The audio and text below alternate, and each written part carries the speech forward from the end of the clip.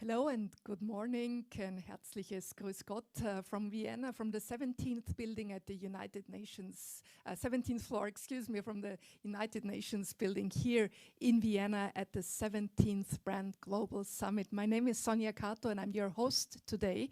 Very, very privileged and proud to be with the community of the Brand Global Summit once again.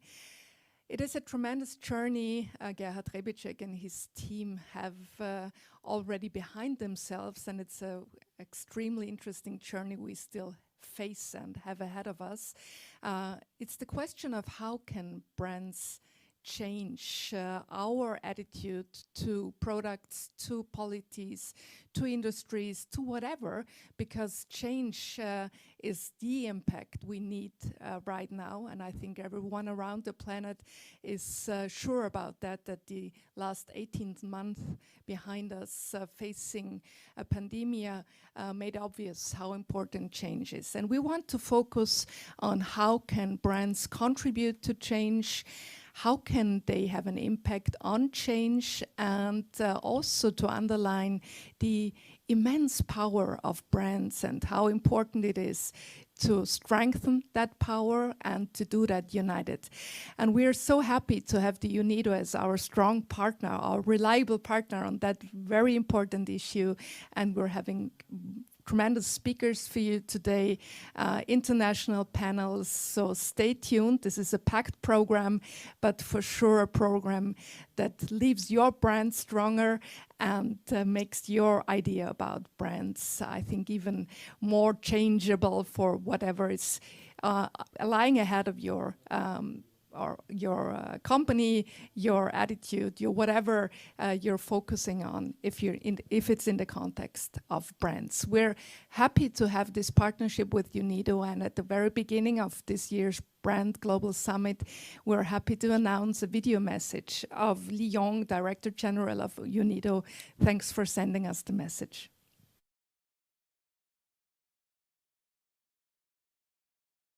Excellencies, distinguished guests, ladies, gentlemen, it is a great pleasure for me to address you today on behalf of the United Nations Industrial Development Organization, UNIDO. I would like to commend a fruitful cooperation with European Brand Institute. The Memorandum of Understanding between our organizations underpinned our mutual intention to expand our partnership and implement 2030 Agenda by promoting the potential of branding as a tool for inclusive and sustainable industrial development in developing countries and the countries with economies in transition. The ongoing crisis has highlighted the need to reconcile the digitalization of production processes accelerated by the pandemic with the economic recovery. To meet this challenge, it will be crucial to promote development tools, enhance professional skills, and create an enabling environment that drives inclusive and sustainable digital transformation. Branding can play a relevant role in this process, as it can provide inclusive, highly customized solutions, reinforce business resilience, and support post-pandemic recovery through a more sustained growth. UNIDO's umbrella branding initiatives have proved significant potential of brand management for investment, promotion, and inclusive growth. Within only a few years, these initiatives have led to a doubling of new jobs and local sales while tripling turnover and exports. Furthermore, they steadily exceeded the break-even point, generating 2- and 3-fold returns on investment. Against this background, UNIDO and EBI continue their productive efforts to promote a holistic approach, blending intelligent marketing and strategic branding to advance inclusive and sustainable industrial development. This approach is at the core of the Branding for Competitiveness and Sustainable Growth service module.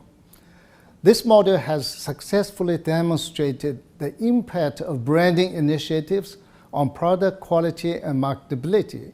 It has led to higher competitiveness and investment returns for the business involved, thus proving to be a valuable tool to enhance post-crisis resilience and accelerated recovery.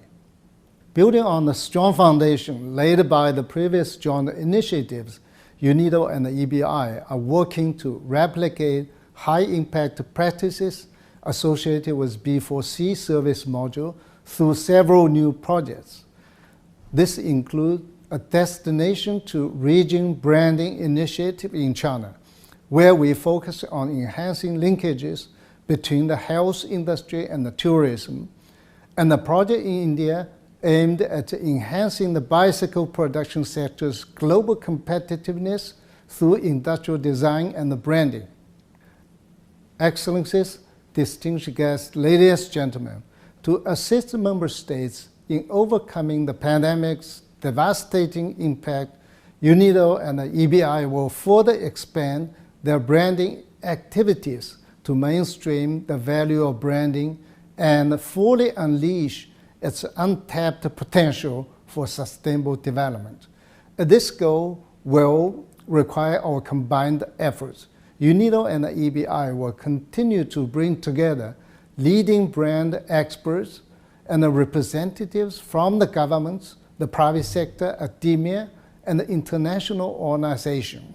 We will engage them through comprehensive dialogues and the experience exchange, highlighting brands' impact on business performance, industrial upgrading, and the sustainable development at the regional, national, and the international levels.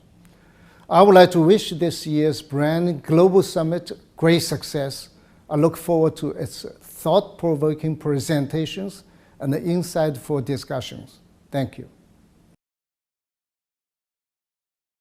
Thank you very much, Director General from UNIDO. Thanks for this message. And it seems like, well, the impact of brands is really, really appreciated by UNIDO's work. And I think the partnership between UNIDO and European Brand Institute, well, it started to really change the world. So I'm happy to announce now your host of the 17th Brand Global Summit, which is hosted again by European Brand Institute, and European Brand Institute's founder, Gerhard Rebicek, is with us today.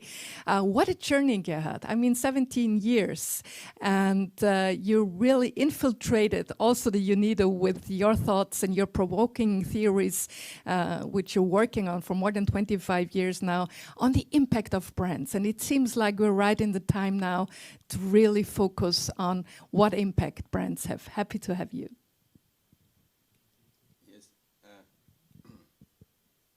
Switch on. Perfect. Thank you, Sonja. Thank you, Mr. Leong.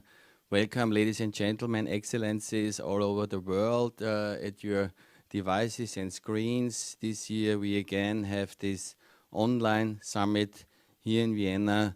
I want to thank all partners who contributed to this year's event, especially, of course, UNIDO, but also the city of Vienna, the mayor and governor of Vienna, who invites us tonight for the Vienna Brand Gala, which is already a very special event every year, and typically for Vienna that we socialize also a little bit.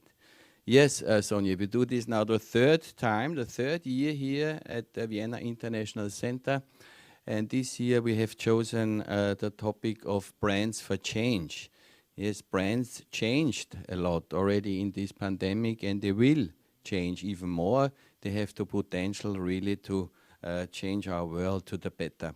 What we will look at today, we look at number one, what impact do brands have on regions, cities, how can they contribute to economic growth and to the society. Number two, we look at what brands' performance show. The brands usually outperform non-branded product services regions, and so they are interesting for investors, but not only for investors, also for banks. Brands could be used as collateral to finance companies, cities.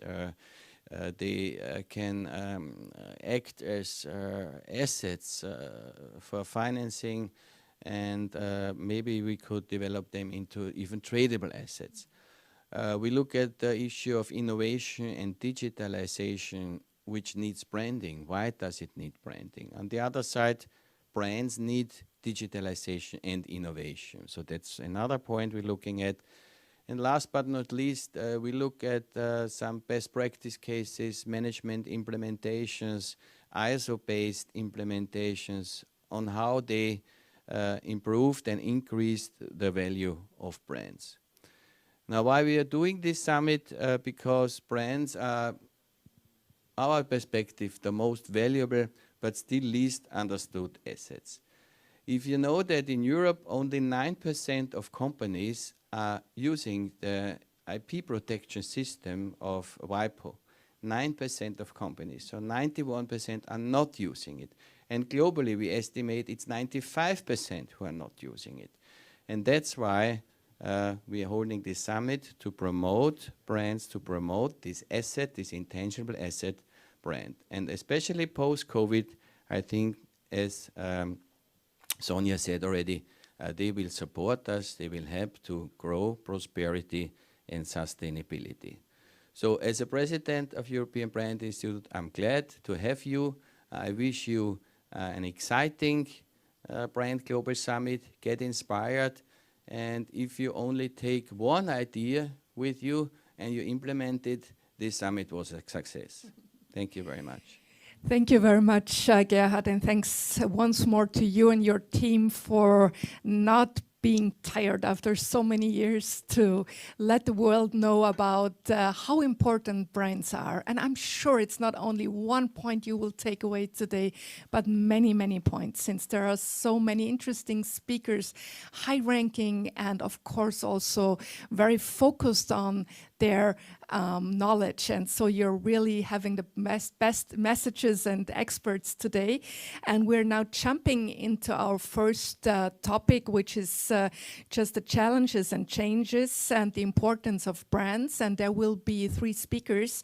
And I'm very, very happy to welcome now Bernardo Casadilla Sarmiento. He is Managing Director at the Directorate of Digitalization, Technology and Agribusiness of the UNIDO. And well, we are very, very happy to have him with us today. Bernardo, please just join me on stage. Happy to have you. This is, we can take you in the middle. Yeah, Pleasure to meet you.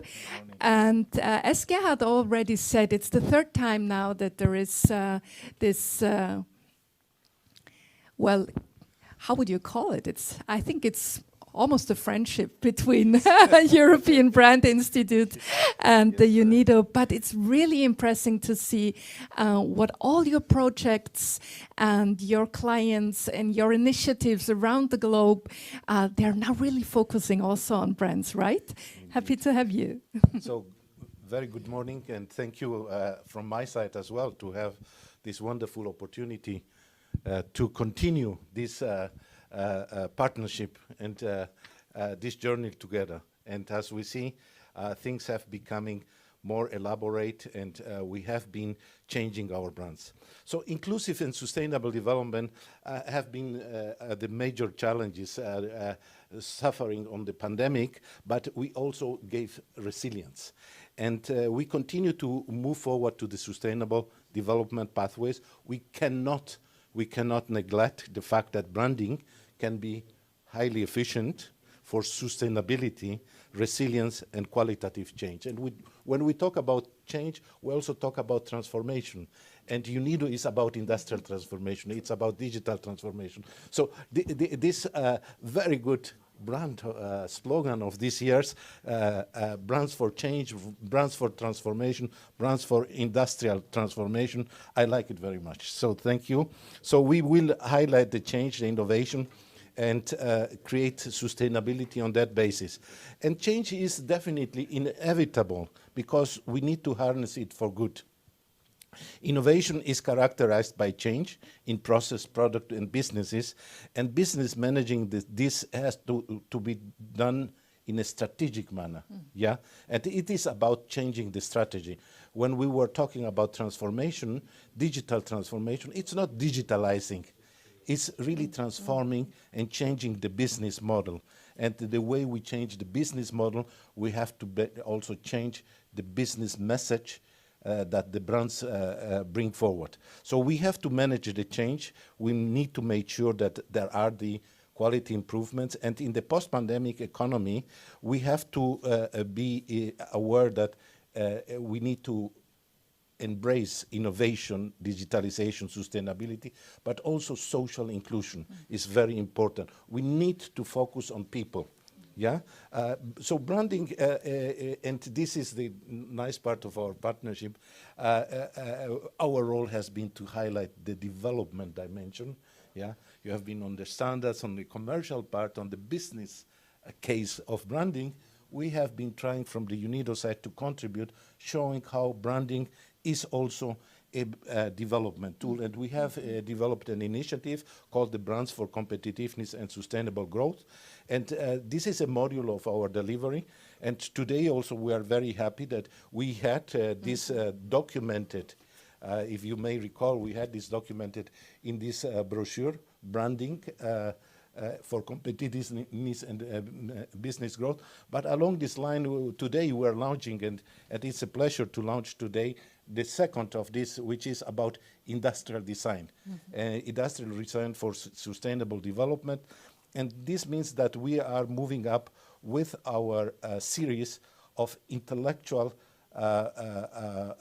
contribution to our industrial development.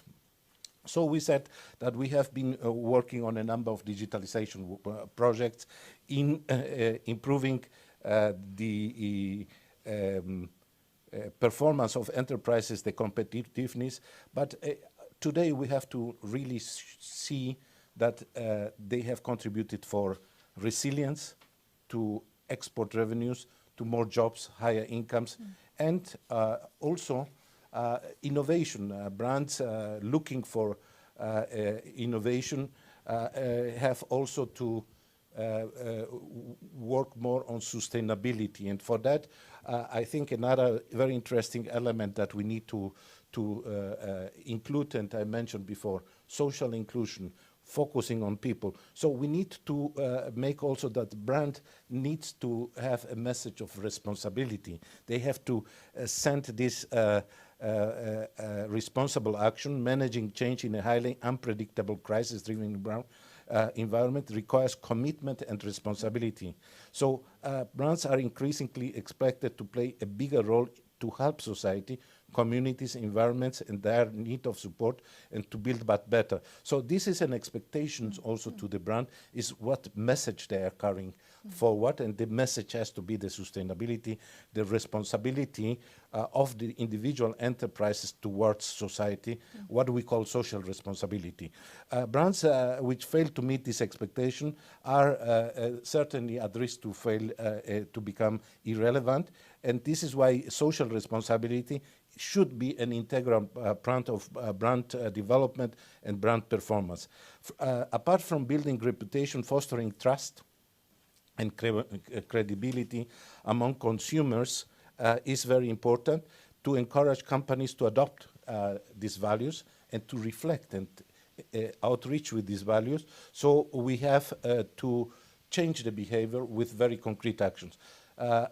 Finally, let me just say, to highlight successes demonstrating importance, the examples, and we have been showcasing in the number of years all these examples of a good practice that also will be showcased today, that have become a very important element for change, for transformation. Indeed, we hold significant potential to accelerate the shift to more innovation, intensive and intellectual value-added practices. Our success stories will now have a sound branding approach and can help to grow from small traditional manufacturer to a widely recognized and highly performed brand within just a few years. So I would like again to congratulate for this event for this year and wish a wonderful continuation. Thank you so much. Bernardo, it's always a pleasure to have you with us, and the contribution UNIDO makes on how to spotlight the importance of brands as a development tool. I think I mean, he's a brand expert himself now too, Gerhard. So I think UNIDO really is the contributor to make sure that brands really have an impact on development and, of course, on social implementation. And thanks very much for bringing us these new brochures. I think everyone of you who is interested in those brochures can get in contact with UNIDO office in Vienna. And we're now waiting for our next speaker in this first round of speakers. And maybe, Bernardo, you want to stay with us on stage? I would stay. Yeah, perfect. And I will just invite... Just let him in. This is Harald Katzmeier, and Harald Katzmeier is, well, quite known here in Austria and probably not yet known around the world. This is what we're going to change right now. He's the expert on network analysis. He's the expert on data and how different data can impact and how different contexts and whatever can have an impact on each other. He's the founder and head of FIS Research, and you will be blown away by his presentation, I'm sure. Happy to have you, Harald. Well, ladies and gentlemen, to talk about brands in these days is not possible. To talk about brands these days is not possible to reflect on attention economy, because when you think about all those traditional brands that are out there, there's a simple principle behind our branding and marketing strategies. It's like you gotta be first in whatever category. It's always better to be first than to be better in a way. So you choose your category, and then you battle over the perception of your audiences. And branding is not a battle of products at first place, but a battle over perceptions. And it's always important to be first in mind of your audiences. It's even more important, the share of mind, than your market share. And but there's an issue. The issue is like we know that we're living in this world of really limited attention, and we know all those pictures, and marketing and branding has substantially changed over the last 20 years.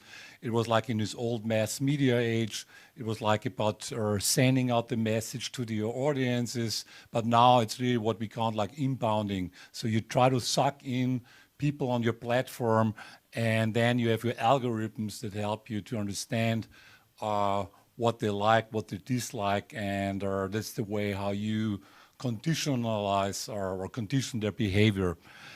And this is not an innocent game, because these days it's like half of our marketing interactions that you see on social media are actually initiated by bots, by AI, like human AI hybrids. So this is something that's completely new and different. So you compete here with machines over the attention of your audiences, and the effects are, look at us, I think we all can relate to that, scattered minds, constant interruptions, or difficulties in focusing on what you hear and what you see. So talking about scattered minds, anyway. So it's like, sorry. But the effect is like, if you have a scattered mind, this is something that has deep effects on our society and how we relate with each other and on trust. So what we see is like an erosion of trust all over the world, and this is like a standard question. So there's a long tradition in social sciences to ask people about when you meet a stranger, is this an incident where you usually can trust this person or not? And the social trust is on decline everywhere around the world. And specifically in emerging markets, this is like a catch-22, because an economy without trust will not really grow. So you can throw resources and capital into a culture, into a society where nobody trusts each other, it will not really be capable to build up sustainable structures. So why is that? So economic and social capital are intrinsically linked. So think about a brand, or think about the way we are related with each other. So there's value and values. So there's a transactional dimension and there's a relational one. Think about, you're in a culture where nobody trusts each other, so the values dimension is very low. You will have like a deal culture, or even like a theft-based culture. So people exploit each other and betray each other. Whereas when you have like a society where you have values and value, transactional and relational capital build up, you will have like a sustainable business culture, or like a gift culture if it's more like local or family-based. And the same is true with brands. Think about a commodity. A commodity might have like high volume, but the relationship you got with the brand, there's no loyalty, no brand loyalty. It's just like something cheaper, better comes along, you just switch. Or think about trash that is neither value nor it is has intrinsic values linked with the brand. And that's where premium brands are so important, because they manage to establish a deep perception of value and values. Same with quality niches. And here's like where I think that's the most important thing in terms of building up trust in a society where trust is eroding. Because what is the meaning of values? Values always means when you're in a relationship, there's a shadow of the future. So there's stability. You can expect that the brand or the other will be around also tomorrow. And this is specifically important when you think about our emerging markets where trust is low, where trust in brands can be really something like an economic and social capital alike. That's like here a key message, and I think it's very much true, specifically in countries where there's low trust in political institutions. Brands can actually really be like a bedrock of our development. And and here's the thing, but how can we establish brands in those kind of emerging or local markets? And it's almost like a truism, but I think we really have to highlight here that in those established markets, in those global markets, competition usually leads to, has an mimetic effect. So brands or products become more and more alike, more and more similar. And this is like something where we see our huge opportunity at the global scale, or when you think about peripheries. And because if you manage to find your own voice, if you manage to really understand who you are, and you are be proud of your identity, that's like a moment where you can, in branding and marketing, establish your own category, a new category. So if you're not first in those global brand economies, establish your own category. That's like what the recommendation here is. And I think our world is on a track where we will see more like it will decentralize in a way. We will see more like local or communities and local economies emerge just because of a matter also of climate change and circular economy alike. That's I strongly believe. So create your new category. But what can we expect? So what can we expect? And there's like an old saying, so if you want to have frogs, you need a pond. But if you want to have like a dolphin, you need an ocean. So what to do if you have no ocean around? So if you have just like ponds, then choose to be great instead of big.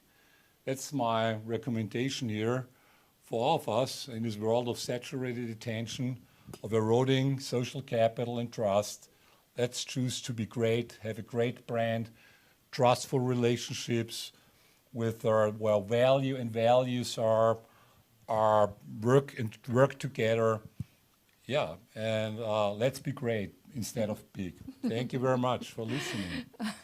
Thank you very much. Thank you very much, Harald Katzmeier, and thank you very much for bringing. Oh, just stay a while with me, bringing those interesting slides with us. And I would just transform great in the meaning of UNIDO and Brand Global Summit and European Brand Institute also in be valuable, be authentic, have a social impact, like you said, Bernardo, and also have an impact on a better future. So thank you very much for these first 3 statements of this year's Brand Global Summit. And we now have a kind of pathway. We're going to walk through that day and focus on challenges and changes and the importance of brands. And these 3 gentlemen will be there to sum up again. So we will see what they have learned from this year's summit.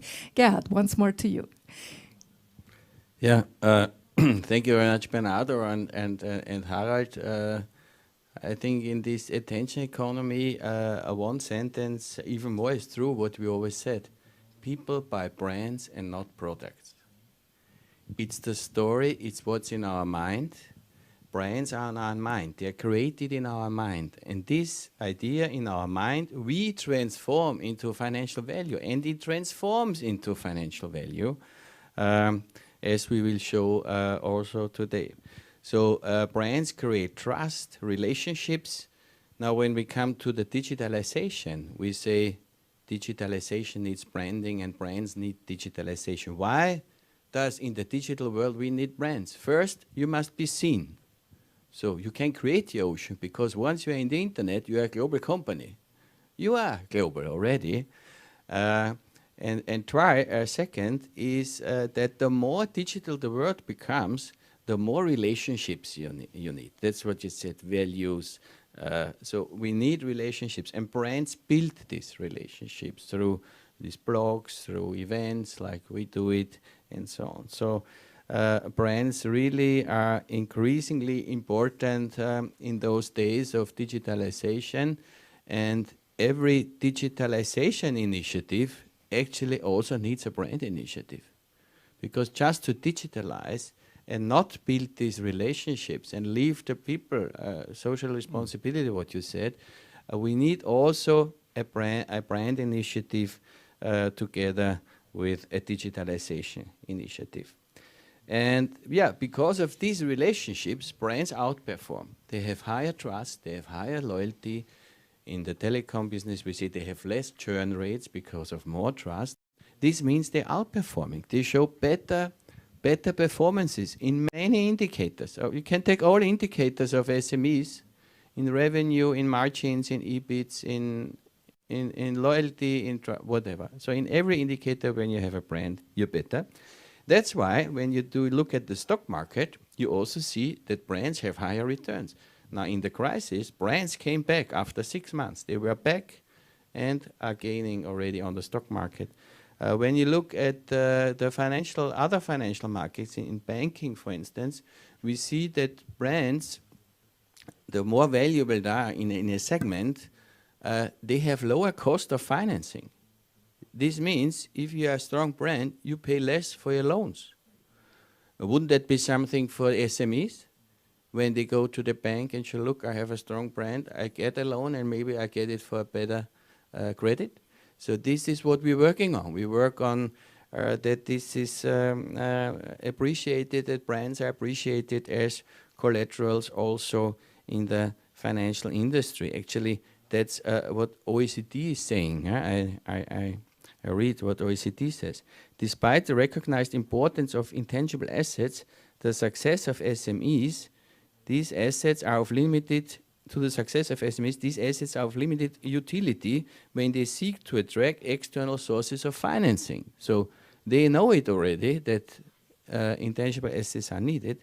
And further, there are a number of hurdles that need to be overcome in order for debt financing collateralized by intangible assets to become more established. So financing through collateral of brands and IP is the future. We should work on that. We have already some projects where we have bonds and sell and lease back agreements on these brands and IPs.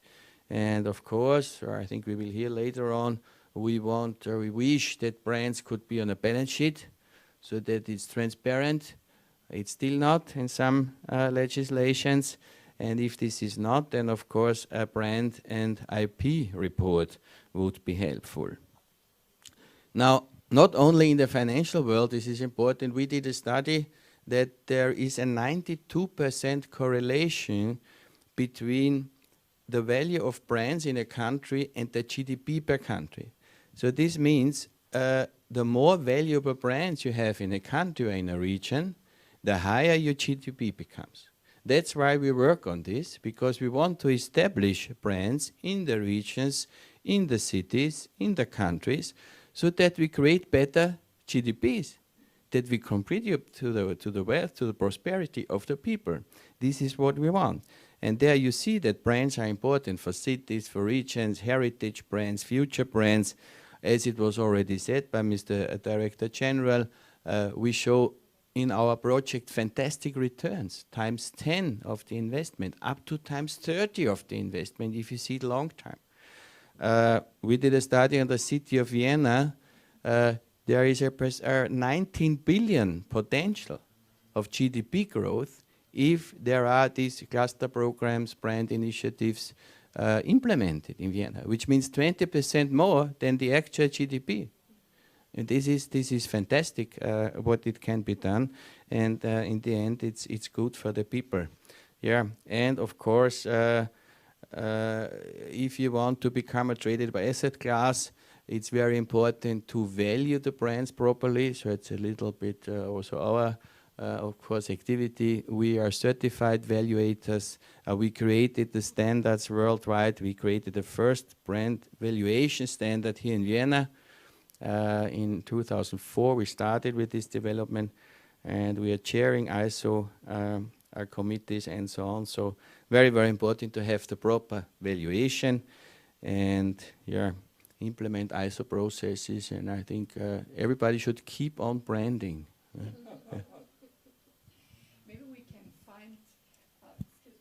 We can find a song by Aretha Franklin, since she was mentioned in your presentation. Keep on branding, right? We should do that, our own branding song. Thank you very much, Gerhard. Thank you very much, Bernardo, and thank you very much, Harald. We will see each other once more at the end of today's panels, and for sure you will also attend tonight's get-together at Vienna City Hall, which is on site here in Vienna. So you have to come to Vienna next year, not only online with us.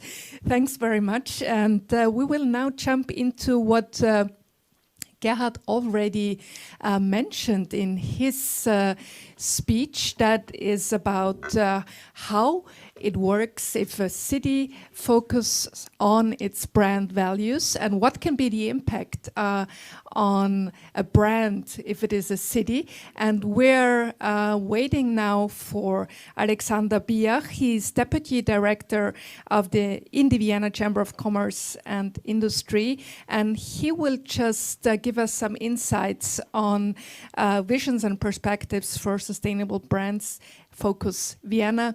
Happy to have you, and please enter your stage, Alexander Biach. We will now switch cameras to make sure everybody can leave stage and entering stage. Alexander Biach, it's a pleasure to have you. Thank you for the invitation. I hope this works. Just use your finger to get exactly switch it on. Switch it on. All right. Thank you for the invitation. Well, it's a pleasure to talk about the ideas about Vienna as a leading sustainable brand city. And let me just introduce myself first. What is my task, my duty for the city of Vienna? I have the function as a business location advocate, which means that I'm responsible to develop certain projects for the city of Vienna in order to position the city of Vienna as a global brand in the fields of economic development, innovation, and sustainability. I'm responsible in special for the healthcare sector to be developed as a brand of Vienna for the world. So let me just step into the idea of positioning Vienna, a city, with the help of some economic fields as a brand worldwide. Vienna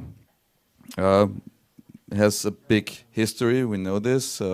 It's an imperial history, a history we use also to position ourselves in the world with the brand of this imperial magic, in order also to develop new fields of economical actions.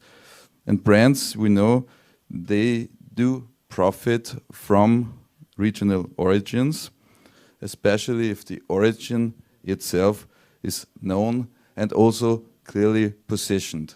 I told you before, Vienna uses its historical positioning as an imperial history, worldwide known. I think we use this quite cleverly in order to develop the Congress city of Vienna. Vienna is the second biggest city in regard to Congress worldwide, although during the last year, you can imagine this was connected with a big burden called virus. I'm sure we can develop well in this regard and position Vienna again as one of the leading Congress destinations of the world.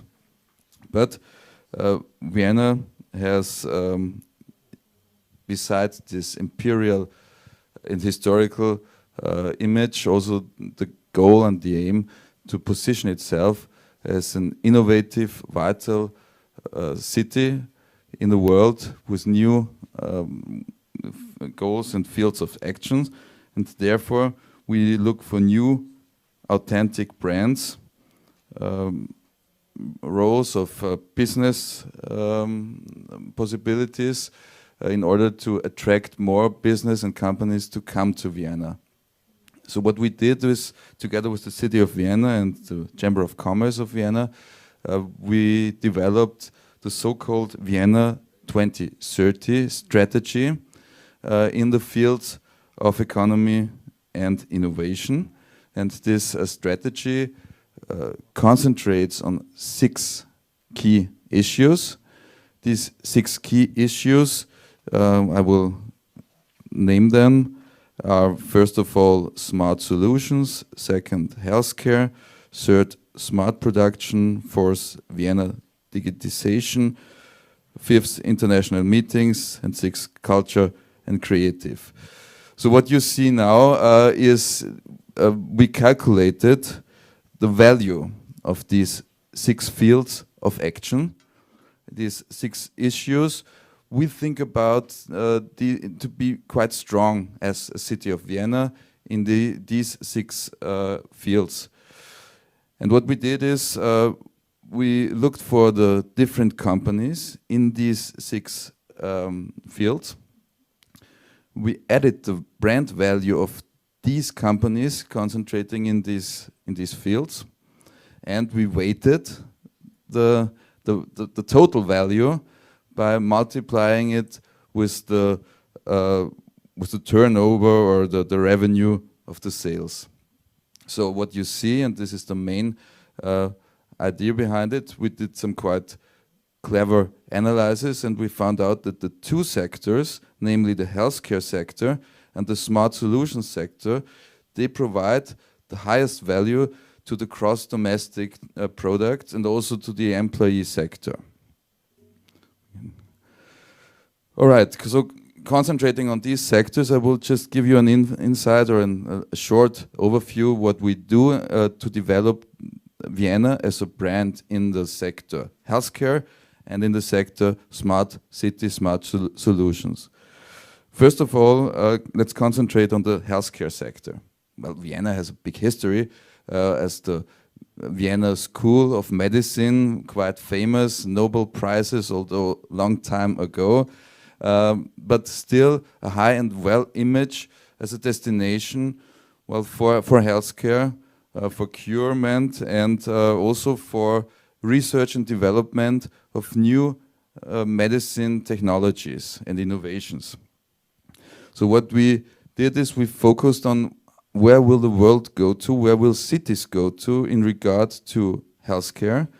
And the development today is that about 50% of the world's population live in cities. Up to the year 2050, this will rise up to 70%.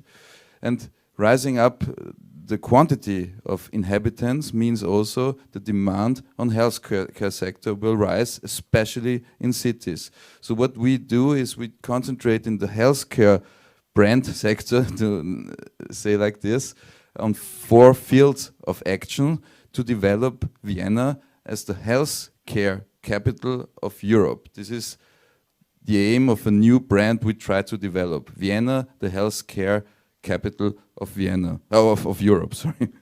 And these 4 actions concentrate mainly, first of all, in the field of research and development. For example, we are quite proud to tell everyone that we develop a precision medicine center in Vienna, which concentrates on the development and the research and also on the production of individual medicine.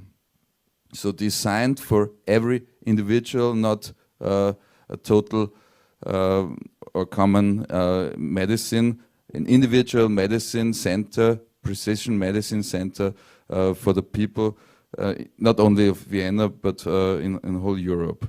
So, the second important field of action is development and skill training for professionals. There is a high need, not only but especially in the long care sector, but also in the sector of professionals and doctors. Therefore, we develop own recruitments. And another sector is in order to get known as some kind of capital for healthcare, we try to attract international authorities to come to Vienna. In the healthcare sector, we are quite proud that now the European Commission decided to put a co-location center for the European Institute of Technology, concentrating on the healthcare sector in the city of Vienna, so we can find some cooperations between researchers and also industry to develop new medical innovations for Vienna and also for Europe. Innovation and digitalization is the 4th field of action in the healthcare sector. New innovative wearables and self-training will be the solution for even growing cities.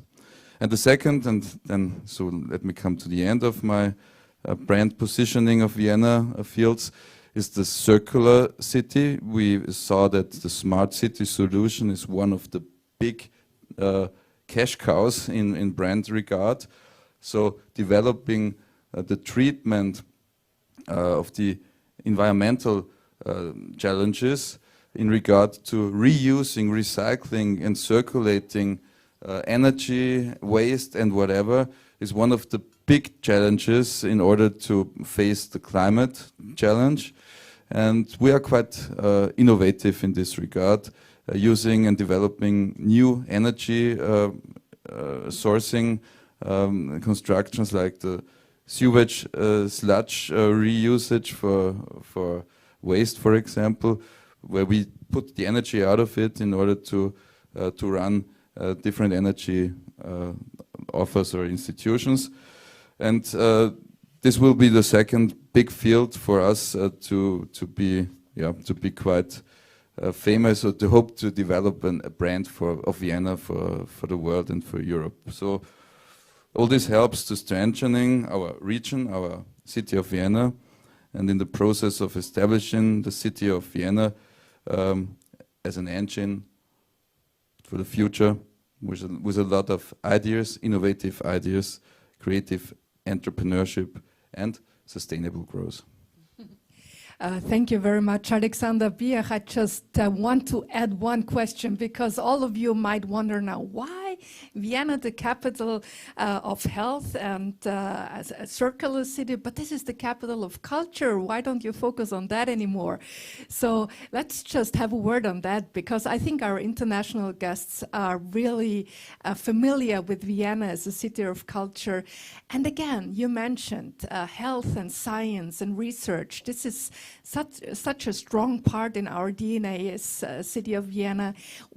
Please explain once more why it is so important also to change a brand. And this is, I think, one of the topics, the most important topic of today's Brand Global Summit, how we need to change brands and how can brands help to change.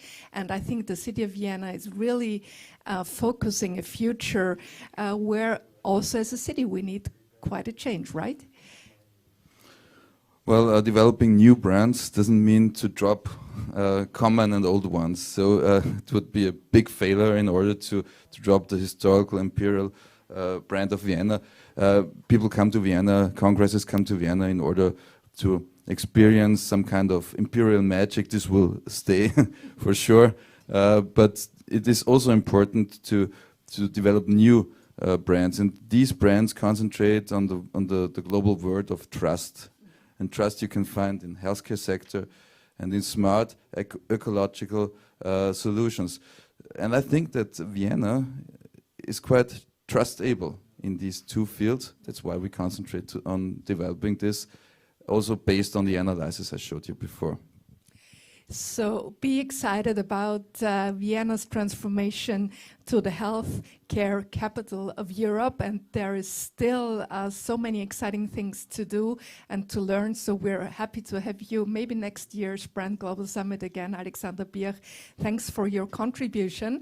And I'm now jumping and continuing our program and jumping into the first, well, let's say call it panel, although we have most of our guests on remote, but of course our moderator will be with us on site. This is Julia Andras. She's managing partner, head of litigation at Lansky Ganska Goethe Franke and Partner. This is a law attorneys company here in Vienna. And Julia, I'm happy to hand over the stage to you right now. Join me in on stage, and I will just hand over a mic to you. And we're happy to have this first panel on global challenges for brands and international businesses. Happy to have you with us. The floor is yours. Thank you so much, Sonia. Just, is it on? Just you have to put your finger on top and then it works. Here? No, I'll do it for you. We just want to save battery, so we always... Can you hear me now? No, it's not working. I'll give you mine. So sorry. Just use mine. Is it working? Yeah, it must be working now. Yes? Yeah. Okay, wonderful. Thank you so much, Sonia. Excellencies, distinguished guests, dear ladies and gentlemen. My name is Julia Andras. I'm an Austrian attorney and managing partner at Lansky Ganska Goethe Franke and Partner, attorneys at law in Vienna. It is an honor for me to be here today and to discuss with you global challenges for brands and international business, supply chain law, cluster projects, government and regional brands. Before I'm going to hand over to a fascinating video message, please let me give a short statement about supply chain law. Supply chain law, or fair supply, means that suppliers to European companies must respect human rights and environmental standards. In particular, the avoidance of child labor, but also the sustainable and resource-saving production of goods. In addition to food, electrical appliances such as cell phones and laptops, but also clothing or the automotive industry are concerned. The problem is that domestic companies often buy from companies which in turn also act as buyers and importers. Legally, the contracting partners have not yet been held responsible insofar as violations have already occurred. However, this is now to be changed by a new law in Germany coming into force in the year 2023. Thus, from 2023 onwards, companies that have their registered office in Germany and meet certain requirements will be obliged to comply with human rights and environmental due diligence requirements in an appropriate manner. The supply chain refers to all products and services of a company and includes all steps in Germany and abroad that are required to manufacture the products and provide the services. This begins with the extraction of raw materials and ends with the delivery to the end customer. Under certain circumstances, this also means that the companies concerned have to evaluate their entire supply chain and reorganize them. This is, of course, an enormous time-consuming and cost-intensive effort. In addition, the companies concerned must document the fulfillment of their due diligence obligations on an ongoing basis and keep those documents created for several years and publish them regularly on their website. In the event of an intentional or negligent breach, the law provides for fines in some cases, even in exorbitant amounts. Compliance with this new law will hopefully cause a rethinking in the minds of many business owners. Economic success without exploitation of our earth and exploitation of the economically weaker is and must be possible. Strong brands increase the GDP of a country and thus the prosperity of a society. After the COVID-19 crisis, we should focus on strong and sustainable brands. We also see how brands help the economy to recover post-COVID. Brands are sustainable, they last forever, and they build trust. I would now very much would like to welcome Mr. Marco Camilla. I'm sorry. This was my mistake. First, we start with the video. I'm sorry. I'm delighted to hand over to Huang Bingfeng, Secretary of the CPC Bama Yao Autonomous County Committee, who will greet us with a beautiful video about stunning Bama. Bama's ecology is its huge advantage and longevity its most prominent brand. Please, Huang Bingfeng.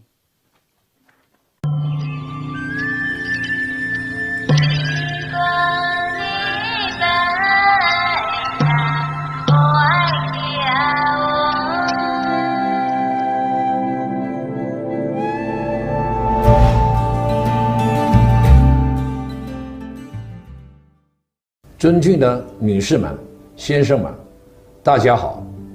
巴马是一个美丽神奇的地方，是养生天堂、人类圣地。很高兴能参加2021年全球品牌峰会。我是中共巴马瑶族自治县委员会书记黄炳峰。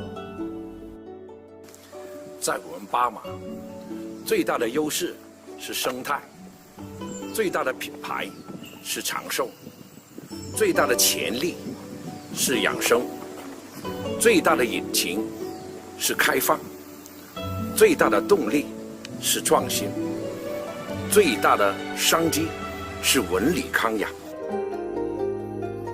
巴马位于中国广西西北部，山清水秀，洞奇物美，人寿民纯。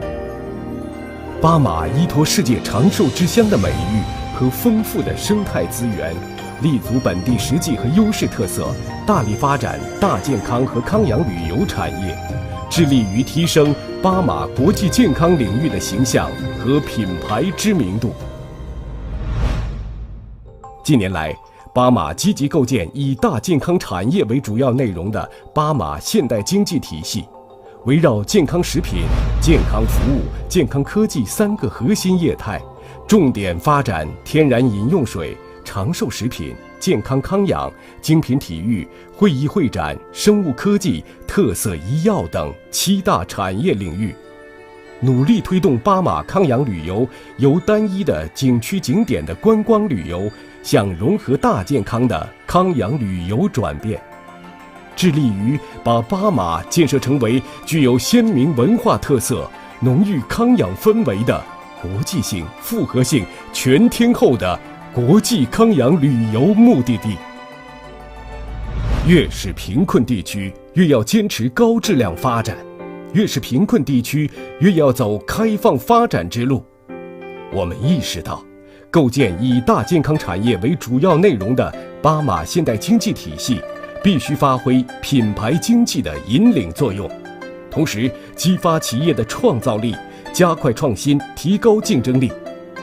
因此，巴马将与联合国工业发展组织通过集体品牌建设来提升巴马整体形象，实现包容性和可持续经济多样化发展，推动巴马实现乡村振兴，巩固脱贫成果。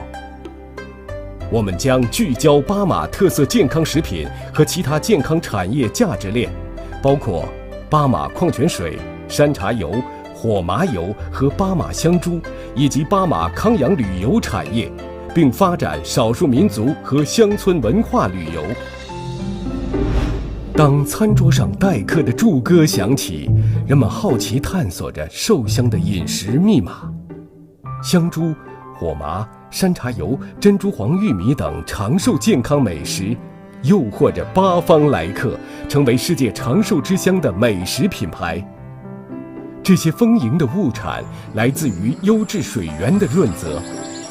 巴马的水是小分子团弱碱性水，且矿物质及微量元素均衡，可以活化组织细胞，提高机体免疫力。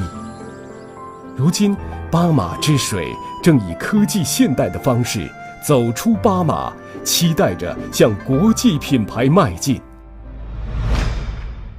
驻节上踏歌欢庆的瑶族男女，用曼妙的舞姿演绎出流传千古的淳朴之美。补粮天寿习俗寓意着人们对老人健康长寿的美好愿景，彰显着悠久丰厚的长寿文化底蕴。巴马民族文化的塑造和品牌树立，代表着巴马的形象，是对外发展的保证，更是一个必然的趋势。随着巴马生活圈、经济圈的推进，以大健康产业体系为主的产业格局，吸引了一批又一批企业进驻巴马投资置业。我们意识到，品牌是企业、地区乃至国家竞争力的重要体现，也是赢得世界市场的重要资源。品牌建设更是提高巴马产品质量、提高生产力、实现多元化、吸引投资的重要途径。我们期待与联合国工业发展组织携手，通过品牌建设提高巴马产品质量、安全性、创新和设计，以符合国际市场准入标准，加快树立巴马的国际形象和品牌印象，实现提高巴马中小企业竞争力，提升国际知名度，创造高附加值，增加就业和收入，帮助巴马实现生态绿色可持续发展。亲山亲水的巴马，亲民亲商的巴马，正向世界发出最诚挚的邀请。巴马欢迎您 ，Welcome to 巴马。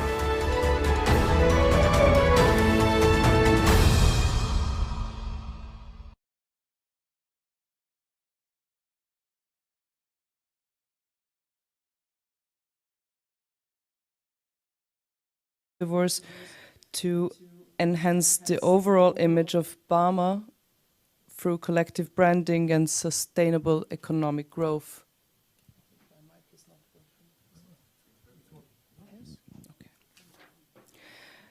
I would now like to welcome Mr. Marco Camilla, Division Chief of Innovation and Digitalization Division and Directorate of Digitalization, Technology, Agribusiness at UNIDO. Marco Camilla, very warm welcome. Please reflect on the importance of branding in cities and describe your work at UNIDO in this regard. Especially, how crucial is strategic planning for governments, cities and regions, and what is the importance of brand management in this regard? Thank you, Julia. First of all, let me tell you, it's a pleasure to be part of this event. Thank you for organizing this, and thank you to all the audience over there. Branding is essential for firms and also for city prosperity and competitiveness. So there is a well-established discipline called place branding, and with tools and policy approaches followed by governments. Place branding has 3 conditions. First, an understanding of the assets and advantages the city is offering. Number 2, a clear message. And number 3, a promise that visitors will get something concrete by coming to the city. So in the post-COVID context, place branding and branding strategies are a step forward from conventional recovery policies, opening the path to innovative approaches to attract investors, professionals, and visitors. So value chain projects that also include supply chain are useful for branding as a tool. Value chain are the activities of a production process, whereas supply chain are the physical setting from procurement of raw materials to production to distribution. Since supply chains are the physical part of production, cities with good urban planning, with proper roads, public services, and transport systems are more efficient to produce goods, providing jobs, and offering better livelihoods. A more productive city receives revenues by taxes and economic activities, making possible to finance public services and goods. At UNIDO, we have a cluster development approach. This has a territorial setting and integrates producers, consumers, public sector, and private sector to support specific productive activities. We have worked in several countries improving the overall economic performance of a given cluster and region, and many regional clusters have adopted umbrella branding initiatives alongside industrial modernization and enterprise upgrading programs to promote economic development and job creation. At UNIDO, we have, for example, the Industrial Upgrading and Modernization Program, and we also have a tool, branding for competitiveness. Over many years, so UNIDO has developed, tested, and refined a set of tools to support countries, regions, and industries in addressing such issues as the development of private sector, enhancing their productive and supply capacities, and also establishing linkages with the tourism sector. So this experience includes enhancing quality, safety, product development, innovation and design, optimizing factor costs, enhancing environmental and overall production practices of the local goods, as well as introducing innovative supply tools such as umbrella and regional branding. So cities and territories can benefit from higher productivity, and this is coming from high-quality goods that comply with technical requirements, leading to more demand in export markets. So better consumer satisfaction and a more environmentally friendly production are also included. In addition, social inclusion with women, youth are also supported. This can bring to the city wider recognition as an international tourism center, which helps establishing higher value-added tourism and supported industries, strengthening local value chain and increasing economic benefit.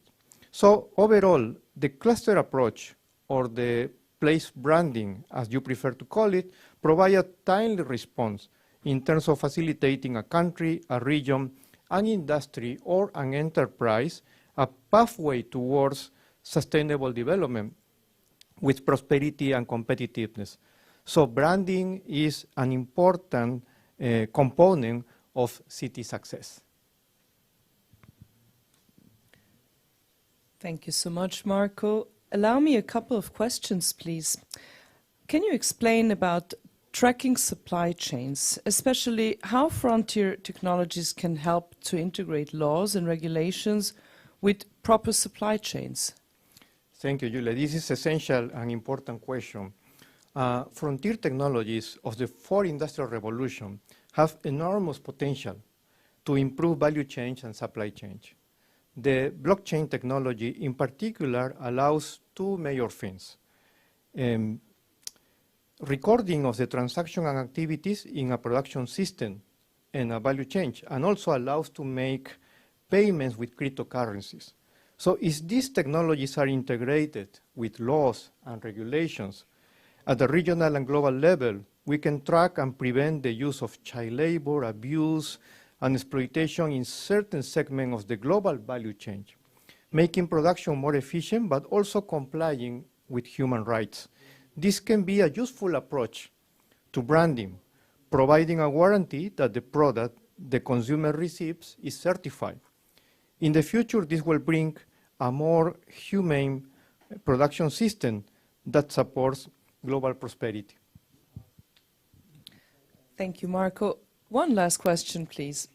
How cities like Vienna can use branding and supply chains to position their places and improve competitiveness and prosperity? Well, UNIDO's approach is to strengthen productive capacities by supporting value chain, supply chain, and cluster development. This includes working with the small and medium enterprises and having a sustainable approach with gender and youth considerations, as well as environmentally friendly policies. So let me say that Vienna has already a well-established brand in Europe and in the world, but this can always be improved. No? We have a good coordination with the city of Vienna, and this should continue with the changes to make it even more useful. And we all wish you lots of success with that. Please remain here with me at the panel. And finally, I would like to welcome a video from the Cuban embassy, please.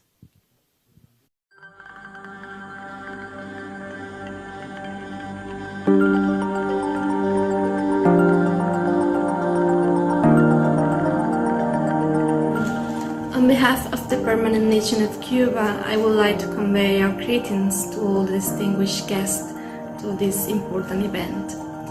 As part of the fruitful and positive exchange between Cuba and UNIDO, Cuba has been able to count on the support of the organization for the development and empowerment of certain sectors of great importance to our country. For instance, since 2016, Cuba and UNIDO have been working on a project for the modernization and technological upgrade of 2 pilot plants producing liquid fertilizers, called Technological and Business Upgrade in the Agrochemical and Agricultural Machinery Production sector. The purpose of this project was to increase food production and import substitution. Due to its quality and nutritional effects on crops, the seaweed production increased to meet the national demand from 10,000 liters to 400,000 liters, despite the restriction imposed by the COVID-19 pandemic and all the limitations caused by the strengthening of the blockade of the US government against Cuba, a policy that affects all the sectors of the social and economic life of the Cuban citizens. Through the project with UNIDO, it is expected to substantially increase the production capacity of this seaweed fertilizer in the coming years. And to conclude, I would like to emphasize that this is a clear example of how a small country like Cuba has been able to create its own brand of quality fertilizer with, of course, the available support of the organization of UNIDO, but above all, thanks to the high level of professionalism and commitment of the Cuban scientists.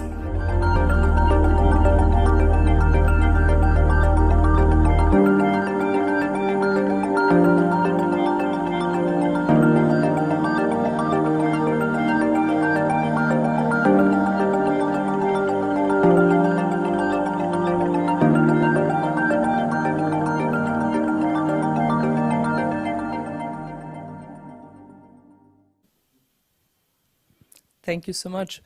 I would now like to welcome Farukh Alimjanov, Industrial Development Officer, Department of Digitalization, Technology and Innovation at UNIDO. Farukh, please. Thank you very much. Thank you.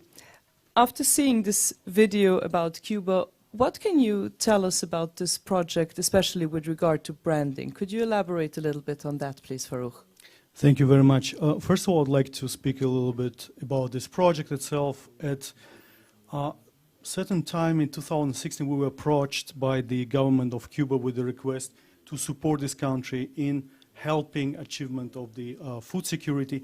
And we, within our mandate of UNIDO, we could have supported through the industrial upgrading, through improving competitiveness of the industries which are serving as the forward and backward linkages to the agriculture itself.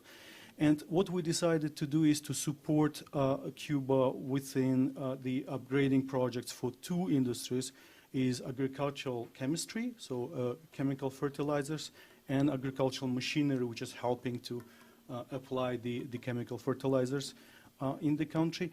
And our research and our, let's say, feasibility, market-driven feasibility approach suggested that we can largely achieve this goal, and our calculation showed that by 90% we can achieve this goal to satisfy the needs of the country in chemical fertilizers and agricultural machinery by supporting the local industries, the existing industries, and also largely capitalizing on innovations which were actually born in Cuba.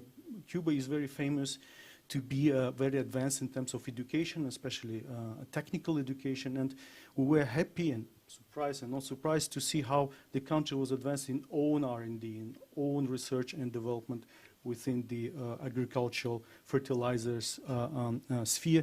So there was a product which was developed a few years ago internally, which is an innovative way to fertilize, is the so-called foliar fertilization, where you don't actually apply solid fertilizers to the soil and you do not apply too much water. So then it's also a big problem of over-fertilization. There is a risk of over-fertilization. There is a lot of use of the water resources on the island, which are always precious resource.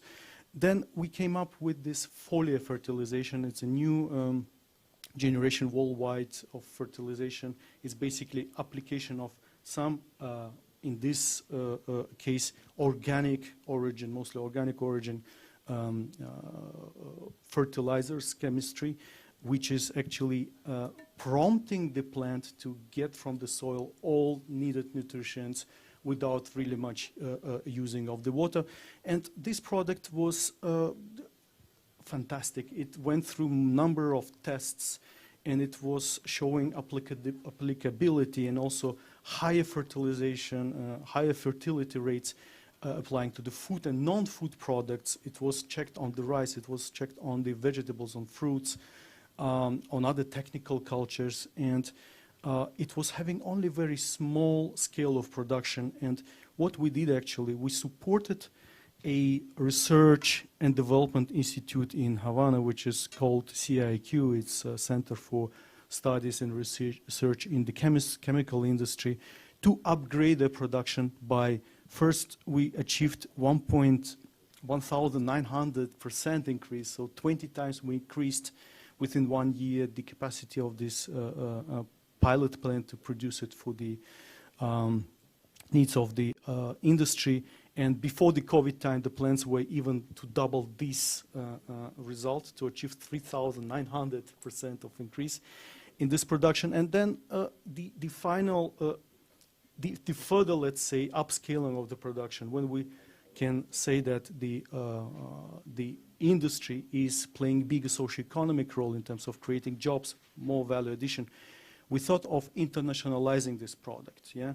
And we found out that this product was not yet registered locally, and the brand, the existing brand, was too chemical in terms of the name. And we decided to first help, together with support of the EBI, of European Brand Institute, to register it internationally. It was at the time of COVID that we made it internationally, and it was successful. And then we also rebranded it to the product, which could, to a name which could appeal not only in the country but also in the region worldwide, to a profitability, or to the basically all the impact that this product could bring. So we called it VitaPlik, Vita from life, and Applique is application of this vital liquid to increase the production in Cuba. So we were very happy to upgrade it and to modernize this production, to rebrand it or up-brand it. We also started to apply this word, to up-brand it. And now we are seriously thinking of exporting this technology to other countries in the region of Latin America and Caribbean, and we already started the first discussions with them. Thank you so much, Farouk. This is really an amazing product without exploiting the nature and Mother Earth. What is the importance and the relevance of brands with regard to this project that you were just describing, this fertilizer? As I said, any product could reach certain critical mass of achieving the main goal of businesses is to get to the economies of scale.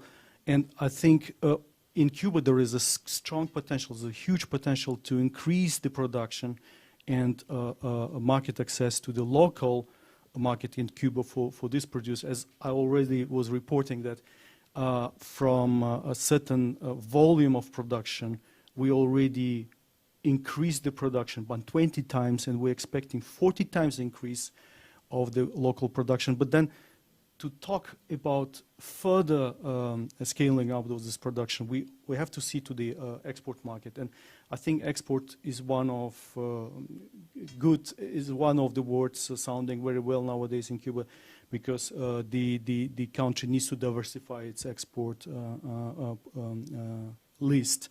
So, and also the tests shown that this product deserves to be internationally competitive because it is competitive price-wise and it is competitive in terms of agronomic applications. So rebranding or up-branding of this product really unleashed the potential of the local producers, and there was really small production in Cuba to reach economies of scale, and then to think about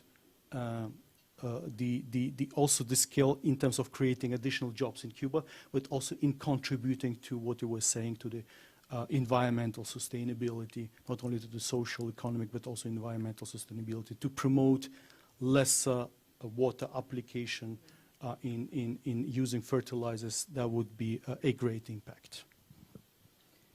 So brands help to take care of the nature, strengthen the economy.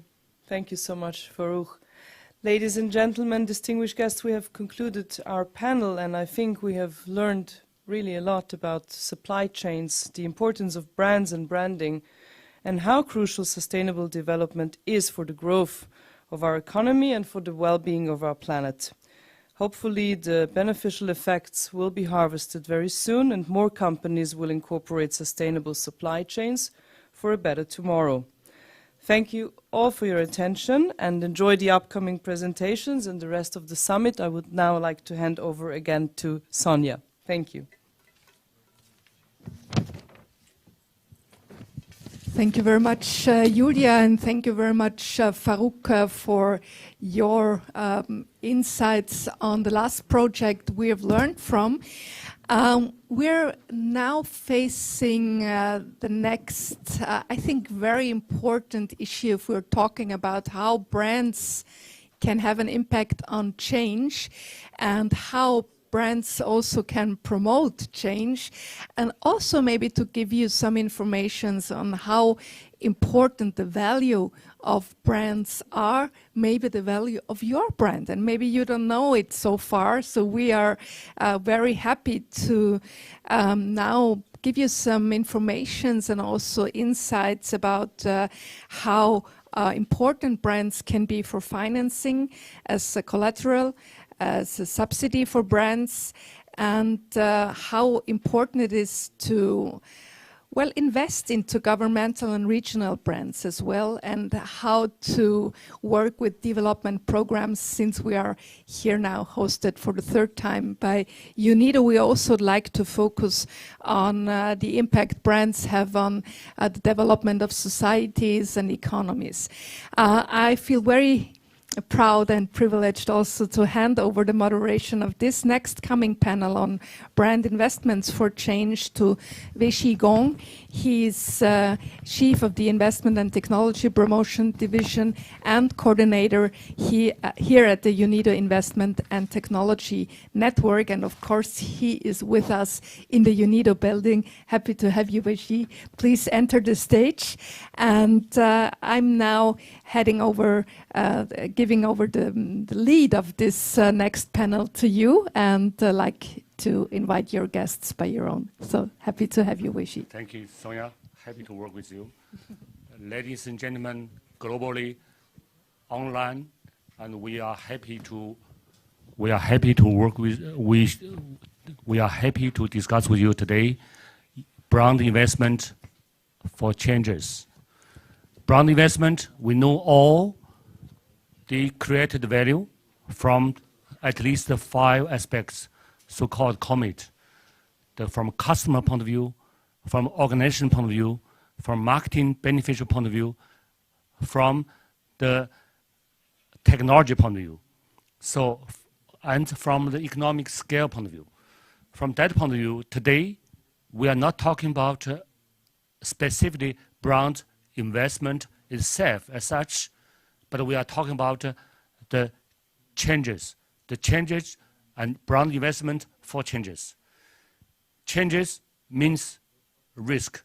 How can we, in the process of the global pandemic situation and the post-COVID-19 situation, to make the brand investment for the change, create a higher return for economic, social, environment, and governance.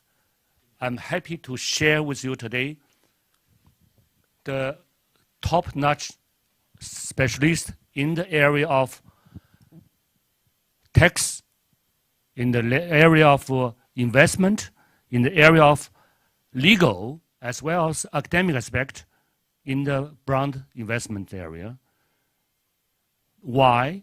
Because any investment, the important thing term for all of us is the enabling environment for investment. So, I'm introducing myself. I'm Chief of Investment and Technology Promotion Division of UNIDO. So allow me to invite today before we do the keynote speaker to present online, I invite my partner and in the panel, Mr. Coward Herbert, join me at the stage. Let us cooperate together, Herbert. So let us look at the presentation together, and let us start the discussion first. Before we look at the presentation, I want to introduce you first.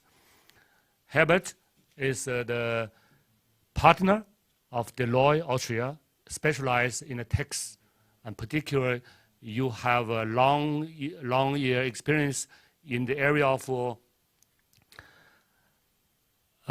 my best knowledge, you are in long year in technology, intellectual property right, as well as the law area, and this is the area strength of Deloitte Austria, and you have extensive know-how in the research and development as well. So let us look at others. You keep silent at this moment. Now look at the presentation. In the presentation, Herbert and I will watch the first and share with you globally. This is the presentation by Professor Unger. Professor Unger is a professor at the Department of Economics and Business in the St. Anselm College at Boston. He worked in the market and investment banking division for UniCredit as a corporate fixed income structure for several years. And currently he is also CEO of algorithms trading companies.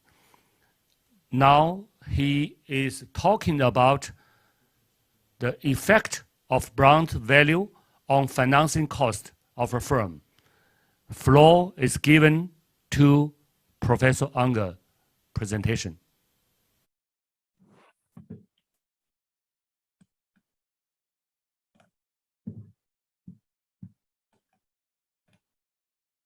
Hello, everyone. My name is Professor Stefan Unger. I'm Professor for Finance at St. Anselm College in New Hampshire, USA. And I'm very proud to be panelist at the 17th Brand Global Summit. I will share my screen with you so I can share my presentation with you. And my presentation will be about the effect of brand value on financing costs of a firm. This is an ongoing research paper together with Dr. Gerhard Rebicek. And I'm proud to present the preliminary results we got so far. I will give a brief overview of my talk. First, I will stress the importance of brand value. Then I will raise the questions of interest of our research, then state our hypothesis, then briefly explain the data methodology we use, and present the results as well as the takeaways. So why is brand value important? As you can see from this chart here is that across the S&P 500, the contribution but you can see that's a significant share of the enterprise value, which brand value constitutes. Also, over time, you can see that brand value is actually gaining in value and therefore also gaining in importance. So if you take a look at Amazon, Apple, so the big tech companies, their brand value takes over more and more share of the total company value. The biggest companies right now are Apple and Amazon, Google, Microsoft. As you can see, the brand values are a significant share of their total enterprise value. And therefore, it's the question, what brand value actually can contribute to the financing costs of a firm, since brand value is increasing in value over time. So the questions of interest are the following. So how does brand value affect the financing costs of a firm? How can brand value contribute to sustainable development of a firm? And what role does brand value play for collateralization? So these are the three questions of interest we are raising. And the hypothesis we are actually stating is that the brand value lowers significantly the financing costs of a firm. That's what we test. The data we use and the methodology is the following. We take a look at 229 big global players, the biggest companies globally. We use the data from Refinitiv, yearly data from 2010 to 2019. We take a look at 45 sectors, which we condense to 13 sectors because they are very similar. For example, financials, banks, insurances, and so on. So we condense this to 13 sectors. And these are, as you can see here, automobiles, financials, food and beverage, healthcare, IT, logistics, media, metals, telecommunication, textile, luxury goods, trade, travel, utilities, and energy. Okay, so these are the sectors we're analyzing. And what we are testing, two different things. First of all, we take just a look at the correlation. The correlation instantaneously. So in the same year, what is the correlation between the brand value of a company and their financial statement components, what you find in the balance sheet, income statement, cash flow statement, and so on, in the same year. And then we take a look at the correlation between the brand value at time t and the financial statement components at time t+1, so the next year. So if brand value increases in 1 year, what effect does this have on the financial statements the next year of a company? So just to take a look at the correlations.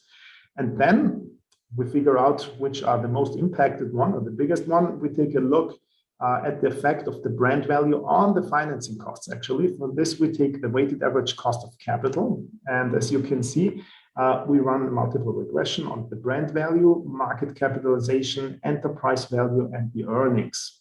And we'll do this also for the same year, for time t, as well as what's the effect of these constituent factors, brand value, market cap, enterprise value, EBIT on the financing costs the next year, t+1. And yeah, that's what we will present here. So first, the correlations. In the first column, you can see all the financial statement constituencies we are analyzing. The second column shows the correlation with the brand value in the same year. And the third column shows the correlation with the brand value at time t+1. So it's actually the brand value in 1 year and what effect does it have on the financial statement components the next year.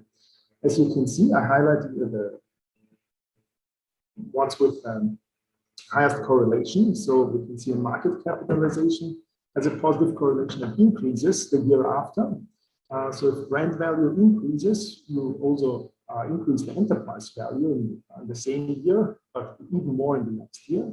The stock price goes up the same year as well as even more the next year. You lower the weighted average cost of capital. Then you also increase your revenues and earnings.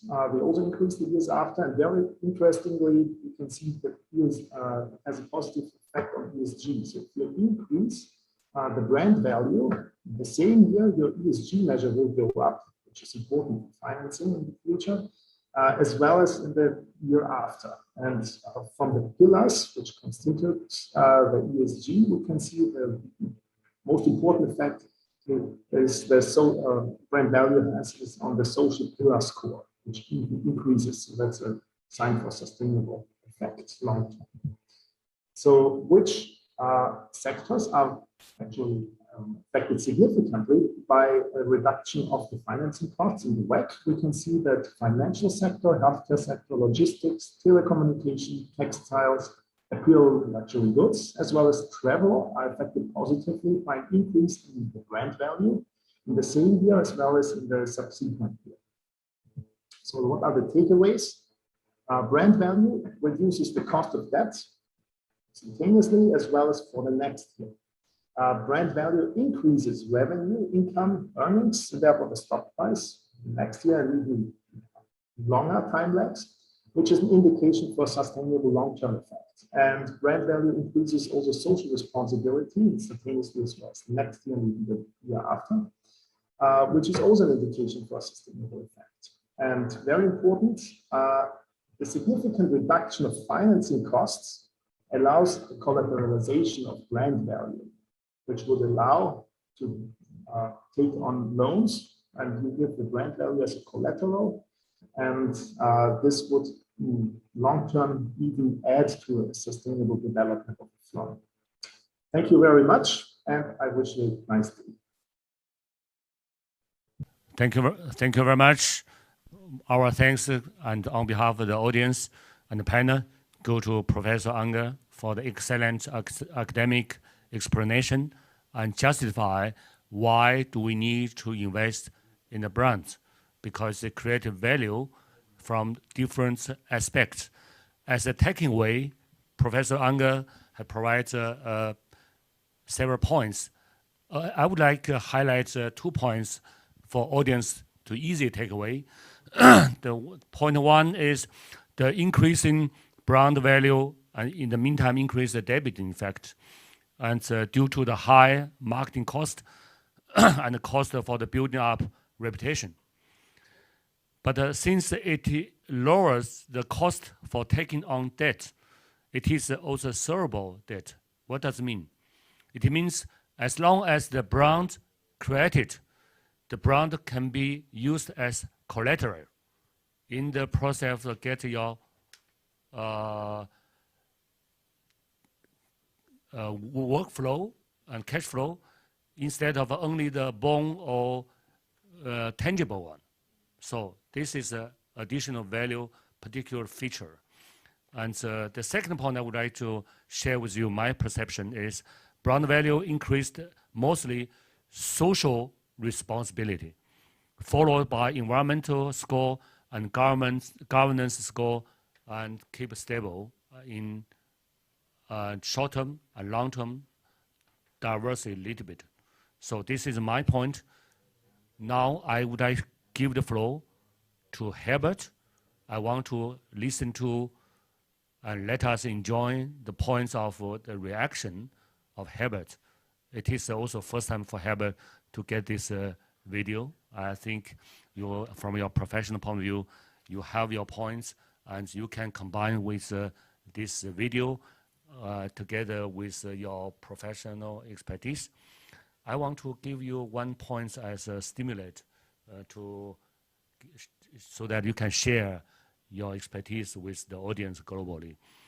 As regarded the financial aspect, what will be the role of brands to overcome the post-COVID phase? Because we are talking about investment, brand investment for changes. Please, floor is yours, Herbert. Yeah, Weiji, thanks a lot for the introduction. Thanks a lot also for the thoughts I share.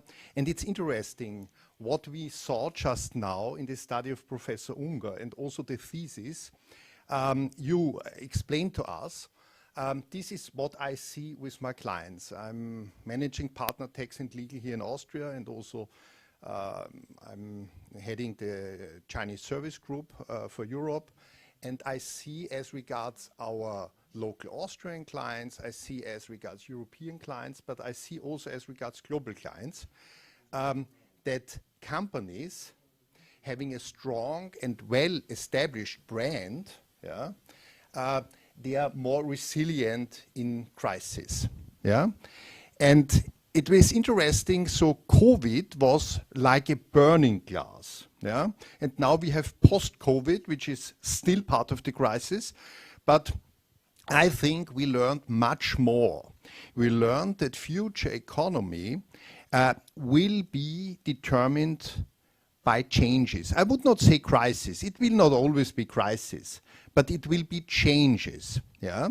And due to the fact that strong and well-established brand, yeah, get more trust from financial institutions, also from equity investors, they're able to compensate, yeah, for short-term lack of cash flow, because in the future they can generate long-term sustainable cash flow. But what does it mean?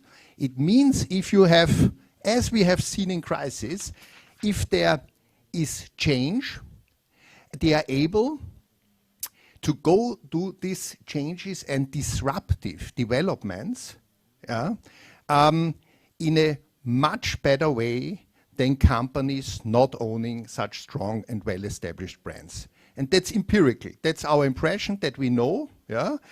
Now we see from the calculations of Professor Unger that he is also verifying that, and also the thesis you said. Yeah?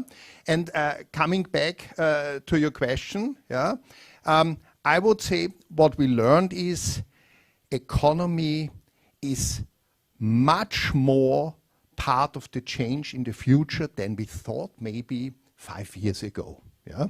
We saw globalization, we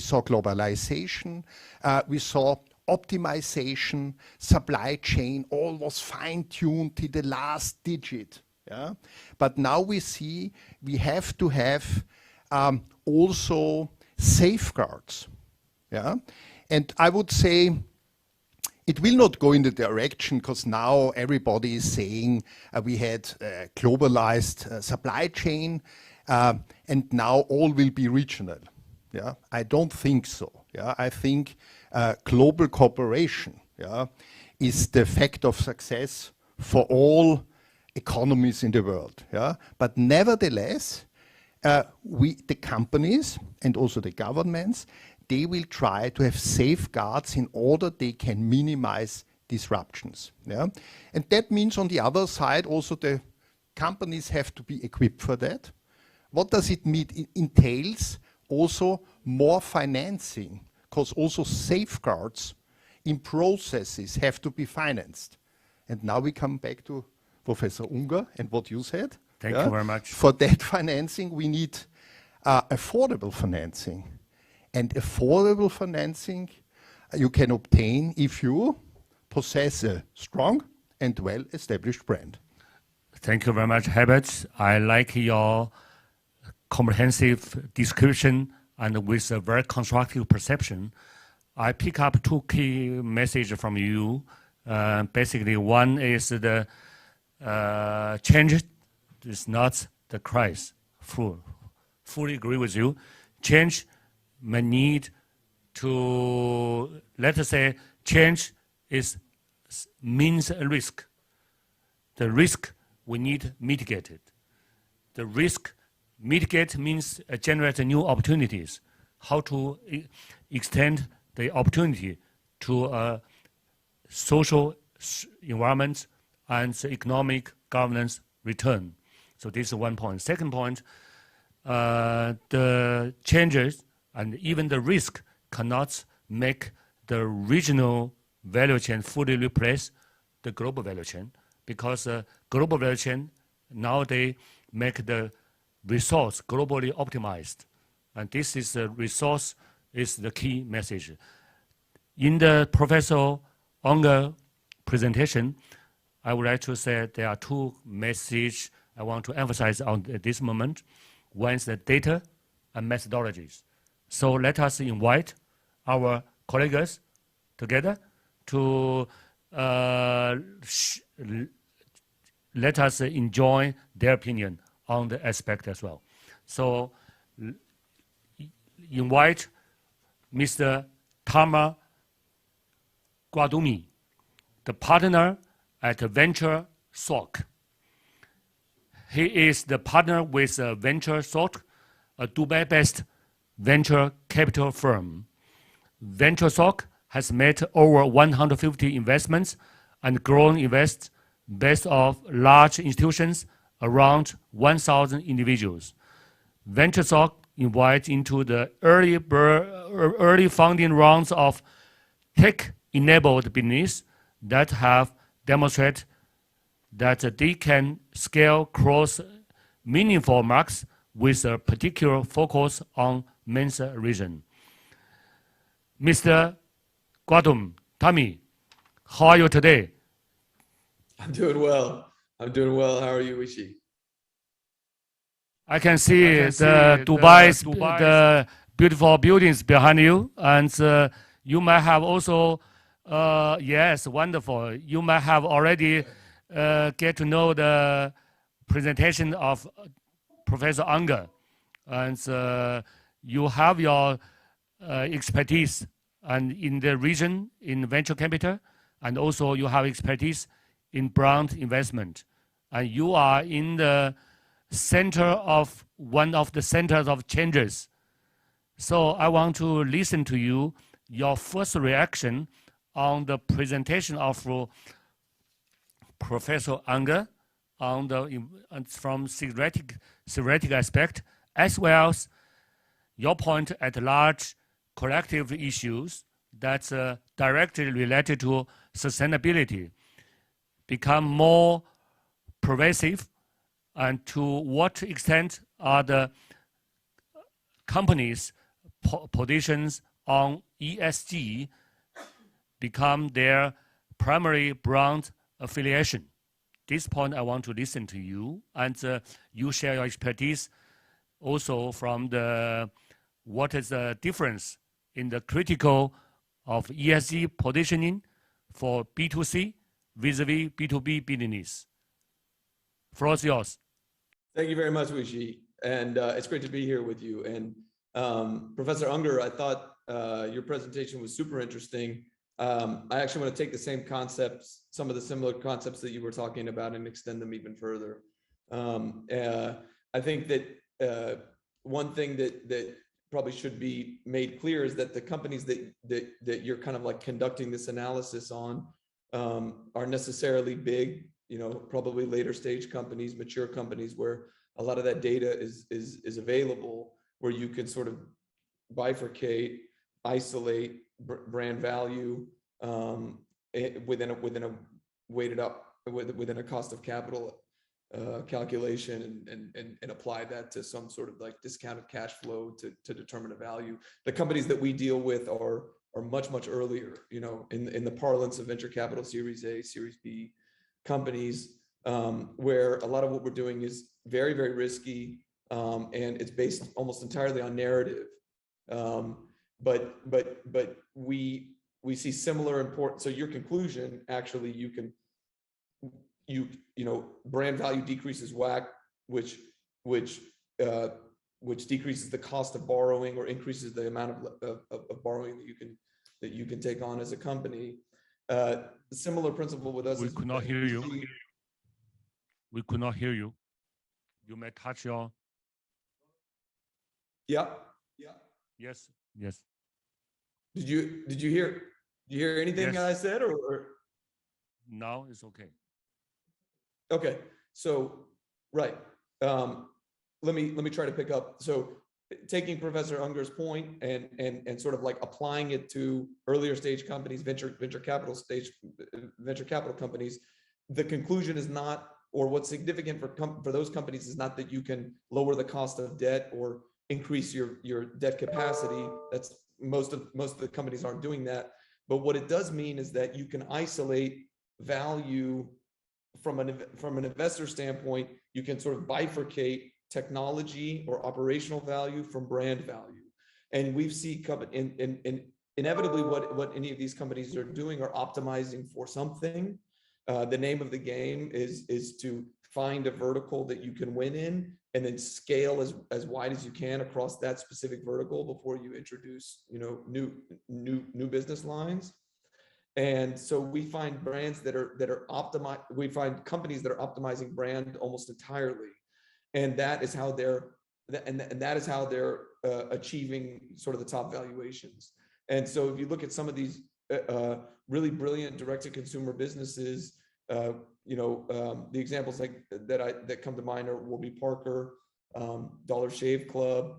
There's very little innovation or technology embedded into those companies. Those are still venture-backed companies, and they become billion-dollar companies very quickly in the same funding model as venture capital, but it's all based on brand and not based on technology. And I think that's the point that I'm trying to make, is that where the rest of the world maybe associates venture capital with technology only, it is now becoming, there's like a cadre of venture capital investors that are focused primarily on brand. So again, same concept of what Dr. Unger was expressing, but how it applies to earlier stage investment. We'll come back to you in a few minutes, but now I give you a question first, and you think it over. I would like to know, and I think all audience in the global would like to know, what the opportunity did you have taken during the COVID-19 period, and what changes make the new opportunity for your venture investment? Okay, so I would like to invite a case from your side after the introduction, our colleagues from London. Okay. Now, absolutely.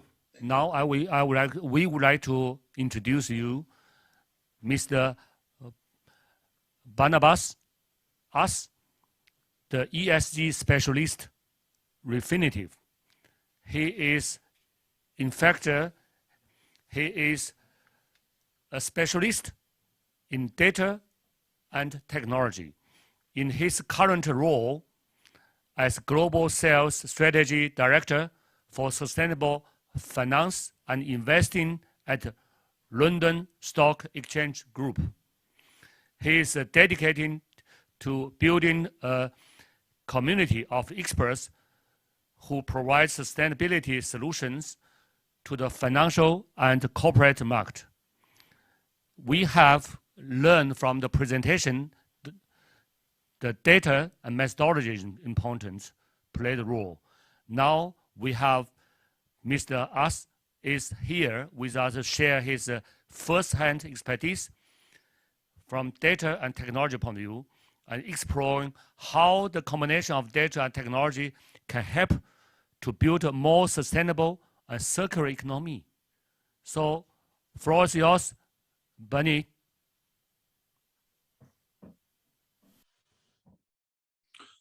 Good morning. Thank you for the introduction. Happy to be here. I'm representing London Stock Exchange Group, which is one of the leaders in facilitating green financing through the London Stock Exchange markets. green bond segment, sustainable bond segment, and the green economy mark. And of course, we are one of the leading providers in data and solutions on financial data sets and including sustainability angles. So I was listening to the presentations and theses and the results with great admiration. This is something that we always need, that these studies come along and state that that have been felt a lot of times before, but data weren't really available to prove these things. So proving that that intangibles do have a driver for profitability and lower cost of financing is an amazing result, and I'm hoping to see more in these.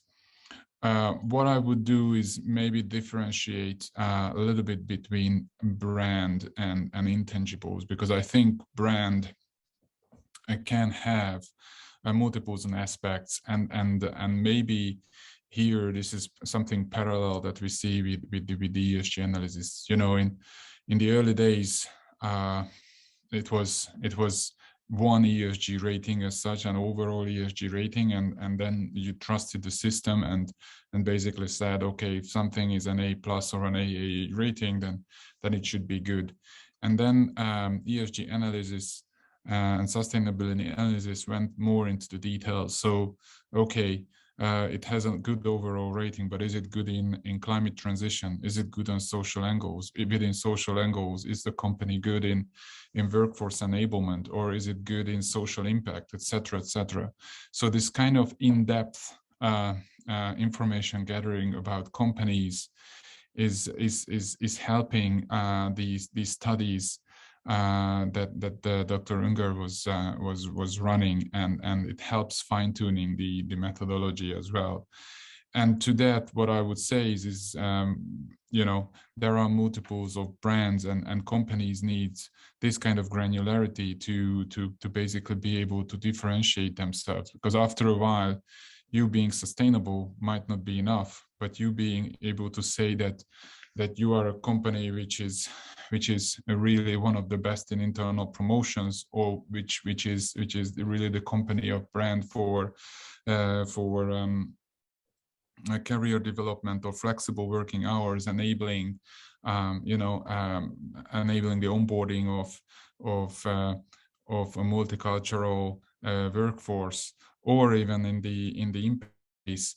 These are the brands that a company can go after and build serious intangibles value. The other aspect that I think we have to take into consideration is the fact that you know, brand is kind of like fashion, that it can evaporate very quickly if not handled well in case of controversies, and its value can change from one day on another. So how technology and data helps this in the sustainability space is more real-time ESG data sets, and data sets coming from the sort of the natural language processing space, where social media tweets and news sources are analyzed as per semantics and words, and that all is translated into the public's perception of a company's, you know, sustainability performance or brand value, and indirectly the intangibles value of that. And this increase in capabilities is actually really helps understanding and putting into balance the company's own reporting and initiatives, and what actually the company is doing, you know, through controversies, through social media, that is balancing that kind of view. So in short, we are seeing more and more granularity as per and depth of analysis, and more real-time need, and of course supply in data for that. We ourselves have a brand called Market Psych that offers these services. And the other point that I would want to add to this is, of course, when it comes to quantitative analysis, it's very important that you have proper historical data sets and you actually see the changes in action. So the sort of a point in time data are crucial to be able to fine tune and actually find these correlational relationships between different inputs and outcomes. And of course, we are fully standing behind that kind of capability too. So I'm hoping that this is enough as an input, as a starter. Analysis to elaborate more if based you have any questions. Justification, and very much particularly, you are talking about the sentiment-based analysis, and also about the increased information sharing on data not necessarily required by regulation impact. So this is very impressive. Thank you very much. Both Tarma and Bunny was talking about also ESG and the impact. So I would like to come back the floor to the room today to Herbert. Now, Herbert, with regards ESG, with regard green aspect, with regard to social aspect, do you have some Green Deal? Share with us how will the brands enhance the necessary change without decreasing the returns economically for ourselves? Yeah, this is an important point, and we see as the circle closes. We said we learned through COVID crisis we have to be equipped for changes. Also Green Deal, to switch over to a sustainable economy, is a change. And companies with strong and well-established brands are better off going through this change. But it's interesting, I do an example for this, that brand has also another function regarding Green Deal. Imagine a lady's handbag. Do you think, is it better for ecological circumstances if a lady is buying one luxury, high-branded, high-quality bag, or for the same price, 10 low-quality no-names? You see what it means. That means if we have high-quality, branded, high-branded products, yeah, this is also what we need for a sustainable economy. And this is the change. You see, on one side, you have the financing functions of a strong brand. On the other side, it helps us to change economy in a green way. Thank you very much. You give a very vivid, real-life example to make the complexity of return and the ESG aspect in a really touchable way. Thank you very much. Allow me to, at this moment, give the floor to Tamer. I think you are able to share some of your investment know-how, expertise, and sometimes maybe confidentiality without bother others about your expertise, investment in change. Yeah, sure. I want to pick up on the last point with an interesting anecdote. We were talking to a company that is one of these businesses that is kind of all brand and very little tech, and we asked them to describe what the appeal of their brand was, and they said, generally we've conducted a survey of 1,000 people, and we mapped the data, we mapped the responses. Anyone over 50. So 50, anyone over the age of 50, what was the component that they cared most about? Price. Anyone in the kind of like 30 to 50 range, maybe 25 to 50 age range, what was the component that they cared most about? Was quality, quality of the product. And then anyone below the age of 25, what they cared about most was what the packaging was made out of. which I thought was a super interesting, you know, data point. And why the packaging? Because they want to know do you use recyclable plastic, or is the ethos of the company, is the ethos of the product ESG focused? And that's what I think as consumer preferences evolve and people, you know, in the wake of these major world issues that are these are collective issues, you know, the pandemic and of course climate change, that becomes the brand. Your ESG policy, or what you're doing to support those two issues that affect the world, that becomes, you know, sort of part and parcel with the brand. It's stronger than price. It's stronger than quality in terms of association. I think the example that I have 20 minutes now. I think the investment example that I'd like to give during COVID is a space that people on the call may be familiar with: cloud kitchens. It's sort of become very big in multiple markets around the world. But if you think about what that is, it's separating the brand value of a restaurant from its operations, or from literally what happens in the kitchen. And we invested both in both components of those. We invested into a company that is just rolling out brand. It literally has no operations. The only thing that it does is it generates menus and then brands and then promotes using social media and other aspects. So it is literally the value of the business is all brand. It has no operations, and it relies on a network of cloud kitchens to prepare that food. And all it does is optimize the brand, and their biggest sellers, of course, vegan, plant-based concepts as something that goes hand in hand with sort of the environmental issue. And then on the other side, we invested into the cloud kitchen business, it's totally agnostic as to brand. They're just the engine that's powering any what they call content providers. So the brands on the one side are content providers. The kitchen, separate those two. The kitchen can then scale very efficiently without having to spend money on customer acquisition and marketing.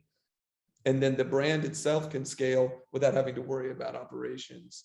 And both of those businesses did very, very well. If we had made an investment into, no matter how successful, just a traditional restaurant that owns brand and operations, there's no way that it could have scaled in the same way that these two concepts scaled. We made that investment at the start of COVID, and of course the volume of ordering that went into those that went online throughout COVID, the company just, you know, exploded in value, and SoftBank just invested $400 million into the cloud kitchen concept. Excellent example.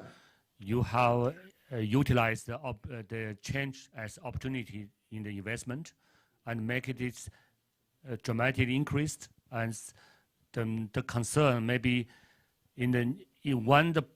what happens post COVID-19, if the situation, the change is becoming calm and standardized in daily life. So how the business could be continuously sustainable? So this would be a question from audience, I guess. I would like to come to Mr. Babanas, Bami. So my question is with regard to the brand in terms of institution, because we know all the brands create value from at least 5 aspects. One is the so-called COMIT, the customer side, organization side, marketing side, economic of scale, and technology. How the data and technology applicable for the big amount of volume, like stock exchange in London. So what kind of maybe fintech or what kind of methodology is applied for the big data process, so that among the big data process, to distinguish the impact, to make the impact from ESG point of view higher, from technology and data point of view. The linkage data and technology with the social impact directly. Is there any mechanism? Is there any methodology? Straightforward. I mean, of course, it's a dual level answer I would give. There is a immediate relationship. I mean, there are metrics that we are collecting ourselves about companies, either in the social media space or through their reporting in CSR reports. I mean, bear in mind, this is one of the main sources of documents when it comes to ESG.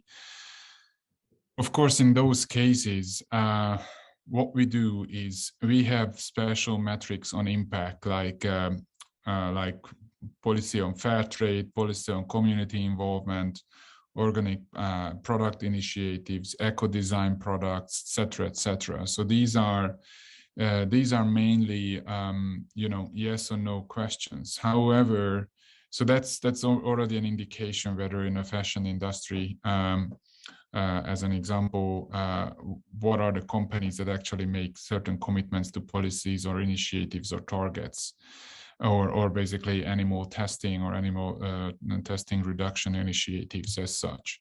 So you would know that immediately. Of course, on the other end, there is, if you want to know details, what we do when we collect the data, we always share the source document and we share where that exact metric is coming from. So to somebody who wants to look under the hood and really check what organic product initiatives, yes, do mean, they just go to the specific document. It's indicated on which page it is, and they basically read those 2-3 either paragraphs or pages that are related to that. So you would have that very detailed aspect too.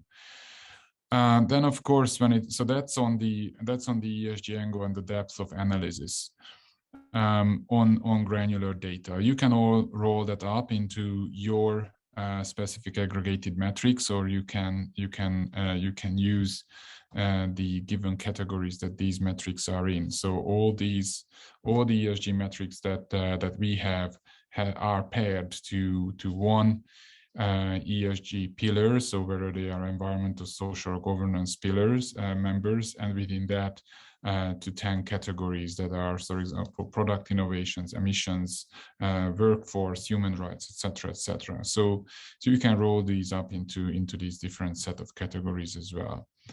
The other angle, what you were talking about on brand value, is of course a lot is supported by data, and it's beyond the ESG concept, but we of course have a lot of data on collection and database that are either estimates, like how much is the sort of the just an obvious example, this might not relate, but just for you to understand what I'm talking about, is the capacity utilization of aviation, of the aviation industry. So there are estimates and there are actuals on that. So you would be able to see direct impact in sort of utilization and capacity numbers and scaling wherever you have an initiative on brand.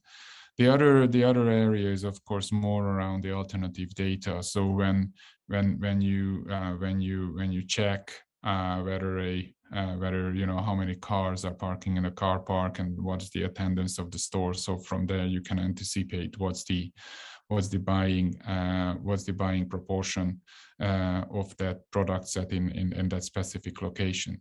And we have all those data sources to different extents.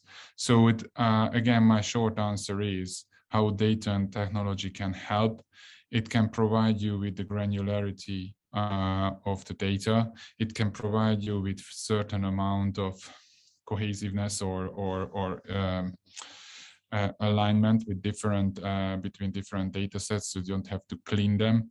And of course, from then on, what you do is you roll them up into different levels of aggregates and check whether the estimates are coming through in actuals. So a lot to analyze and put your hands on if you want to delve into that and create similar studies as Dr. Unger did. Thank you very much, Ms. As. Look at your expertise in depth. I found we share some common interest and expertise. Particularly, you are building up the community of experts in the investment community. Very good, because we are doing the similar one. We call it Investment and Technology Advisory Platform. We are doing the same.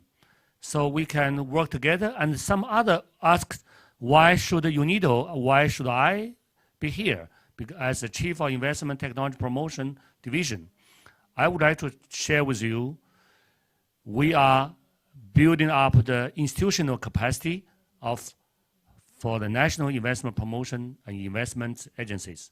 So in this regard, I want to emphasize one point from broad investment and investment point of view. When we talk about investment, we are always talk about, sometimes justification is simple. It's not the evidence-based investment. Sometimes we invest in person, in people, because in your investment in right person, in right people, you make today maybe a mistake, but tomorrow you make a success. So that's always a war for talents for each companies, each institutions. The investment in people, people-centralized development and investment. So I would like to put this question to three of you. May Tamara and Bunny, you take time to think. Let me drop the question to Herbert first. So how can brands help to get the right talents? Vijay, this is a good point. So we said economy, companies, governments, we are confronted with changes. We said we have changes of supply chain. We said we have changes regarding environmental sustainability, Green Deal. But what's the third area? It's the global war for talent. Yeah? And the point is, there is twofold the help of the brand. First is what I said already. If you have to set up processes in order to find the talents, you need money. And that means you need lower capital costs, and a strong, well-established brand is helping. But there's another point. It's the so-called employer branding. So brand is not something which only addresses markets to sell your products, to sell your services. It addresses the future employees. And that will be the big theme of the 21st century. And companies owning strong and well-established brands have more reasonable financing, and they are more successful in addressing that talents. Thank you very much, Herbert. So I thank you for the touched this important role of people-centered investment. So allow me to give the floor to Tamara. Would you like to share opinion and expertise on this topic? Floor is yours. I think Herbert makes a very good point, and I agree with one aspect of it, which is that the brand, employer brand is becoming increasingly significant, increasingly important as a component that assures the success, long-term longevity of the company. Where I would disagree is that well-established when you use it, when you say well-established brands are at an advantage of attracting talent, it's not that I disagree, but I would qualify that. What we're seeing in the market, talent is a scouting. When people say, talent, it's sort of like incumbent upon that term that you're referring to, scouting. Early, you want young talent, and that young talent is going to grow with you. I mean, you could be referring to, very well-established, talented people at senior levels where you're paying top dollar. But I think when you talk about scouting talent, it is scouting, and it's trying to find people early that are younger, that are going to grow with the organization. I think that's the goal of most organizations right now. And I think that large, well-established brands we may be getting to the point where they're actually at a disadvantage relative to a new sweet spot, I think, which are fast-growing but well-funded early stage companies that are built on foundations of ESG principles and flexibility and workplace flexibility and values that are in line with what the contemporary generations are caring about. I think that 100% of I may be living in an echo chamber, but 100% of the people that I talk to would choose a company that just raised a $50 million Series B or Series C that is trying to change the world, that is espousing ESG values and trying to do something positive, over joining a large, sort of like incumbent corporate, if you will. So I absolutely agree that talent is essential, that brand carries closely with the ability to attract talent. I see the pendulum swinging in favor of earlier high growth companies that really have the sort of values that young people care about embedded in them right now. Is my thoughts. Same question will be given and now give to Mr. As. Floor is yours. Thank you. I would echo Tamara in this case. I think there's two components. One is the sort of the company purpose and value that you buy into as a future employee, and then the second one is basically some sort of a manifestation of those values, which gives you assurance that you actually can play a role with that company. And one of the manifestations is, of course, the D&I index, which we created, and there is, of course, an ETF running on it right now. But what it does is takes 4 pillars into consideration when it comes to company performance. One is the diversity pillar, 2 is the inclusion pillar, and 3 is people development, i.e., every employee or future coworker who's working for your company has to have the assurance that from whatever background they come from, but they come with the urge and the incentive to really do and have an impact, that they can play that impact. And the fourth is basically the controversies around these companies. How are they walking the talk? And I think one of the greatest examples of this is, without saying names, but you have recently seen that there were 2 specific space travels by 2 different companies. So the purpose of those 2 companies, or at least on those sub-companies, might have been very similar. However, you saw the social media tweets and retweets on those 2 achievements in regards of the 2 companies. So that's basically the difference and then having it underpinned by plausible and credible manifestation of different ESG, D&I, or empowerment for impact kind of licenses. Thank you very much. That's what you. Thank you very much. Now we are closing to complete the session. Before complete the session, I welcome each of you give 1 sentence or maximum 3 sentences. Takeaway for audience. I start from my side. First, we are honored to have top-notch specialists in the world to share opinion on broad investment for changes. And why UNIDO? Because we are a driving force for investment feasibility appraisal in the world. We have more than 11,000 licensed users over 160 countries. So we are willing to support member states in investment institutional capacity building. So now I give the floor to Herbert. Yeah, Weishi, I would say changes, and to deal with changes and to cope with changes, this will be the new normal in the 21st century. And only the companies who have strong brands will be successful.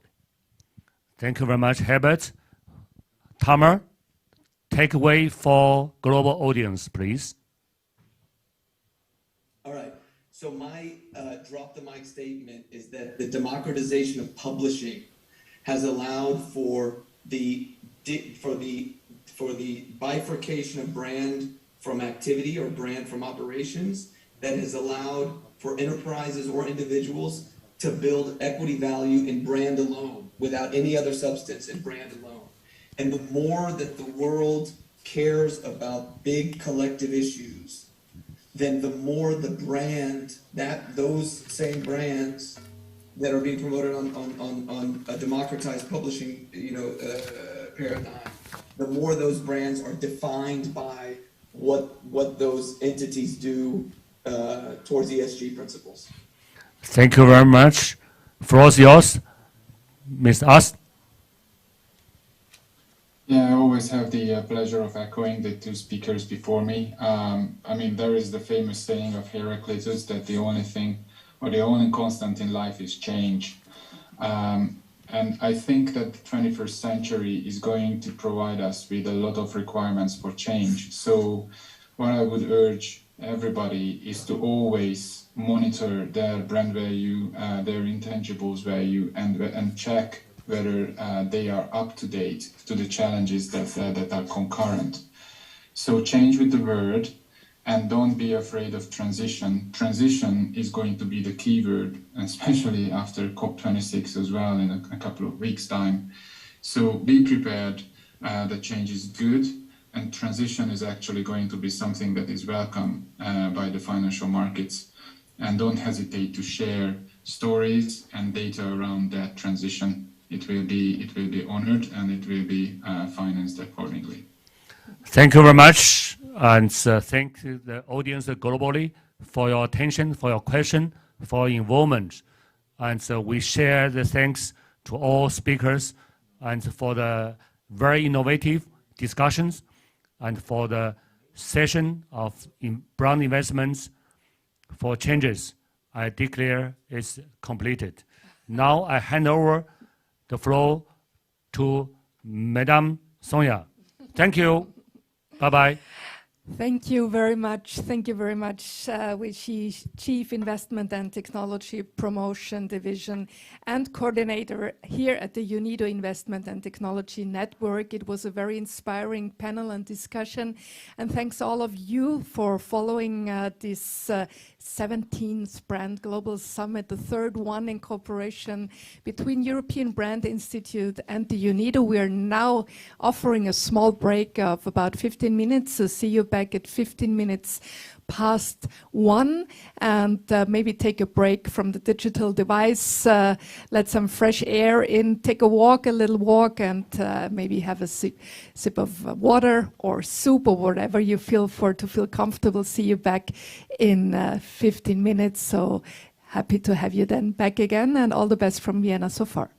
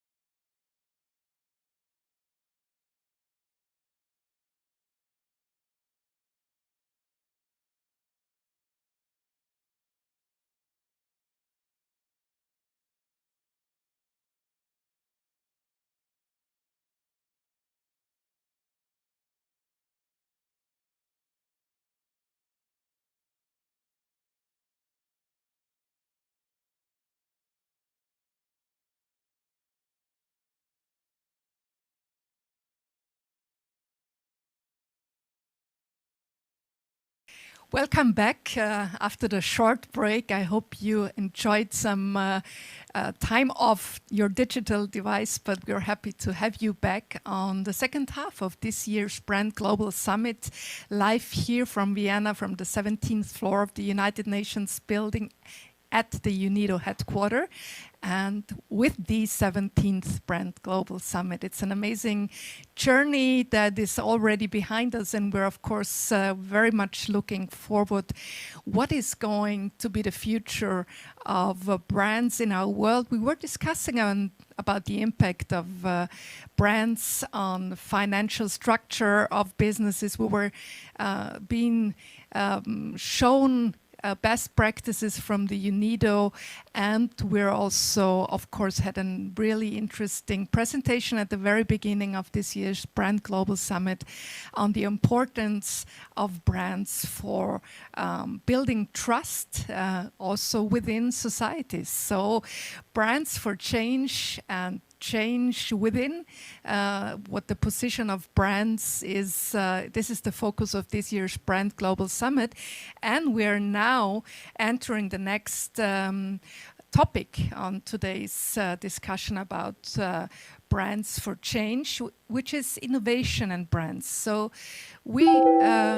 we are, of course, sure that brands need digitalization, but we also think that digitalization needs brands. And so we are now entering into our next panel, and I'm handing over the moderation to Namir Hourani. He's managing director at Jimmy's. I hope you're with us already, Namir. Happy to have you. And I will now hand over the stage, the floor to you, and would like you to invite your guests of this panel. Thanks for being with us. Thank you so much. Welcome, everyone. I know we have an audience from all over the world today. So good morning, good afternoon, good evening, wherever you are.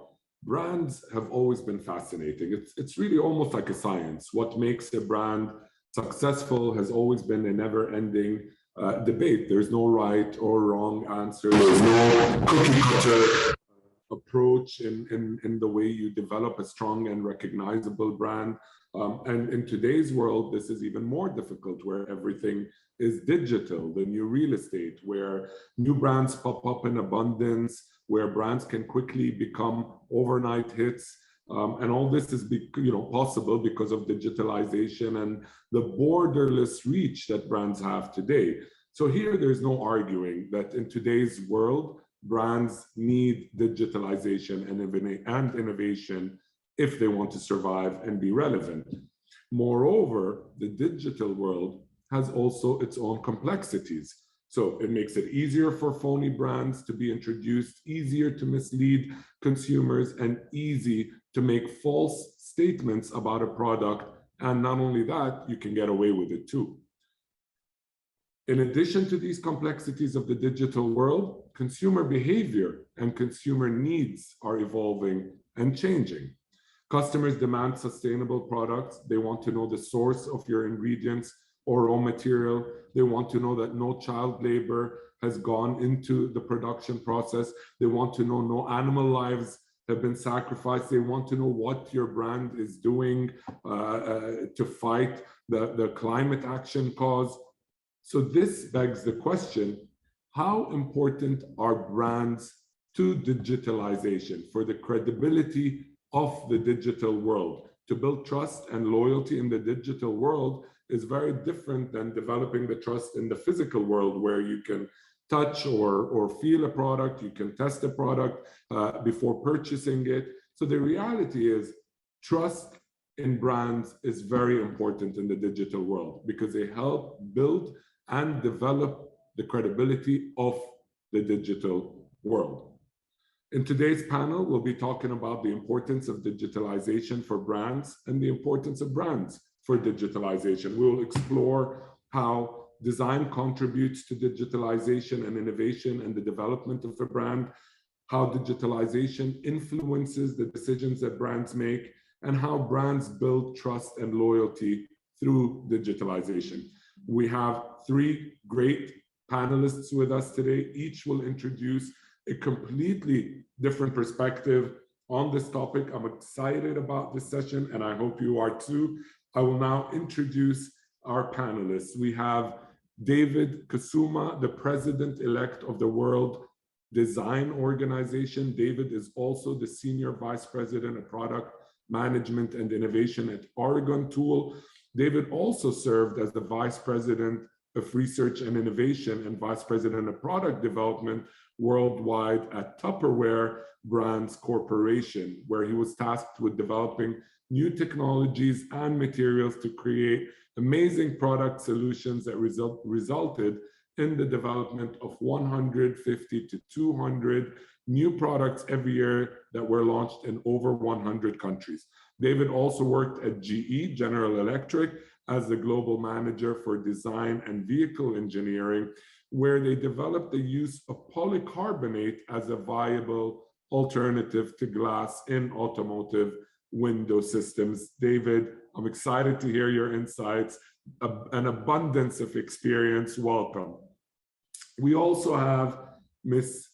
Maurice Orav with us. Maurice is the communications manager at eStonia. Estonia is the first country in the world to function as a digital service. They have a unique approach, which is to offer a variety of state services to people outside of Estonia.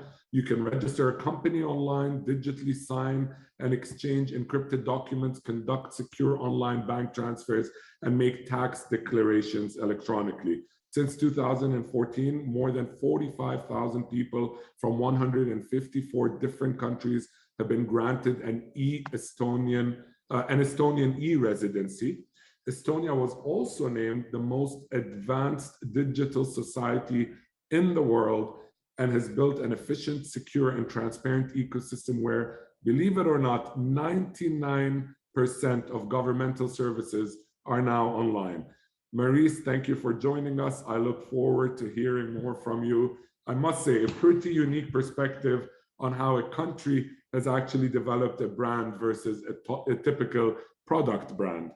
Finally, we also have Tiffany, who's a personal friend as well. Tiffany Kelly is with us. She's the co-founder and CEO of Phoenix Rising, which is a global movement and network of inspiring, action-oriented feminine leaders focused on making a difference in the world. In January this year, Tiffany and her team launched Beyond Bamboo Global, an online marketplace and wholesale business with sustainability at its heart. Beyond Bamboo is a move towards more conscious consumerism. They sell locally sourced products from companies that are working to go beyond sustainable by supporting causes that work towards restoring planetary ecosystems. Their aim is to rejuvenate economies and encourage ethical entrepreneurship to recycle and upcycle, to reduce waste, and to create new sources of income that feel great. Finally, I will introduce myself. I'm Namir Hirani. I'm an entrepreneur myself. I'm also the managing director for the Global Manufacturing and Industrialization Summit. It's a global platform that convenes leaders from all over the world, from the global manufacturing and technology communities, to discuss how technology and innovation and the fourth industrial revolution is shaping the future of manufacturing. On that note, over to our panelists. If I may, Tiffany, I will start with you. So Beyond Bamboo sets the perfect example of how brands can leverage the digital landscape to inspire more conscious consumerism. Can you tell us a bit more about how this relates specifically to Beyond Bamboo and how digitalization has helped you do that? Yeah, so first of all, thank you so much, Namir, for that wonderful introduction, and really lovely to be here and be able to contribute to what I'm sure will be a fantastic panel discussion. So in terms of Beyond Bamboo and the work that we do, we really started the organization, as we have done with all of the companies that I'm involved with, looking at that brand perspective and looking at creating something that is truly trusted, something that is going to make a difference, and something that makes it really easy for consumers to be able to go on a journey and know that everything that we're putting out there is in alignment with their values and can be totally trusted in terms of the brand language that we're using, the claims that we're making. So we really started from that positioning. And I think that part of that came from my previous life, working just as a management consultancy, where I was going into organizations and we were looking at triple bottom line reporting, so people, planet and profit, and sustainability, and working with brands where they were making bold claims about what they were doing with the planet and what they were doing with people, but there was no evidence behind that. And there was a few organizations that got named and shamed, and because of the digitalization of their brands, people walked away and they boycott them. So I think it really started to highlight the need for organizations to be really honest in what they were saying to their consumers. Despite that, as recently as 3.5 weeks ago, the Green Claims Code was published in the UK, and it highlighted that nearly 40% of the claims that are made online by brands in the UK were false, especially in the sustainability and the eco space. So now there's a huge amount of energy that's going to go into making sure that organizations who are making claims have evidence behind them. So within Beyond Bamboo, not only are we a marketplace and a business-to-business wholesale, but we've worked really hard over the last 1.5 years with Ethical Consumer to create an accreditation. So we put ourselves through that accreditation. We hold ourselves up to very high standards and provide evidence for everything that we're saying we're going to do. And we ensure that all of our sellers and our suppliers and our clients do exactly the same. And I think digitalization has made that not only really important, but really easy. Because if you get found out for not showing evidence for the claims you're making, then your customers will walk. And I think it's really important for organizations in the future to ensure that they are really adhering to that. Amazing, great. David, you're the incoming president of the World Design Organization. You have a staggering experience when it comes to industrial design. I would love to hear your point of view on how you believe industrial design and innovation actually impact branding. Yeah, thank you for the question, Amir, and also for your invitation to be a panelist. I'm actually very proud to be associated with the World Design Organization. Primarily because of their focus on promoting design as a major driving force and a catalyst to create a better world.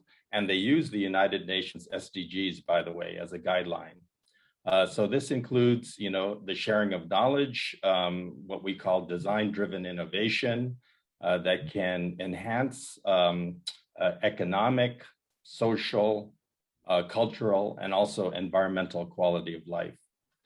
You probably don't know this, but the WDO networks to about 400,000 designers around the world through its membership of almost 200 member organizations. The corporate member pillar of WDO actually includes quite a number of very well-known global brands. So these include Samsung, Bombardier Recreational Products, Brown, BMW, Alessi, Olivetti, and Tupperware, just to name a few. And this is because all major international companies and brand owners, they understand that good design sells, and good design has made products successful in the marketplace.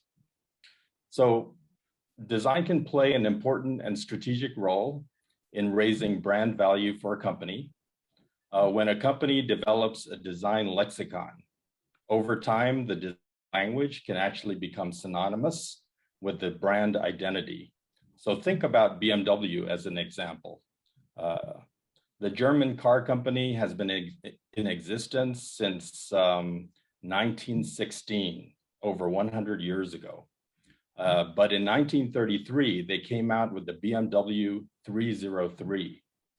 Which was the first BMW with a well-recognized pair of kidney-shaped openings in the front, which is known as the kidney grille. And since then, BMW has launched many car models over time. Even 90 years later, all of them can be recognized as a BMW car without people even looking at the logo. So it's pretty astounding what design can provide. In a world that's actually really crowded with competing new products, companies who produce products have found it critical to maximize their product differentiation through the design process. And design helps their products to stand out, and brand helps the consumer to remember who makes the product. A brand also, this was mentioned a little bit earlier as well in other sessions, it helps to build trust and loyalty and preference. So with great design and function and quality, if people have a positive experience, they will build trust with potentially long-term loyalty and preference for the brand. There's also a phenomenon called social proofing. People learn about brands from their families. They learn from their friends. They learn from people who they know when they ask for advice. And if other people close by have had a good experience, they will also be more willing to make the purchase. So a brand trust has a very powerful spillover effect into adjacent or even potentially non-related product categories. For example, another member of WDO, Samsung, they are exceptionally well known as a global company who manufactures televisions and consumer electronics. They're the global leader in this category by far. They've had great design and also a very great brand name, which many consumers recognize and they follow. And many consumers aspire to purchase their products. So if Samsung were to theoretically come up with a product in a totally different category, where they perhaps have zero market share, for example, perhaps a battery-powered lawnmower, consumers would not hesitate to spend money and to purchase the new product because they already have built trust and already have high confidence due to a close relationship they've already built with the brand. Absolutely, David, very interesting. I have a follow-up question on this, David. So in the past, design, design has always played an important role when it comes to a brand. And in the past, before the world was so digital, design, whether through magazine advertising, was important because you looked at a product, it looked good, and that was a way to attract people into a physical store where they could then look at the product before purchasing it. In the digital world, people are purchasing products online before the ability of getting to see the product, touch the product, or even test the product.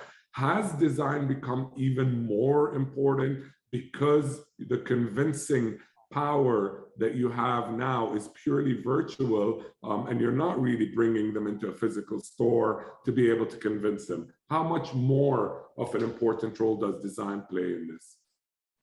Yeah, for sure. I think that COVID has certainly made a very rapid progression of consumers into the digital space. Before that, people used to go out, and shop at, malls and stores of their choosing. But since most countries were locked down for already more than a year, it has become more critical, I think, to be able to offer products and services online. Design does play a role. Design is actually not new to the digital world. Even product creation today takes place in the virtual world. There is a company known as Dassault Systems, based out of France, which is the world's leading provider in the digital space for 3D design. Those of you who are familiar with how products are developed will know this. They're also good at simulation and digital manufacturing. And the platform is actually used as a tool to design consumer products, as well as other high technology products like automotive and aerospace. So I think that, definitely as an outgrowth of this development, the sales organizations are also utilizing the same models that are created through the design process to highlight products even before they're made. So this gives them an opportunity, number one, to go for VOC, the voice of the customer, and get relevant feedback is extremely fast. And then it would situate them pretty well, I think, when it's time to actually launch their product. Okay. I'll come back to you, David, because this is a topic that I am passionate about, design in general and how digitalization is going to be impacting this. Maurice, over to you, your perspective in developing a country e-brand. Many people can say that they've worked on e-product launches, but not a country e-brand. How has digitalization helped to create and establish e-Estonia? Yeah, hello. First, I want to thank you for this, for the invitation to this very crucial panel with this distinguished guests, and greetings from wintry Tallinn. If we talk about brand and digitalization, then e-Estonia brand is based on digitalization. So maybe I will go back for around 10 years. And actually, I wanted to ask from the participants, unfortunately, I can't see you, but if I would see you, I would ask, how many of you know about Estonia? I'm pretty sure that maybe you have heard about our digital nation, but I'm pretty sure that if I would have asked this question, for example, 10 years ago, you have either known anything, or maybe you have known that Estonia is a small country in Eastern Europe with ex-Soviet background. And we saw that a lot in 10, 15 years ago, and we wanted to change that. And as we started to digitalize our government already in the early 90s, because we didn't have any legacy, and as Namir already said that 99% of our public services are online. I just recently, last week, we voted online for the local election, and almost 50% of our voters voted online. So we saw that as our advantage and our unique selling point.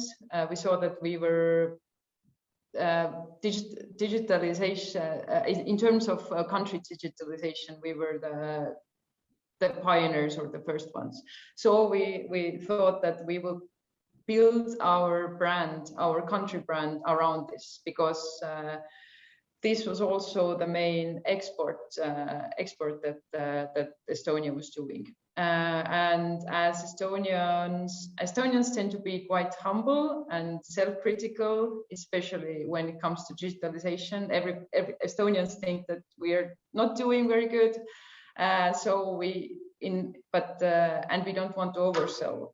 But if you're building a brand, and part of branding is showing yourself on the brighter side or on the better side, so we built up on the brand, on the story of being the pathfinders of digitalization. So be it in the right or the wrong path. So we don't say that Estonia is the right path, you have to follow us. But part of our core value is also being honest, being transparent, and learning from our mistakes. So, for example, if Estonia was severely attacked in 2007 by cyber attacks, we weren't hiding that. We immediately tell it to the world, and we brought the topic of cybersecurity on the national, international diplomacy, and the NATO Cooperative Cyber Defense Center of Excellence was built at that time, and so on. So the story is that we are learning from our mistakes and others, and we want to the world also to do that. So we have changed during this 10-15 years as e-Estonia brand is evolved. We have changed the messages, facts, the stories around it, but the main focus, being the pathfinder of digitalization, has stayed the same. Great. And you know, one thing you're saying, Maurice, is the importance of being straightforward and honest today in the digital world. Tiffany, you know, we talked about how habits are changing, you know, consumer habits are changing. Beyond Bamboo is actually built on that narrative, on the need for consumers to want more sustainable products. Consumers want to know where and how these products are being sourced. You touched on that earlier. How, you know, what role does digitalization play in substantiating and building trust around these green claims that companies make? It's easy to make false claims. It's also easy to get away with it. How can digitalization manage that or control that? Yeah, so first of all, just going back to what Marie said about being totally honest and transparent about the things that are happening that aren't perhaps being done as well as the other things. And I think that, you know, from the work that I'm doing with consumers and also with our clients, it's the understanding that people out there, the population, would rather that you are honest about what you're doing really well, but also what you're not doing so well, because then they're more likely to trust you, than for you to say, we are totally changing the world, we are totally sustainable, etc. And then them finding out that isn't true, and then they don't know how to trust anything else that you've said. And so I think, you know, one of the things is being very, very honest about where you're at on your journey. And we are doing that. So I consider Beyond Bamboo and the work that we're doing to be very, you know, far ahead of a lot of organizations and brands, because we've specifically built ourselves on this premise. However, we are totally transparent on our site about what we do and what we don't do. And also all of the sellers and suppliers that are working with us, we have what we call look behind the label. And we are very clear with people about where they're at on their journey in terms of our accreditation. But also we don't just sort of say, okay, well, they're scoring very low on this. What we say is that this is an area that needs development, and here's what we're doing to help them. And here's what they're doing to help themselves. So I think that storytelling, that honesty, that, you know, we're doing the best that we can do right now is really important to people. And the digital landscape provides the perfect space to do that, because you can constantly update.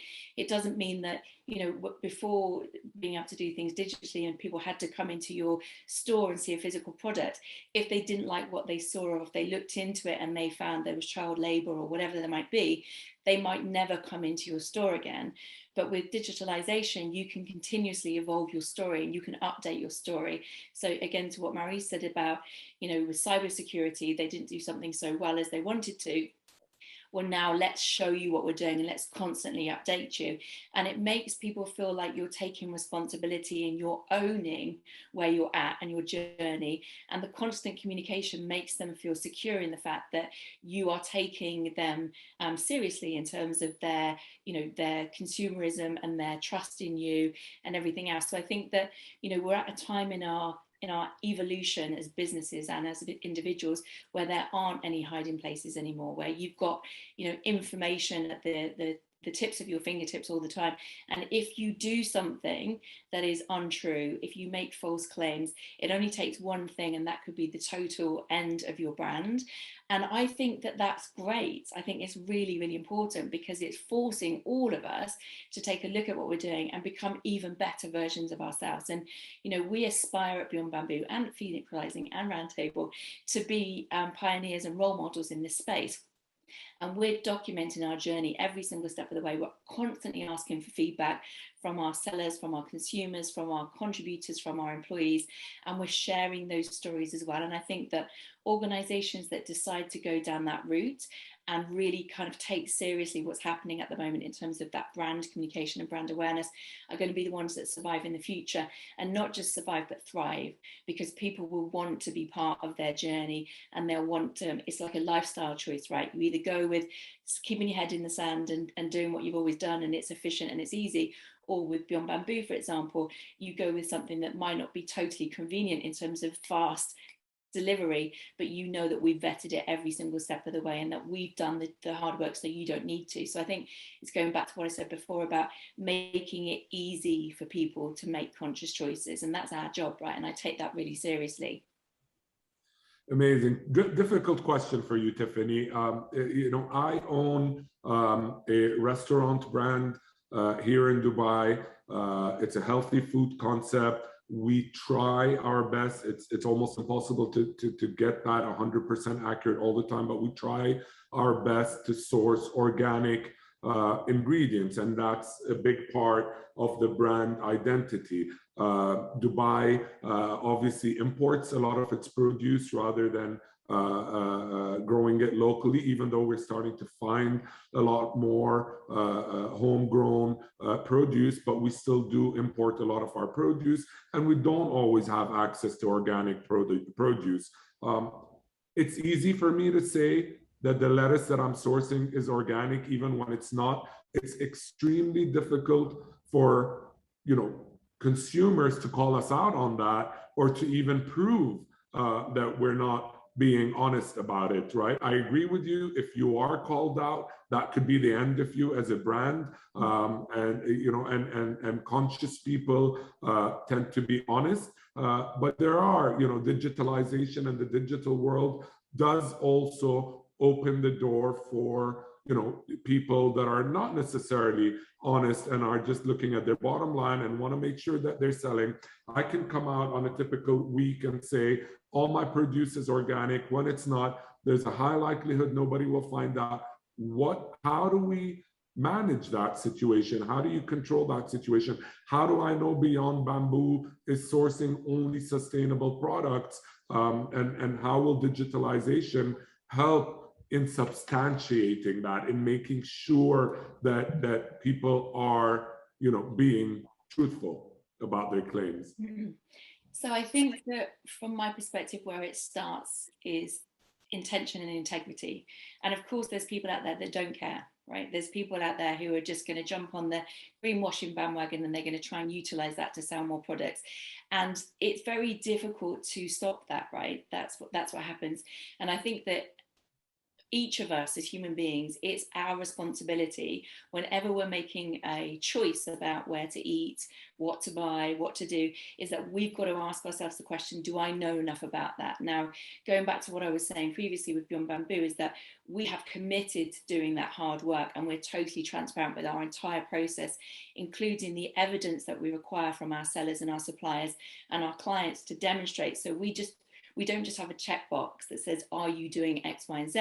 What we say is, are you doing that? And if you are, show us. And we need to have proof and evidence for that. So I think that, you know, anybody that's coming into your restaurant, so first of all, it is your responsibility from being, you know, having integrity, being honest, being somebody that has principles to say, if I'm making those claims, I want to make sure that it's true, and being self-aware and courageous enough to say, look, at the moment, we can't source organic lettuces from here, but here's what we're doing about it, and committing to projects and progression whereby you can start to source them, and then also where you can, you know, maybe start something in the local community that's about educating around that.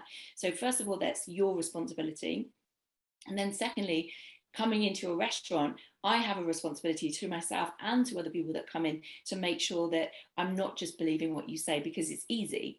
And I think that's it. And I think that the world is changing. And I think that energetically through the pandemic as well, we've seen a massive upturn in the number of people that are making conscious decisions. So in 2019, in the UK alone, the ethical spend on online purchases was around 40 billion, and that's now gone up to 91 in just 2 years. And I think that's because people have got more time, they've got more time to look into things, they're at home with their families more, and they're just being more conscious about what they're doing. And so I think that eventually it will become mandatory, Namir, but it will be based on that evidence, and it's no longer good enough just to say that you're doing something. You have to show how you're doing it. And then from our perspective, we've got 4 pillars. We've got people, planet, projects, and progression. And the 4th one is aspirational. So we're working with all of our people in terms of sellers, suppliers, etc., to say, what are your big goals? What are your aspirations? So you're here now, and that's great, but how can we work with you and help you to become the best version of yourself? And I think that everybody will have to do that eventually, because otherwise they just won't be able to sell to consumers. But everyone has to take responsibility for it. Absolutely. Consumer demand, David, sustainability, it's here to stay. You know, my kids are growing up in a household where they do beach cleanups every 2 or 3 weeks. You know, they would you know, frown upon people on the streets that are drinking out of a plastic bottle. And the reality is, this is how this future generation is being wired, right? Sustainability and sustainable products are very important. I know that the World Design Organization has a big focus on innovation for sustainability. Can you give some insight on how this focus can, you know, enhance brand value? Yes, Namir, thank you.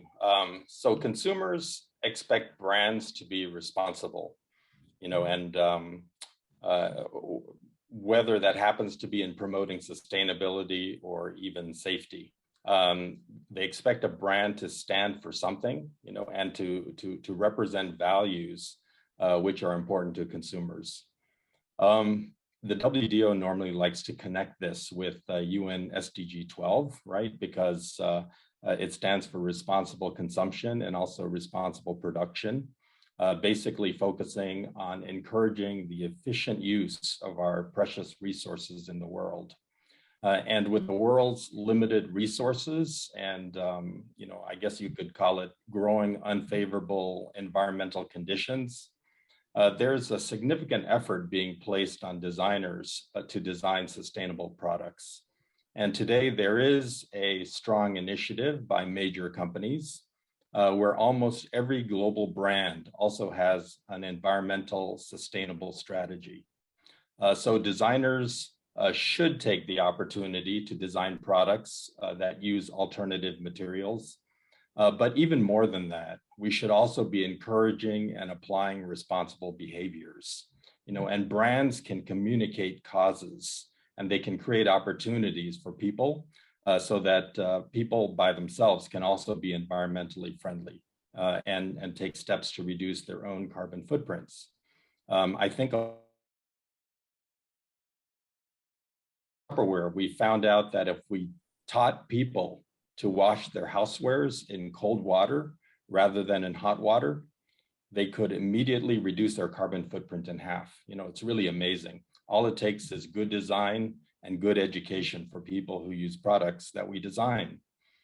We took this a step further, and we were also developing food storage containers with science from universities that focus on extending the freshness of food, right? So this was accomplished by treating fruits and vegetables as living entities, which they are.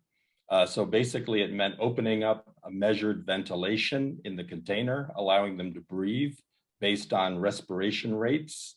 And it allowed vegetables to be stored up to 4 weeks longer. You know, that is also pretty amazing. So you can see how design and technology in this case allows the consumer to save money, allows them to reduce the amount of food being thrown away, which lessens greenhouse gases. And it turned out to be really a great brand message to help, you know, the consumer build a world that we want to live in, you know, both for ourselves and also for our children. Fantastic. Thank you, David. Maurice, like brands, countries are starting to realize the importance of digitalization and how this can support a country's identity. The question is, what makes a brand, a country brand, successful? With products, you look at your sales figures and that kind of helps you identify success or failure. How do you measure this when it comes to a country brand? Yeah, it's an excellent question, and we have been dealing with that since the beginning. Because if you build a brand, you have to be able to measure the results, and as you said also that it's not a product that you can just measure the financial performance. But we have come up with several factors or indicators that we look at. First of all, it's our ICT sector's export, because the brand, e-Estonia brand, actually one of the push that it was established was by our ICT companies and sector, who has been building the same online services together with the state. Second is, of course, the media coverage. We look at we monitor the media, the top tier technology, business, tech media, and monitor how much Estonia is covered there. Then we in Estonia Briefing Center, where I work, we are responsible for the brand, and we also brief other countries, public and private sector, on the digitalization. So we also look at the number of contacts and number of inquiries that we get on the briefing, and it's growing, as you can see, and especially with the COVID, that when everybody sees that they have to be online and digital, not only brands, but also the states.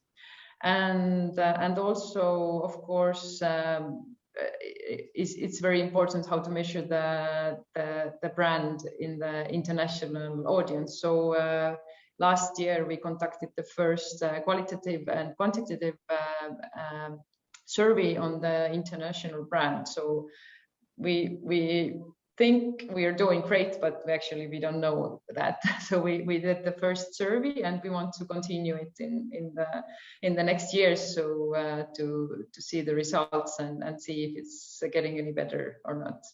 But as I said, it's not easy to do it. So if you have any, or people in the audience have any suggestions, what else we can do, how to measure our country brands, so we are eager for the different advice and thoughts on it. Is this an invitation to the audience to come to Estonia and give you some innovative ideas? Yes, especially. As I think, there's so many great minds here. Excellent, great. Two more questions, one for you, Tiffany. David, I have one for you as well. Tiffany, digitalization, important. How much of a role does it play in helping you to source the products that you sell online? If a brand is not online, if a brand is not digitalized, you're not going to find them, are you? And they're not going to end up on your platform, and they're losing out. How important is digitalization to that process when you search for new brands to place on your platform? It's a good question. It's incredibly important to us. So we don't have the bandwidth to be able to be exploring cities and places and going and finding brands that aren't digitalized.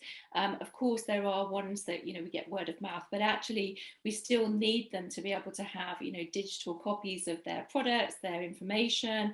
And if it's all just based on them having a physical space, it's very difficult for us to be able to promote them and share their stories and so on.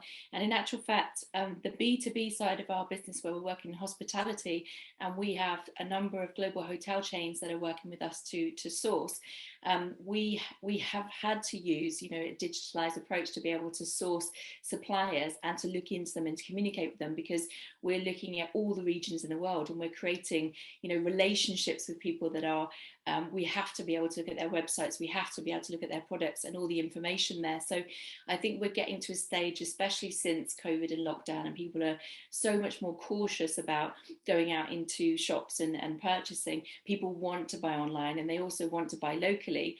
And one of our missions is to ensure that everything we're offering is locally sourced. So regardless of where you are, let's say you're in the UAE, we will source all the products that you need there for you. But our team will be dispersed globally. So we have to be able to have this ability to be able to look at your digitalized offering.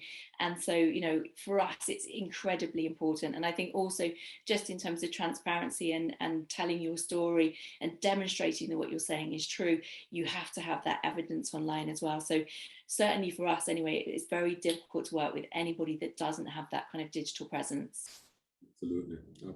David, final question for you. Digitalization has given us all tremendous access to people and talent all over the world. Does it make sense for brands to only focus on their internal talent when it comes to design processes? Or shouldn't all brands be open to crowdsourcing design, for their new products from people all over the world? Today, you can crowdsource a logo or you know, a landscaping design for your garden? You know, should companies be tapping into the global design talent pool when it comes to designing new products? Yeah, so the answer to that, Namir, is yes. You know, most companies, they actually don't have all of the competencies, you know, that they're interested in because technology opportunities are vast. You know, if you're talking about, for example, you know, IoT, for example, you know, it can cover so many different areas of product categories. You know, so in order to really look at, you know, how to get to market faster and how to get the best ideas, people should really focus on building partnerships. You know, they say that collaboration, you know, is the new strategic advantage. So it's really important to be able to connect with partners who can help you build your product faster. You know, you don't have to have the competency in-house anymore to extend your reach. You just need to find the, you know, the proper partners who have the competency that you can build your platform on top of that'll help you get to market faster, you know, much more reliably, especially if you don't have to climb the learning curve all the way from zero. And also, you know, to reduce the risk and the cost. You know, so there are many, many advantages to working with external partners. You know, definitely open innovation, you know, I guess is the correct term. It, you know, can take on many forms. Part of it would be crowd sourcing of ideas. And I know that some companies are actively engaged as well in terms of getting feedback for their design concepts, you know, before they are launched, you know, by putting them on a platform where you're not only focused on crowdsourcing, but also, you know, focus on crowdfunding, for example. You have the ability to, you know, get feedback in terms of what customers are willing to pay for your added features and benefits. You know, of course, that's super important because you can always add, you know, cost. The question is, you know, what kind of returns will you get from it? So the important thing is that when you do open it up for crowdfunding, you know, in a very strategic way, customers vote with their dollars, right? So you can get that feedback, you know, and get some real good recognition in terms of what that value is worth to the customer. Great. David, Marie, Tiffany, I think we're out of time. You know, I would have loved to continue this. I think we probably need another hour with all the insights that we're getting here. Thank you so much for your insights today, for your valuable input. Yeah, I think our colleagues who have watched this must have learned a lot today. Thank you. Thank you so much. Thank you. Thank you. My pleasure. Thank you.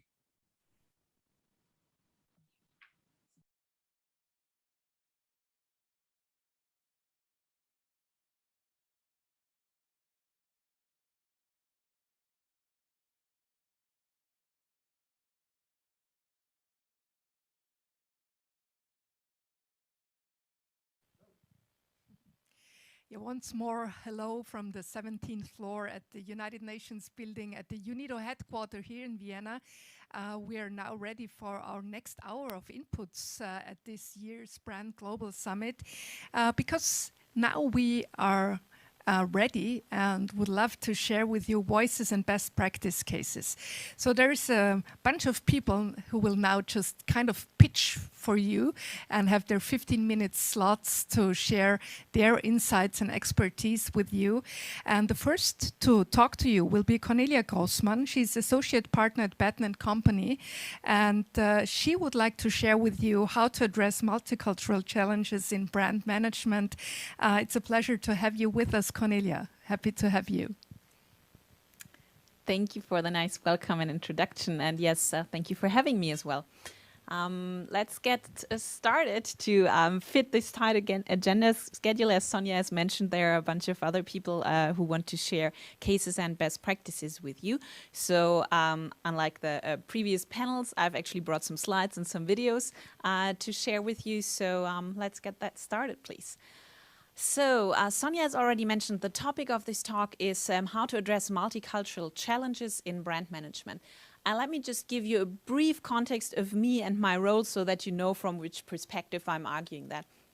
So I'm a partner at Batten & Company, which is the quick introduction that I will give at the beginning. And then we'll talk about international brand management strategies in general, about a case example with some actual insights from a real project, and then have some recommendations at the end. So, quick background. As Sonia has mentioned, I'm a partner at Batten & Company. We are a consulting firm for marketing and sales strategy. And I'm heading up our Munich office and also our practice for brand management, which is the reason why I'm here today. And just a quick overview here. So we are part of the large BBDO network, one of the biggest agency networks in the world. We have a footprint in Germany, of course, at Batten & Company, and we work to develop marketing and market-based strategies for different industries and I would say large and medium-sized brands. And let me quickly give you an overview about our global footprint to show you, next one please, to show you where we are in the world. So you can see the BBDO network is spread across the world, which definitely makes it possible for us to talk about multicultural challenges in brand management because we can address them across our network. So not a lot of introduction needed today, I think, with this short slot. Let's actually dive right into the content. So international brand management strategies. If we talk about that, there are actually two different general approaches that we could use. So you can either have centralized or decentralized brand management strategies. I think if those of you listening are brand managers, you're going to be familiar with both of those. If you're not, I'm just quickly run you through a few points. If you have a centralized brand strategy, what you can do is you approach the global market as similar as possible. That leads to high cost efficiency. And of course, very unified branding that you can realize across the globe. And of course, you have the expertise in the headquarters that can influence a lot of the actions across the globe. The disadvantages of a centralized approach are actually the advantages of a decentralized approach.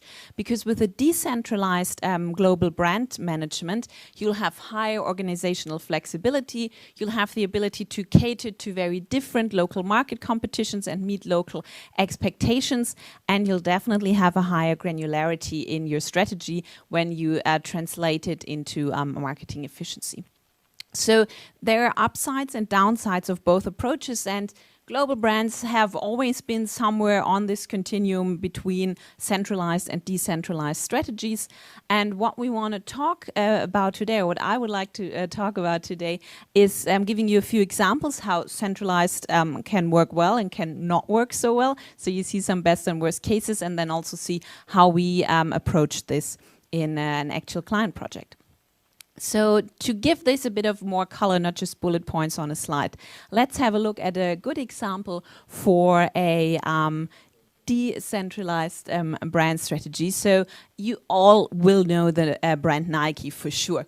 And we will have a look at those cases and the adaptation to local culture always from a Chinese perspective today. Why? Because that actually fits well with the case that I'm going to present later. So we are already kind of getting into the topic.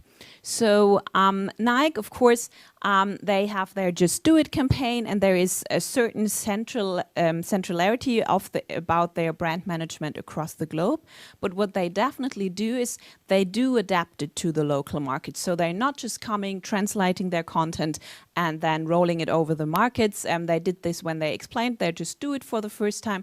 They also did this when they did the Dream Crazier. And to now show you how those differences can be approached, let's have a look at a first video, which shows us the Dream Crazier campaign on a global level.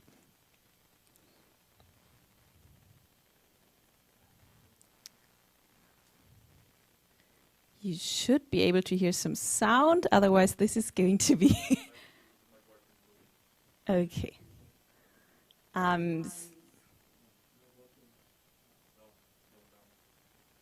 No sounds? Okay, this is this is going to be a bit hard without sound, because then you're probably going to miss a lot of what is different about the two clips. I can of course try to explain a bit, but obviously I'm not going to live up to the creative work of Nike just on the spot right now. So let me briefly then explain it to you instead of looking at or having the sound for the videos. So the Dream Crazier campaign is about women's empowerment in sports. Like, as you see in this current scene, is about the first woman running a marathon, and she was told that she's crazy running a marathon.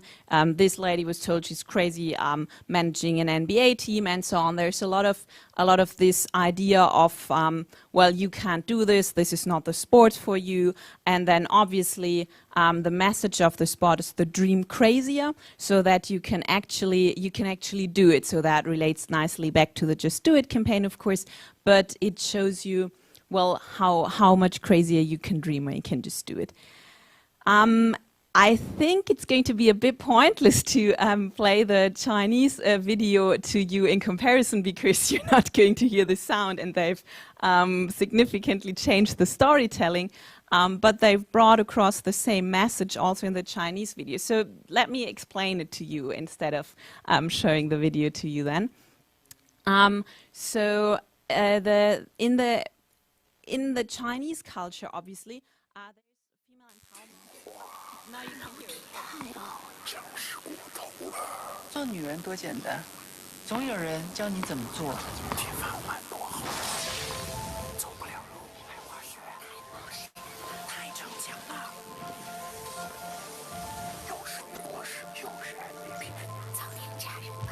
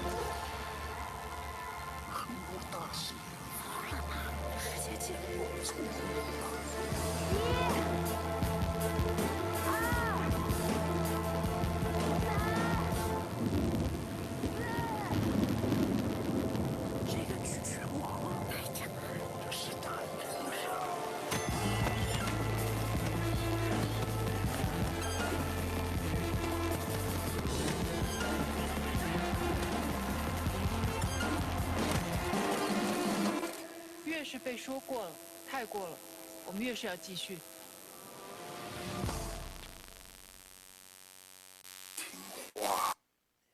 So,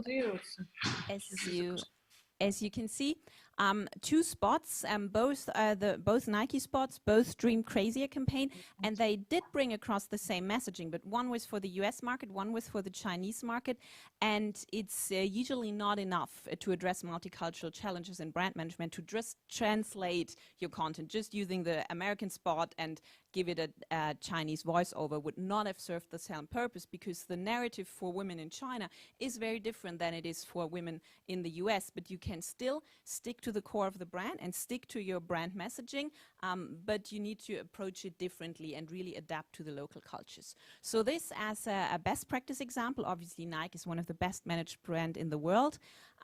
Let's have a look at how this can fail if you don't pay attention to local sensitivities. So here we have obviously also a very international brand, Dolce & Gabbana, and we also look at an example for the Chinese market. You see the ad here, there's no video this time, so you see they had a series of ads with a Chinese model struggling to eat pizza and pasta with chopsticks. It should be noted that Dolce & Gabbana has used the same kind of humor in other countries and other regions of the world where they didn't have any issues with that. But obviously this type of humor, this type of self-depreciating humor, not really kind of making a bit fun of cultural traditions that might work very well in some regions where it is appreciated as funny. It did not work at all in China. Actually, they had significant boycotts. They had to call off their Shanghai fashion show. A lot of celebrities distanced themselves from Dolce & Gabbana. Online retailers, department stores pulled their brands from their shops. So, and you see this is an established luxury brand. So that didn't protect it from this, this lack of sensitivity for the local culture. So a best practice from Nike, a kind of worst practice or watch out in that case from Dolce & Gabbana. And now let's have a look at how we solved this with one of our clients, Smart. Not sure if everyone around the globe knows Smart. Definitely in Europe you will. In parts of Asia, in the US you will as well. So Smart is an iconic automotive brand. And a few years ago, they faced the challenge that they became a new ownership. It's now a joint venture between Daimler and Geely. That's public knowledge, no secrets here. And obviously they also turned into the first all-electric car brand, the first major car brand to actually make that shift from combustion engines to all-electric car engines. And so with those two shifts, we came from a very small, very small compact car to a compact SUV model product range that is now also marketed by a new owner and to a more different market with a larger focus on China. And so you see here in comparison where the brand came from, the small Smart for 2, and then that's the tradition, that's the heritage, that's the iconic design of the brand. And then the new compact SUV car, that's actually their show car that they just launched this year on the IAA and comparable automotive shows. So this is where the brand moved to. And they also then had a stronger focus on the Chinese market, given their new co-owner, Geely. So where did the Smart brand came from? It came from, well, you can see it here in all those ads. It came really from a tradition of being a funny, rebellious brand, kind of always making fun of its own size, how it is so small, smaller than the others, but really kind of making the best of it, being very resourceful. So rebellious, challenging the status quo, being funny, but also, and that's very important, making fun of itself. And let's have a look at a quick video again to kind of give you an idea. Much awarded work from our colleagues at UNIDO.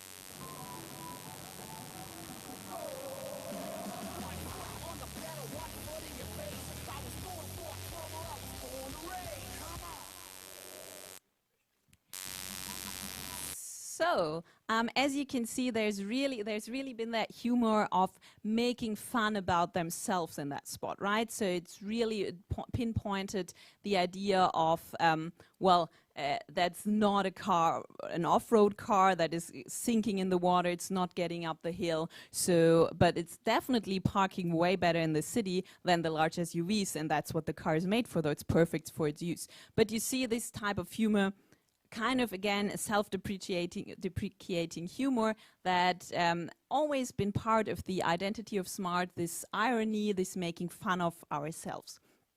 And let's have a look where Smart is now, because with a larger, higher focus on the Chinese market, of course, it was important to contain and keep this identity of Smart and not to lose it. So a bit of this idea of being rebellious should be kept. A bit of this idea of being humorous should be kept. But for the Chinese market, where the car as part of the Mercedes family is seen as premium or light premium, that's how it's positioned, it's important for a more status-driven culture that this is not something that makes fun of itself, because that would not be a purchase driver in a market like China. So, but we also still wanted to be relevant to the European market, because both markets need to be catered by a brand that at the core should have one identity that works for both regions, but then of course can be translated into different communication and brand activation activities. So what the brand did, you actually see a screenshot there of their CEO presenting the new strategy. There was a brand renewal, business model innovation, and a new product offering, and we worked with them on the brand renewal. And for the brand renewal, we took a few, I'm not going to guide you through the whole process, just a few key points that we considered in the brand renewal process. So we kept the idea of being funny, so humor should still be in the DNA of that brand, but now it's a fun type of, it's joie de vivre, which actually is a French word, but works good in both cultures. So this idea, this joy of life that it embodies, still being funny, but not ironic about itself. Instead of being too rebellious and challenging the status quo all the time, we focused more on the part of the brand where it is a pioneer at heart that always moved forward for a better future, for a smarter future actually. You'll see in a moment why I mentioned this. And then we tried to position it more premium, which is very important for the Chinese market, but those of you who manage brands in the European market, you usually don't want to say premium about a brand. My point is, if a brand needs to say it's premium, it's not that premium. All actual premium brands don't need to say it out loud. They are perceived that way anyways. So trying to get those balance in, and let's have a look at a few snippets. So that is the new brand purpose and direction. That's actually a screenshot from their website. So again, no, that is public knowledge. Design a smarter future. This is where they're headed. And I've brought you a few of the brand activation snippets that their current agency is working on with them. So they always using this what the future. You still see that bit of a humor because, I mean, you all can complete the what the sentence differently. I'm not going to do this on video now, but you still see they playing with some humor. But it's not irony about themselves. It's taking this idea of going forward, designing a smarter future. And here you see some of their ads at the moment. Cars can be good. And let's have a look at the cars can be good. It's the video on the right bottom. Let's have a look at it.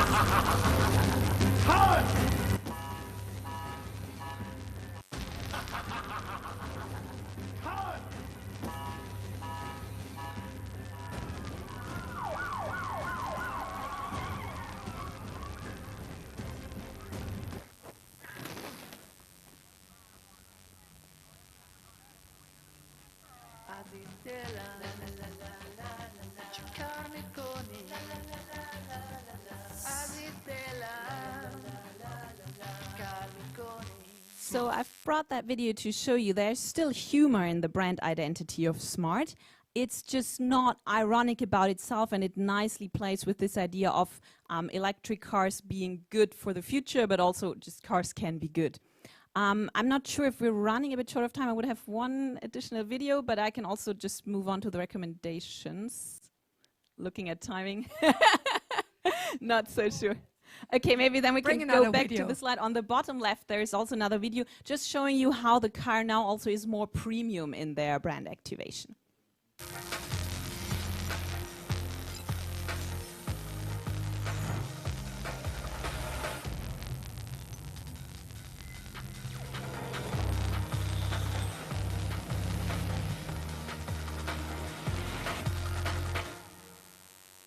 Smart.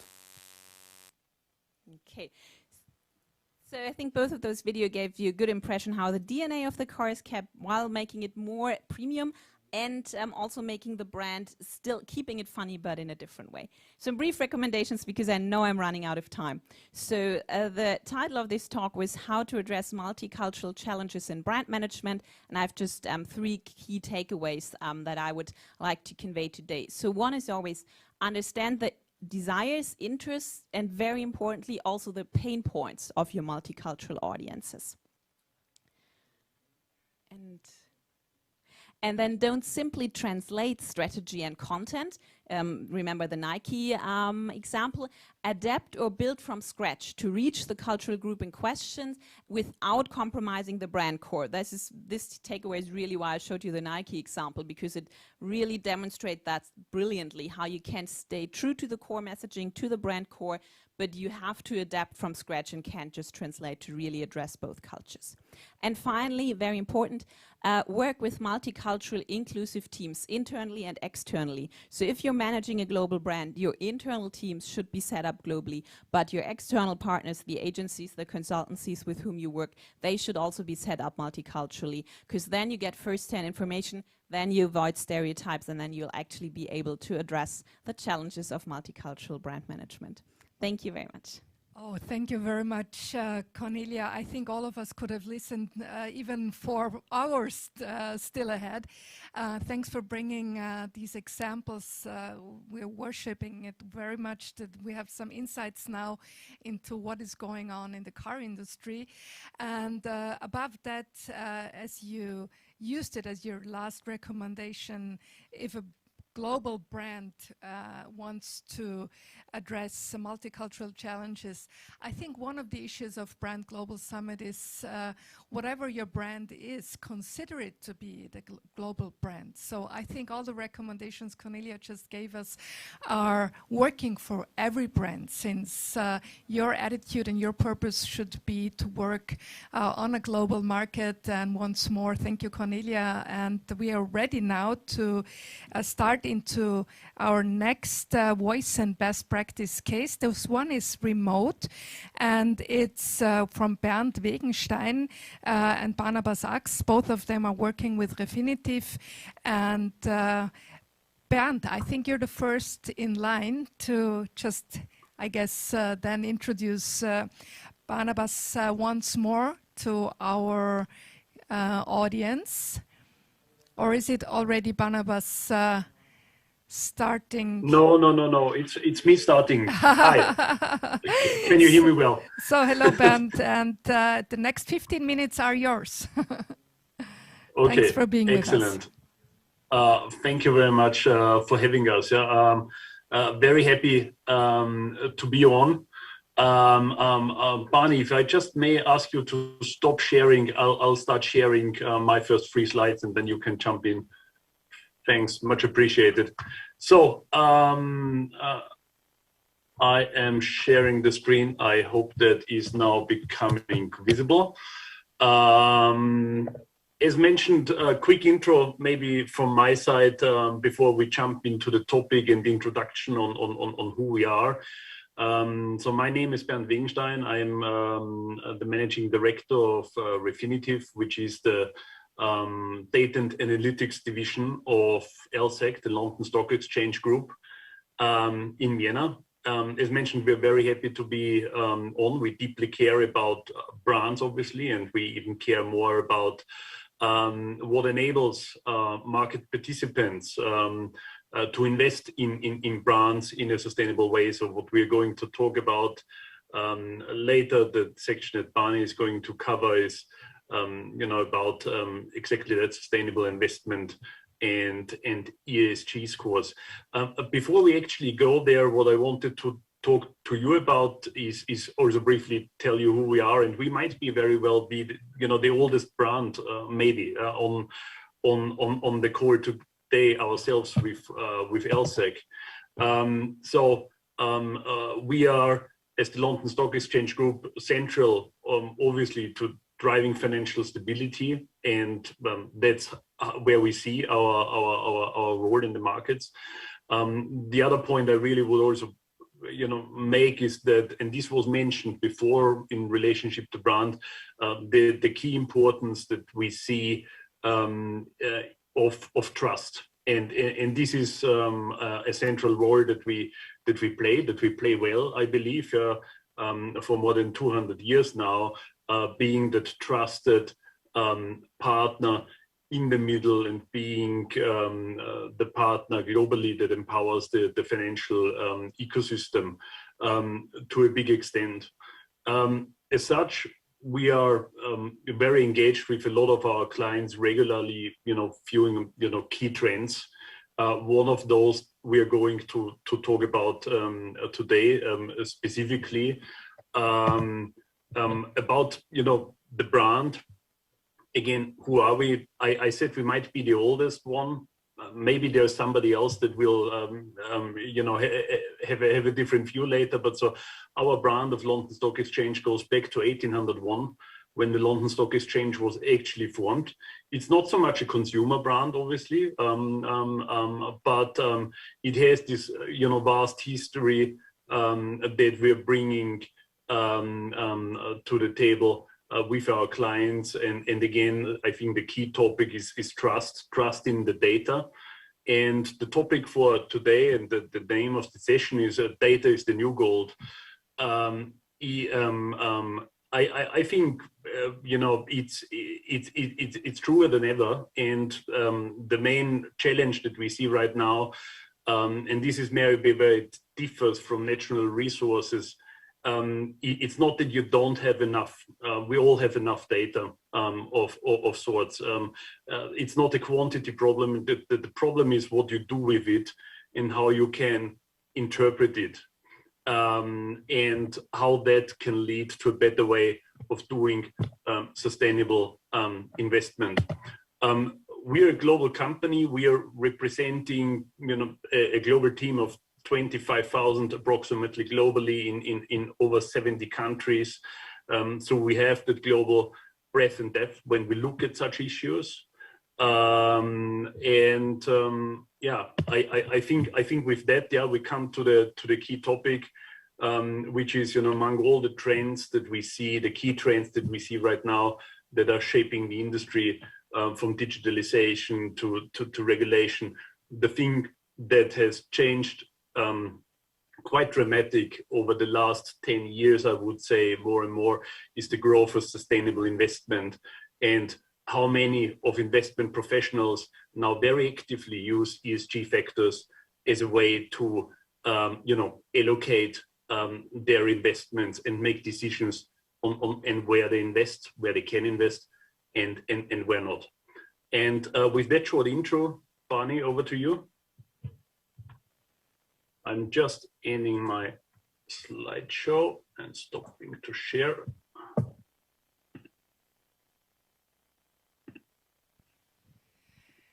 Thank you. Thank you for the introduction.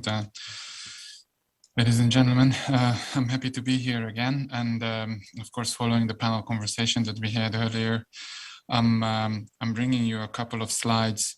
How does brand and sustainability sort of interrelate with each other? And of course, maybe on echoing Cornelia, I will also try to give you a couple of pointers on how to handle these things. Obviously, I'm not going to spend too much time on it, but I just wanted to show that in many cases when it comes to sustainability, and now highlighting climate change, there is no plan B. There is an addressable issue that is basically a shared concern by everybody, from global brands to members of these global brands supply chain. So it's a common interest to solve for it. These charts are basically showing the severity of the problem, and what has driven me all the way through my career is that problem create opportunities, and this is what we see today. So I just want to, if there's just a few messages that you take away from this presentation, is that data shows and the perfect storm of regulation and R&D and public awareness is basically ensuring that that sustainability as the brand or as the target of solutions of companies and purpose is going to be a key success factor, if not the most important success factor in the 21st century. And when we talk about sustainability, there is, I think, a few things that we have to understand. And I'm trying to structure my thoughts around 4 points. You know, I know that it's always the why that should come first, but you see on the chart, so it's all good. I thought in this case, it's very important to address what is it actually when we talk about sustainability, because it tends to be something that is always up in the air, some kind of etheric, something that we cannot grasp. And then talk about the whys, which we already discussed in the panel and the various stages of the conference, the hows and the throughs. The throughs are not so important in this case. It just, again, shows how something very holistic can be translated and manifest in actual strategies and action plans using specific technologies. So I was bringing to you the climate change as a starting point, but what I want to highlight is, of course, that sustainability is way more than just climate. It has a few and many more angles that we again discussed earlier, so I don't necessarily want to delve into that. But when we talk about sustainability or environmental and social governance with its latter word, there are two angles that a sustainability can be captured. One, and this has been kind of neglected up until now, is the nature of corporate activity, i.e. what is the purpose, what is the area of business where my company, where my brand is in.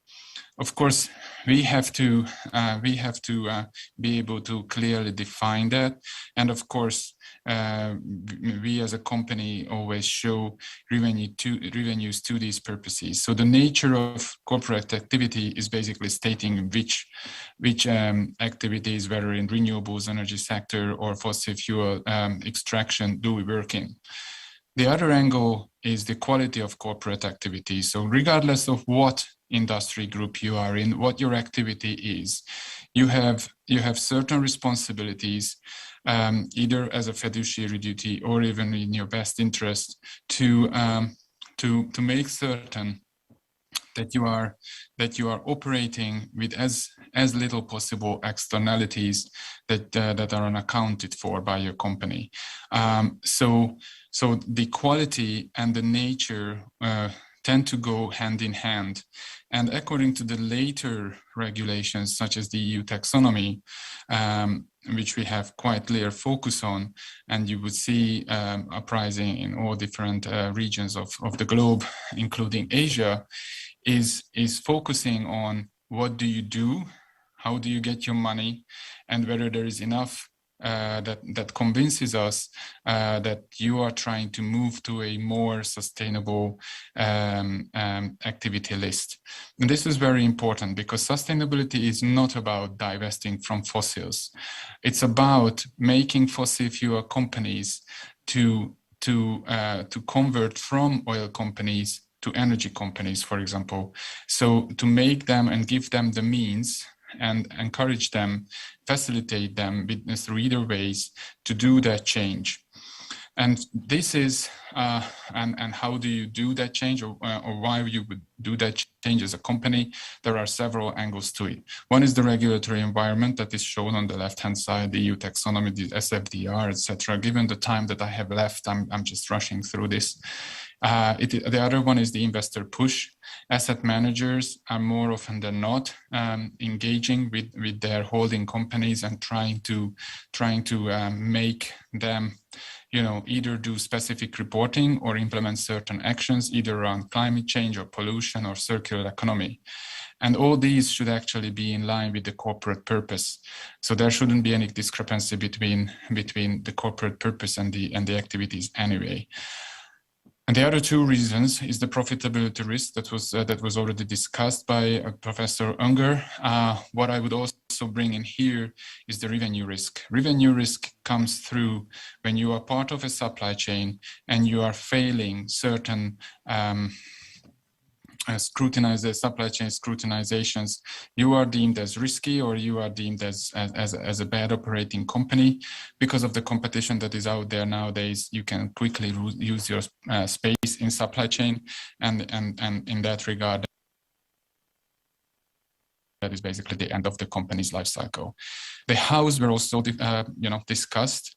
You can do it either bottom up, coming from a board strategy, corporate strategy level, or you could do it on piece by pieces from bottom up, and BPRing one division after another and using the success stories to create the momentum.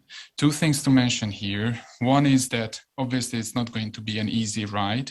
However, what is more and more apparent is that because of the public hype, that kind of shareholder kind of push for always trying to exploit every dollar that is available in a company is becoming more patient. So all those restructurings that are basically supported through sustainability should enjoy a little more flexibility when it comes to short-term return generation. Barnabas, I'm sorry. Those are the technologies, in the case of climate change, it includes renewables that are deemed currently more expensive than the traditional ones. However, of course, as there is no plan B, and there is a need to solve for all those costs and solve for the sort of the just sharing of those costs.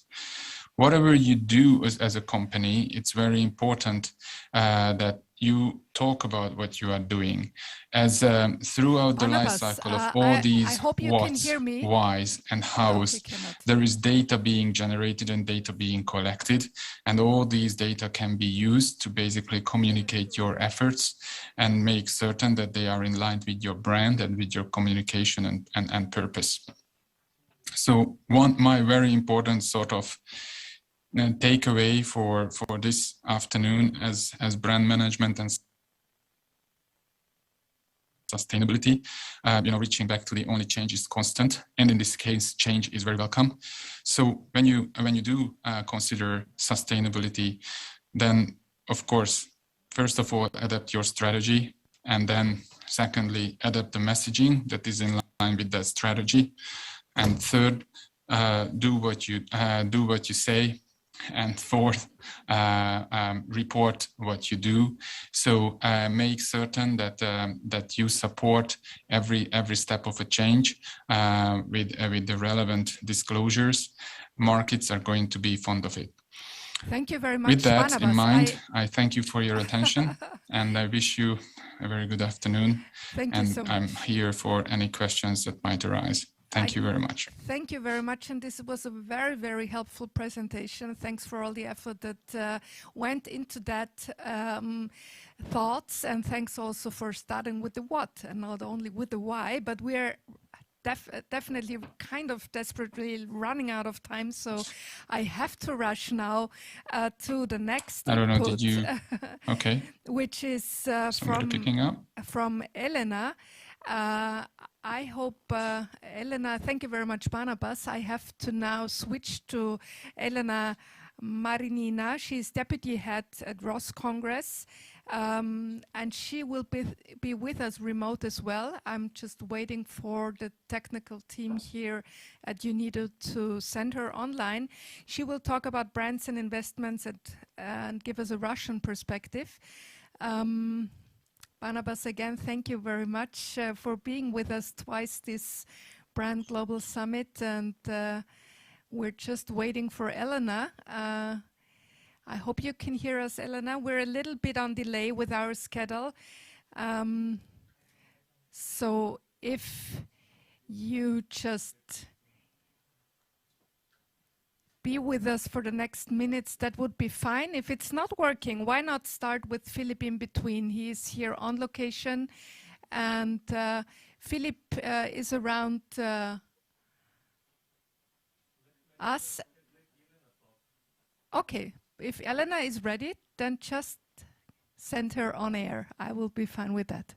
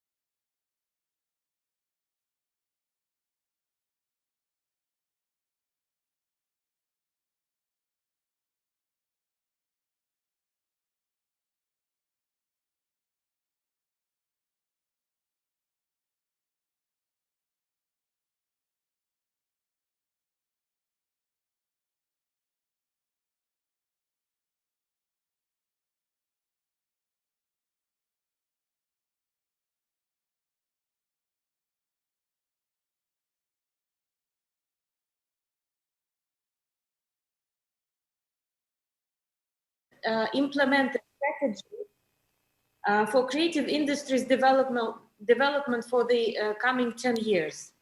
By introducing this strategy, the government aims to support the creation of brands that stipulate the origin and the heritage of our country.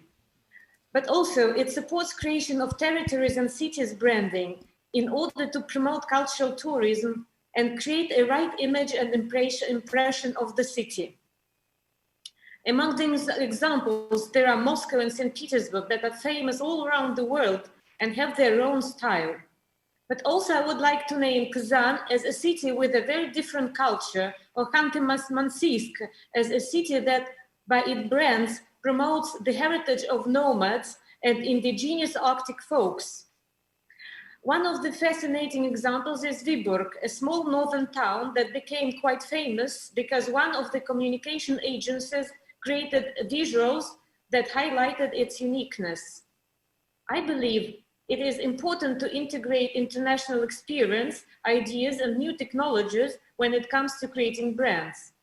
Roscongress Foundation, being the major organizer of forums in Russia, stands at the origin of creative industries development by forming a communication platform that brings together everyone interested in creative economy.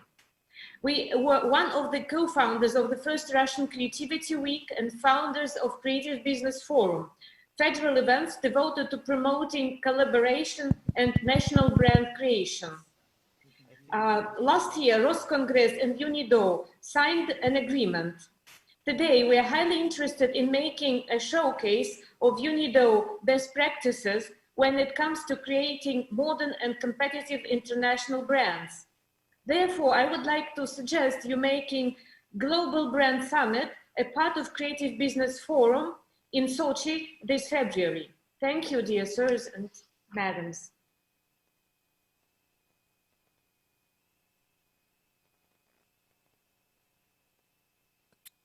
Thank you so much, dear Elena. Thank you.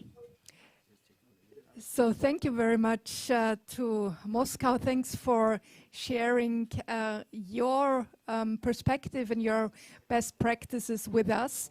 We are now ready to have our next speaker on this Voices and Best Practices case panel, which is Filippo Zenta. He is, of course, quite known already to the audience of Brand Leadership Forum. He's Director of Public Affairs and Communications at Coca-Cola and Coca-Cola Global Sustainability, which is a joint effort. And we will learn from him now why this joint effort has its roots also at the Austrian branch of Coca-Cola. Happy to have you, Philip.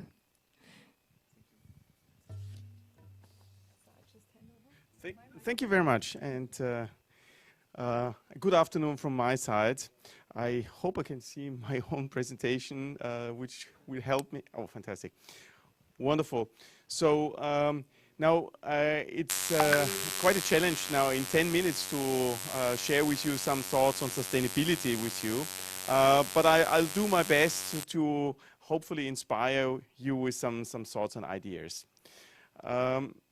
Now, a brand that exists since 1886 must have something right in the DNA to be able to survive for such a long period of time. Just remember, we have had 2 world wars and a couple of crises, several pandemics. So this is not an easy place to survive, especially when you operate on a global level.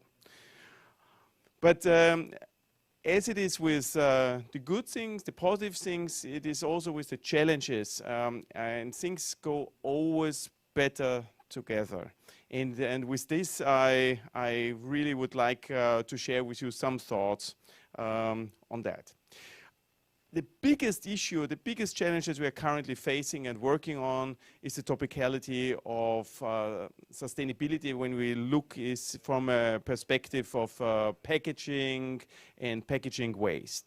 Now, our commitment from the Coca-Cola Company is a very far-reaching. By 2030, actually, we want to have all our packages back, globally.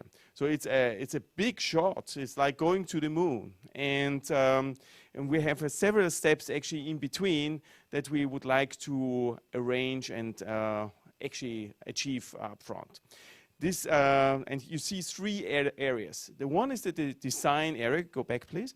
One is the design element, which we have to tackle so that our packages will be in a shape that is as little as possible resource intensive.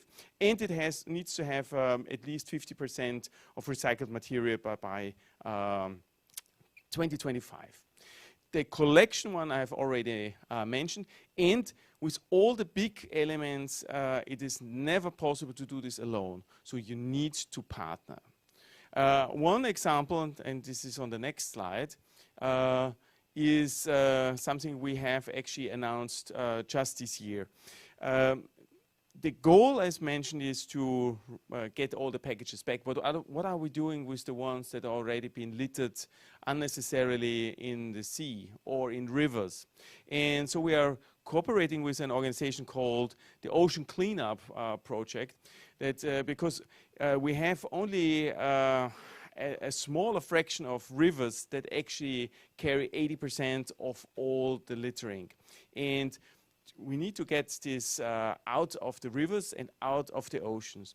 And what you see on the slide is a so-called interceptor, which is actually scanning the ocean or scanning the rivers and take out whatever is not there and supposed to be there, like fish.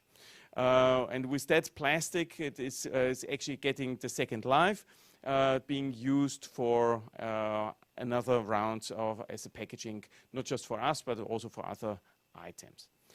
A second element I want to show you is a local one.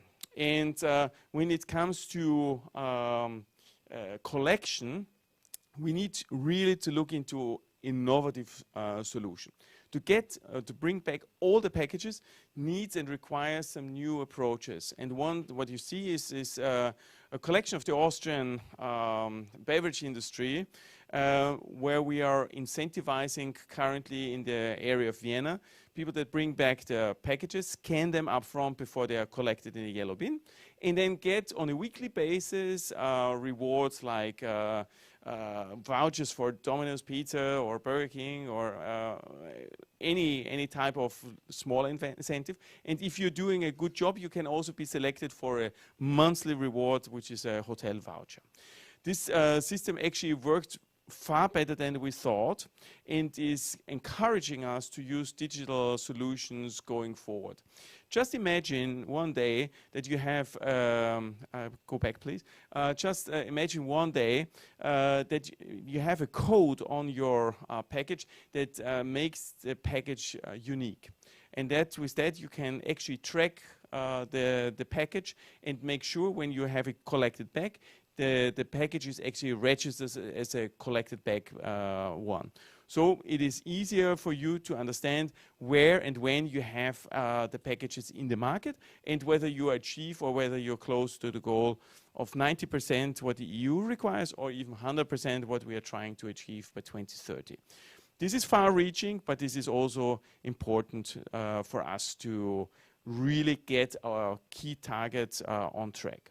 The next slide, you see another thing, and looking back into what have been big issues for us is, for example, the topicality of obesity and the contribution of the beverage industry by providing calories. It's about 3% of the calories that are from the beverage industry, namely the alcohol-free beverage industry. And we have since 2000 firstly reduced it by 12%, then another 10%, and we are going further for 2025 on a European commitment to make our contribution to calories even less with another 10%. So you see we have already reduced by 1/3, and we're going this route. As it's not possible to do this endlessly, but you see it's working, and we've so far been the only industry that has made this pledge and the only one that actually achieved this pledge. And going to a very last one is another area in sustainability is the area of inclusion, which is very important for us. We are a founding partner of the Special Olympics movement. We are supporting the LGBTI community in several areas and in several countries. And we are also supporting the idea of social entrepreneurship or women entrepreneurship. We just finished in 2020 a huge commitment where we said we empowered 5 million women around the world to become their own entrepreneurs. But as you can imagine, all these things together are how do you communicate this with consumers? And we found, I think, a sweet spot going forward. Just launched this on a global level, a spot where e-gamers are actually also not just fighting against each other, but also can celebrate peace with each other. And if we can now show the spots I provided, that would be great, which is my final slide. Thank you.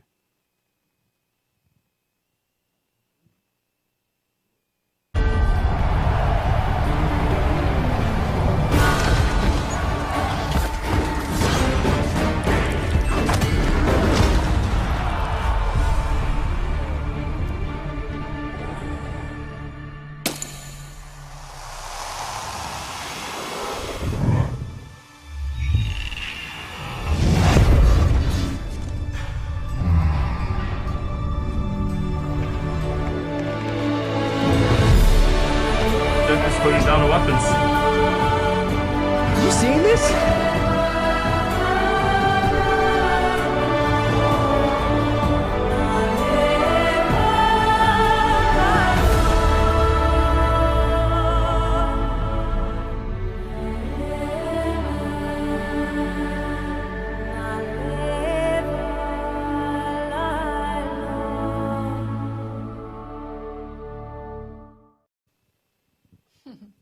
That's the real magic. Thank you very much, Philip, for bringing us this, I think, very special and lovely spot. Well, we're now looking forward to hear our next speaker on these best practices and cases. And it's Christoph Schuh, Head of Communication and Reputation Management at the Austrian Power Grid company. And he's talking about sustainable brand management of an infrastructure company. So this is something special, but I think something very important around the globe. So we hope you can learn from his insights. Happy to have you, Christoph. Thank you very much. Hello, everybody. It's a big change, let me say it this way, from a consumer product into an infrastructure product. APG, I think some of you might do not know what we are doing. APG is the Austrian transmission system operator. We are responsible for the whole security of the electricity system in Austria. And what is more important in our days today, we are also a relevant factor within the energy change. It's about integrating the renewables, the whole storage facilities in Austria. And so I think for the whole infrastructure sector, we can say that sustainability is in our DNA. Because it does not require short-term decisions, but an effective brand strategy which serves the long-term corporate purpose.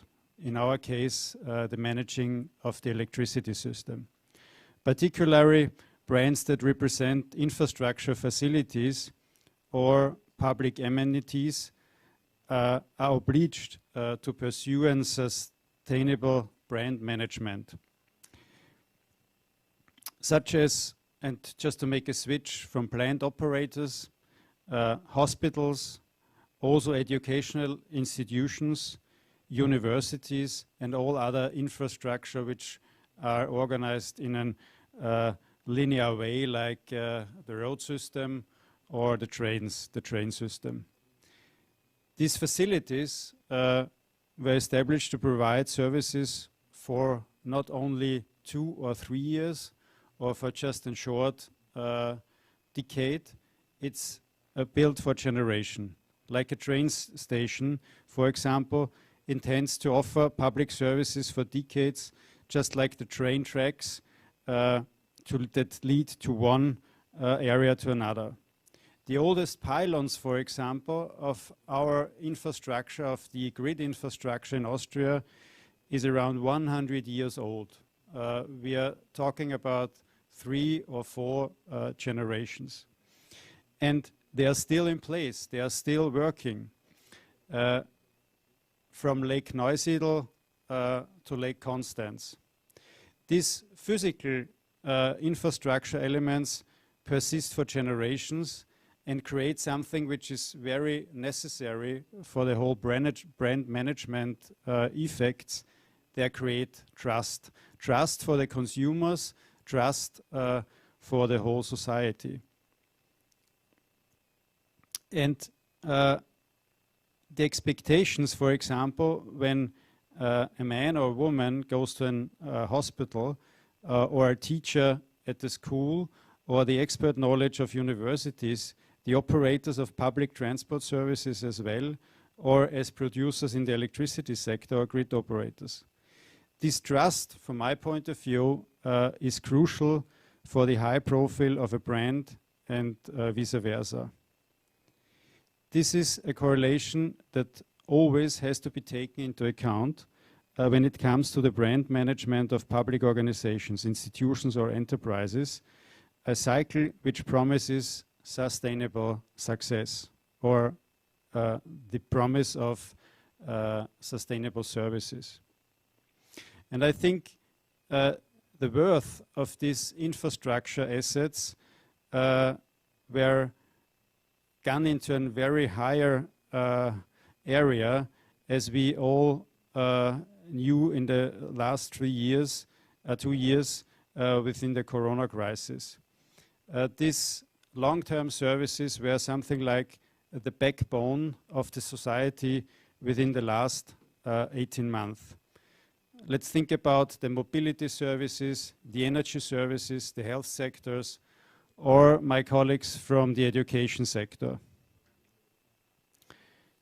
And especially when I'm talking about the infrastructure, the electricity infrastructure, we have to keep in mind that the size of the energy transition and the opportunity for growth, this is based on the service level of all infrastructure companies within the electricity sector. This electricity infrastructure sets something like the level of the potential development. Our investments have to be placed right now. The Austrian Power Grid invests around 3.5 billion euros until 2031. We have to invest this money, we have to build our grids, or we have to build our substations, because they are necessary for the whole energy change and also the whole electrification of industry, society, and economy. When you're thinking about what we all are doing also right now, streaming, the streaming capacities are gone through the pylon. We have huge developments within the industry. For example, the steel industry. Just one example: if the biggest Austrian steel producer, the First Alpine, changes their already now very high CO2-based production unit into a fully electricity unit, the whole consumption of Austria will be doubled. So this shows you how crucial the infrastructure will be in future, and the decisions we have to take are now crucial, because if they won't be taken now, we don't get rid of the whole energy change.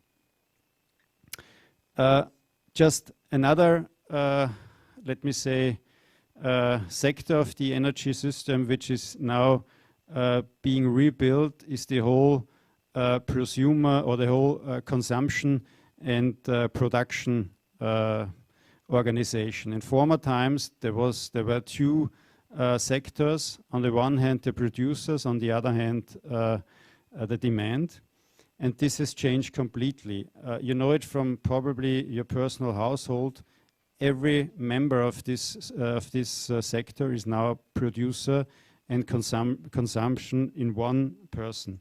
And therefore, we need a high developed, digitized electricity system both. I think all these aspects, which I tried to point out within the last 7 to 10 minutes, show that infrastructure is not a daily business. Infrastructure has to take the responsibility for generations, and I think we have to keep it in mind, and also we have to keep them work. Thank you very much. Thank you very much, Christoph, for underlining the importance of infrastructure. I think, well, this is something we should never forget. Thanks for sharing your insights, and we're kind of back on time schedule, and now heading into our last panel, which is about brands for resilience and growth. B4C, projects show high returns for local economies. This is our thesis, and I will hand over now the moderation to Farouk once more from the from the Department of Digitalization, Technology and Innovation here at the UNIDO. He is Industrial Development Officer. Farouk, please join the stage. And you brought 3 projects with you, and we will see together in the next 30 minutes what is going around the globe. Happy to have you. Absolutely. Thank you so much. Very, very fair. I brought even 4 projects today to show. Ladies and gentlemen, dear participants, dear online followers, dear friends, I'm very happy to welcome you at this session on brands for resilience and growth. We'll be happy to indeed show how the B4C projects are basically bringing the high returns for the economies, for the local economies, for the sectors, for business communities, for SMEs, for the countries. I have to maybe look back like 3 years ago. We were launching together with EBI, with Europe Brand Institute, the model called Branding for Competitiveness and Sustainable Growth. And it became very beautiful tradition at the occasion of the Brand Global Summit to share the results of what we have been achieving each year, what countries we covered, what new sectors we're tapping on, and what results they're bringing for the communities in social, environmental, in economic terms. So I'm very happy to be today here and also to share the examples from different continents. And also Summit provides us a very good opportunity to take a stock, to analyze where we stand, where we go, how we're addressing the needs of our beneficiaries, to look into the reality, what the next day brings us, what other challenge we can turn into the opportunity. So I will be very happy to talk about a little bit in this optimistic regard, talking about some of the crises or some challenges that we went through during the last year and how we turned them to the opportunities for our beneficiary companies. So looking back to this year, indeed, I think this year could be associated with 2 terms of COVID-19 or post-COVID-19 world, and also digitalization. So I'm very happy to report that most of our beneficiary projects could have basically benefited from digitalization. We were quickly adapting our beneficiary companies and sectors to take advantage of the more digitalized or better linked world. And it's thanks to the branding efforts that our beneficiary companies stayed visible and competitive on the global market, which allowed them not to stop their operations, to ensure business continuity during these uneasy times for everyone. and thus to build a resilience, business resilience for those companies and the sectors. Moreover, the crisis triggered some good, I mean, it's very unpopular word combination. The crisis of COVID triggered positive change, but indeed some of the companies could have diversified their produce to satisfy the immediate needs of the health industry in their respective countries. And to be open with you, of course, it's not that only branding who is the champion here. It's not thanks to only branding tool that we achieve those results. We have to admit that there is a huge work behind these achievements. We're thinking about the product lines, we're thinking about the niches, we're thinking about their marketing, their quality, their cost,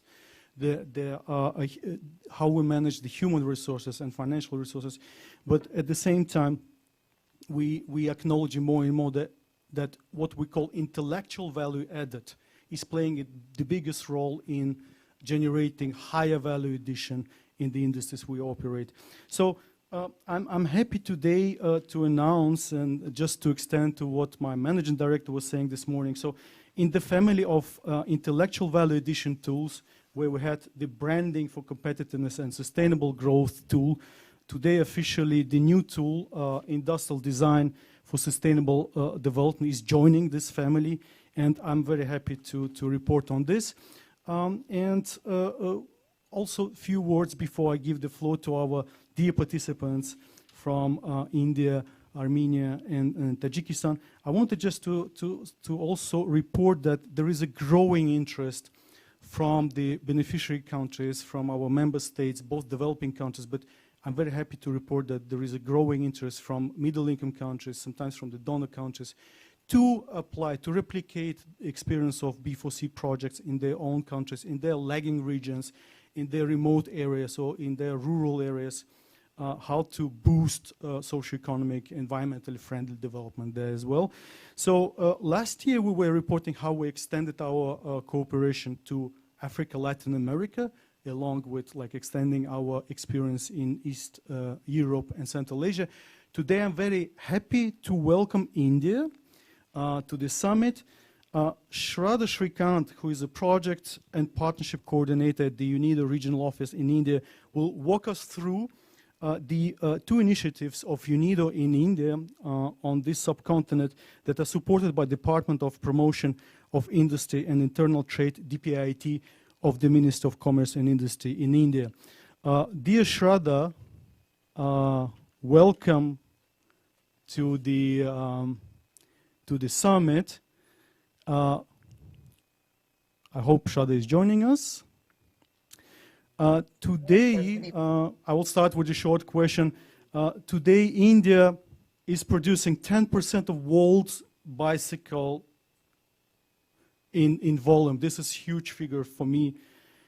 What do you think, what difference do branding and design make in the Indian bicycle sector in terms of improving competitiveness, value addition, margins, and overall positioning on domestic and global markets? Shraddha, the floor is yours. And a very good afternoon to all the participants that have joined today.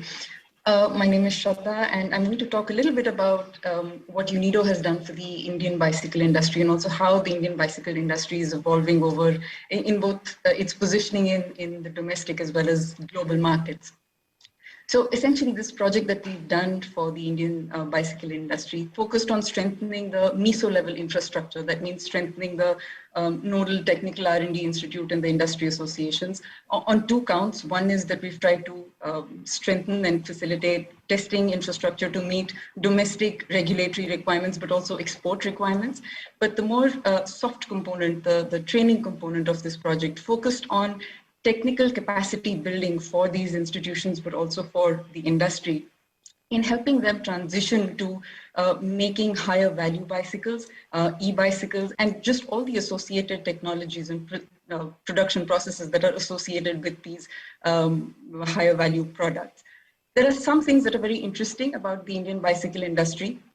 The first being that about 90% of the production comes from maybe 10 to 12 players. And this production is supported by 4,000 plus component manufacturing MSMEs. The second interesting fact that I'd just like to mention for some context setting is that India has traditionally been known for manufacturing these black roadster bicycles. These are traditional steel bicycles that are known to be sturdy and that you would see almost everywhere on Indian roads. The idea is that, especially over the last few years, global bicycle markets and now increasingly even Indian bicycle markets has started transitioning towards premium value bicycles. So you're thinking mountain bikes, road bikes, or even racing bicycles that are, of course, of higher value and just greater value addition in terms of production vis-a-vis these relatively lower value traditional roadster bicycles. So the idea is that the project, of course, has been supporting units in adopting technologies to transition towards how to make such higher value bicycles. But what the strategic role that branding plays in this growth story of the industry is that manufacturers of largely traditional products have now had to position themselves as producers of high value products. And that is not an easy leap to make. But you see Indian manufacturers from the largest, most established players like, say, Hero, TI, Atlas, and A1 to even emerging large size domestic brands that are emerging, making this transition based on very, very targeted, segmented marketing and product positioning strategies. And this branding story and this branding as a strategy has proved to be extremely helpful to the industry at large, especially in the context of the past 18 to 24 months. The Indian bicycle manufacturers largely focused their sales channels through retailers that would then sell to individual customers like you and I. But because of the COVID-related lockdown and restrictions on, say, public services, operations of markets, and so on, brands have largely had to shift to a direct-to-customer sales model, which means that if individual customers are now scrolling e-commerce websites or even bicycle company websites to buy their cycles, they now need to have a greater appreciation of knowledge of different brands available to them. So you can no longer rely on the retailer salesman who is going to sell for you, but now you need to have that sort of brand presence both offline and increasingly now online. So the growth story of this transition from a traditional cycle to a high value premium cycle has leveraged brand value in a great way. Coming back to the point that the structure of the industry has 4,000 plus MSMEs. So these are small players who make specific components or subsystems of the product at large. There is so much potential for them to position themselves, not just for domestic Indian-based brands and producers, but for global value chains as well, for global brands. In the sense that means components emerging from India, from these numerous small-sized brands, have to come together collectively to position themselves as suppliers of economical, of reliable, and quality-conscious components. That means this positioning of Indian production as a destination of component supply.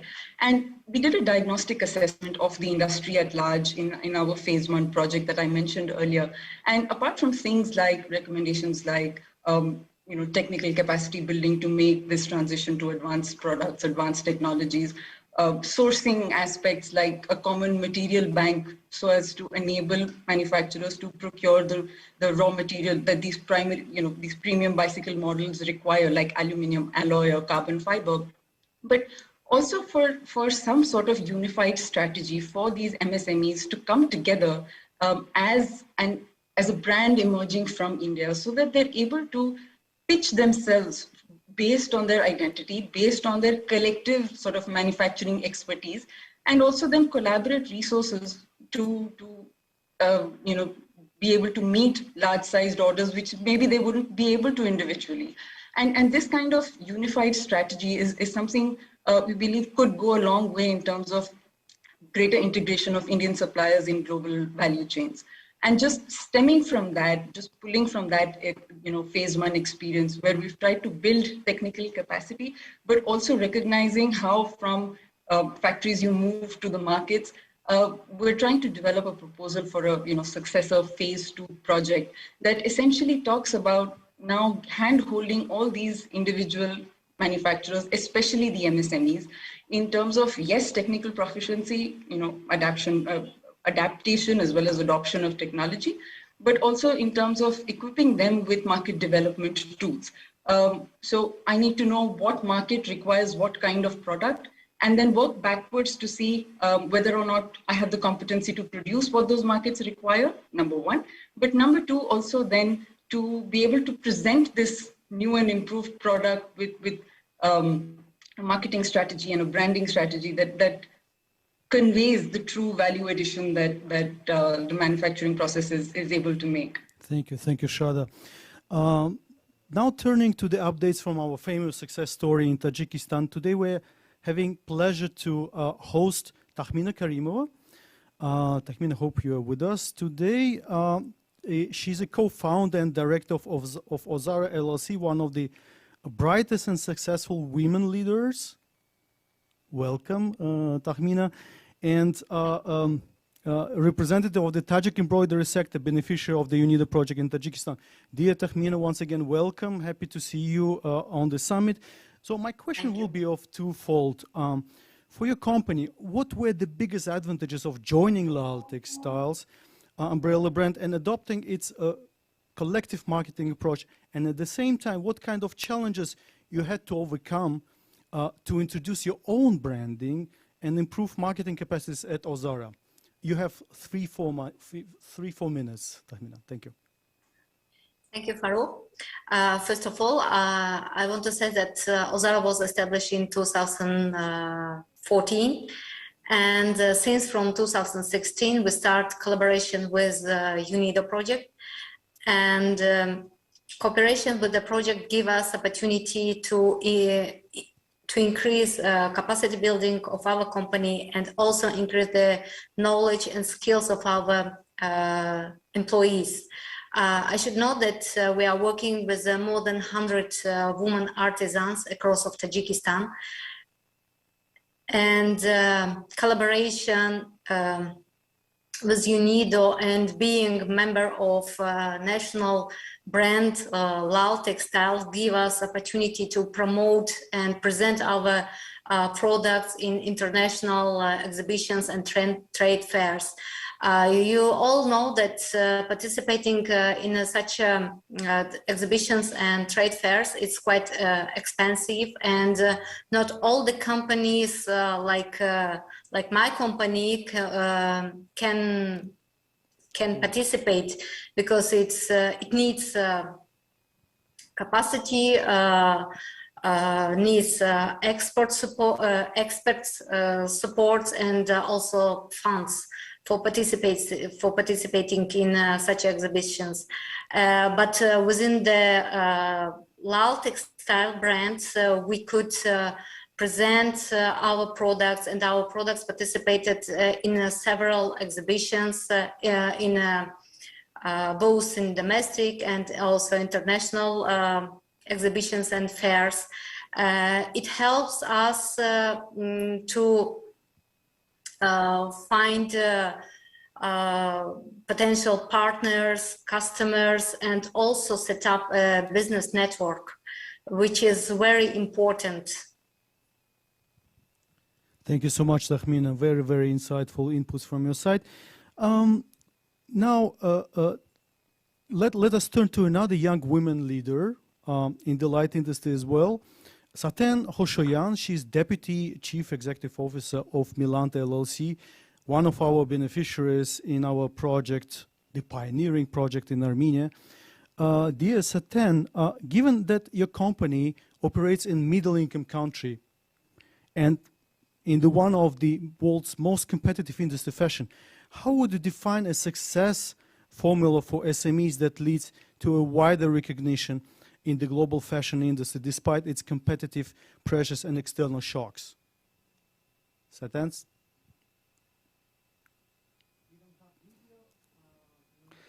Seems like we do not have yet communication with Saten. Okay, Saten is there. Mr. Farouk, yeah, yes. I'm here. So, first of all, thank you very much for a very interesting question. So, I'm representing a apparel manufacturing company, Melanta. It's a family-owned and family-led brand, and it's kind of children for us and for my family. So as you always try to give the best time, the best knowledge, the best resources to your child, we always strive to give the best to our company. So marketing and branding is an irreplaceable part of your brand development. So we as a company during 20 years of our operation consistently strive to create a brand which will be well known as a quality higher than price. Now analyzing the international markets and our country's capacities, we understand that for small countries and for small companies, SMEs, it's nearly impossible to compete with China or other giant country by quality. So I'm more than sure, so based on that, we are more than sure that only way for us as a brand, as a company, and as a country to be developed in a highly competitive fashion world and develop in a sustainable way is to create strong kind of made in Armenia brand by letting the world know that Armenian clothes are high-end, and if you look for a quality, you should refer to Armenia. This, I think, will be best practice on how strong branding and how strong branding can add value to the country's economy and rise its rating in the international markets. So that's all. Thank you so much. Thank you for sharing this great ambition, and one has to be really powerful to set such a great ambitions and basically follow them. Now turning back to the heavy industry and back to our projects in India. Dear Shada, also started with some statistics. We know that India holds 4% of the global pulp and paper industry. What challenges Indian pulp and paper industry has to overcome so to effectively apply branding and positioning of the higher value added and resource efficient products of pulp and paper industry? Thank you very much, Farooq. So the Indian paper industry, you're right, has immense potential, but also is faced with challenges such as rising input costs, limited raw material availability, and also to some extent traditional technologies. Now, it's typically seen as a resource-intensive, polluting industry, but slowly that is changing. So the idea is for the Indian paper industry to build competitiveness in enhancing productivity and also environmentally friendly process technologies that would allow for it to position itself as a resource efficient, as a circular economy based, but also an environmentally friendly industry at large. And the projects that we're doing for the Indian paper industry at the moment focus on this, on process optimization and on demonstration for wider uptake technologies that would increase energy and water efficiency and so on. It's also about changing a little bit the perception through branding, because the Indian industry, for example, paper industry, uses almost, 75% of the industry relies on recycled fiber. So by definition, it's a very sustainable model that the industry functions on. And just to sort of add a little bit, as an allied industry, we're also trying to work out a proposal for, say, the handmade paper industry, which in recent years has been suffering with a little bit of declining demand, because the kind of traditional stationery items that handmade paper industries make can be made more cost effectively by, say, paper emerging from mills. So there's definitely a lot of potential for such industries also to invest in design and development, of course, for value-added products, but also then to brand Indian handmade paper industries as a creative traditional industry that can now give you value-added products that you see on your screen, for example, like gift items, memorabilia, and drawing from, of course, similar experiences that UNIDO has done for countries like Vietnam. And I think there's a great potential to do that for India as well. Thank you so much. Thank you, Shada. Dear Tahmina, returning back to you and going forward, what are the main highlights and lessons learned by Ozara throughout its collaboration with Lal Textile umbrella brand? And you might suggest areas requiring further improvements. We'll be very happy to take those into account. first of all, to be a member of LAL textile brand is a proud moment for our company. We received a lot of benefits from this joint brand, and the main highlights is that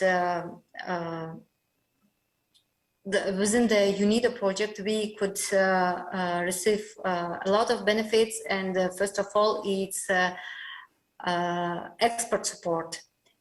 I mean the expert support. So for the developing designs, for promoting our products, on marketing, and all this is because we are a member of this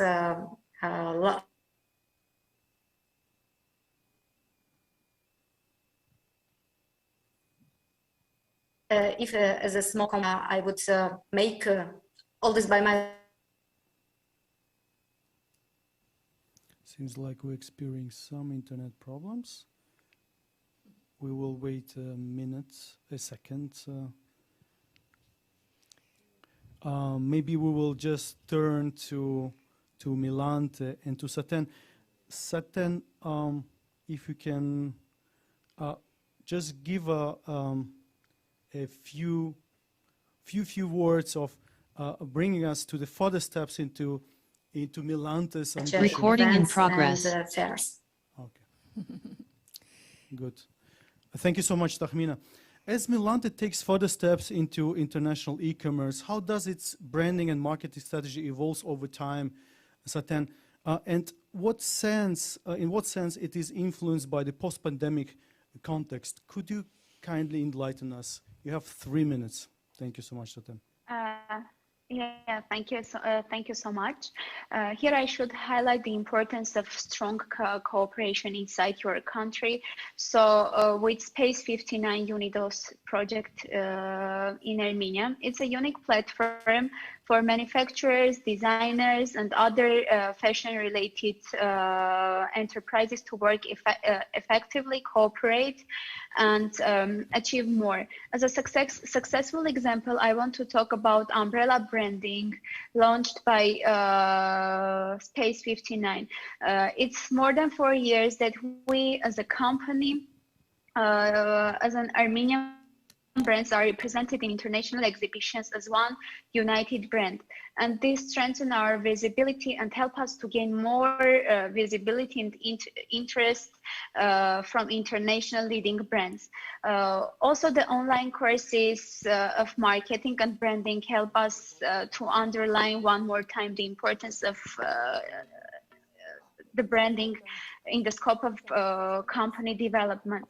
So to sum up, though for SMEs creating their own brand is a hard, expensive, and sometimes long-lasting process, in a long-term perspective, it becomes a very valuable asset, which generates income even in the crises and hard market conditions. So we assured that during last year, during the pandemic time, this is very important to highlight one more time.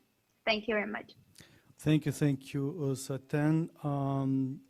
Again, I'm being so young and being like a woman lead of your company. You're really encouraging all of us in this ambition to grow, to be more visible, to be better branded, along with, of course, Shada and Tahmina.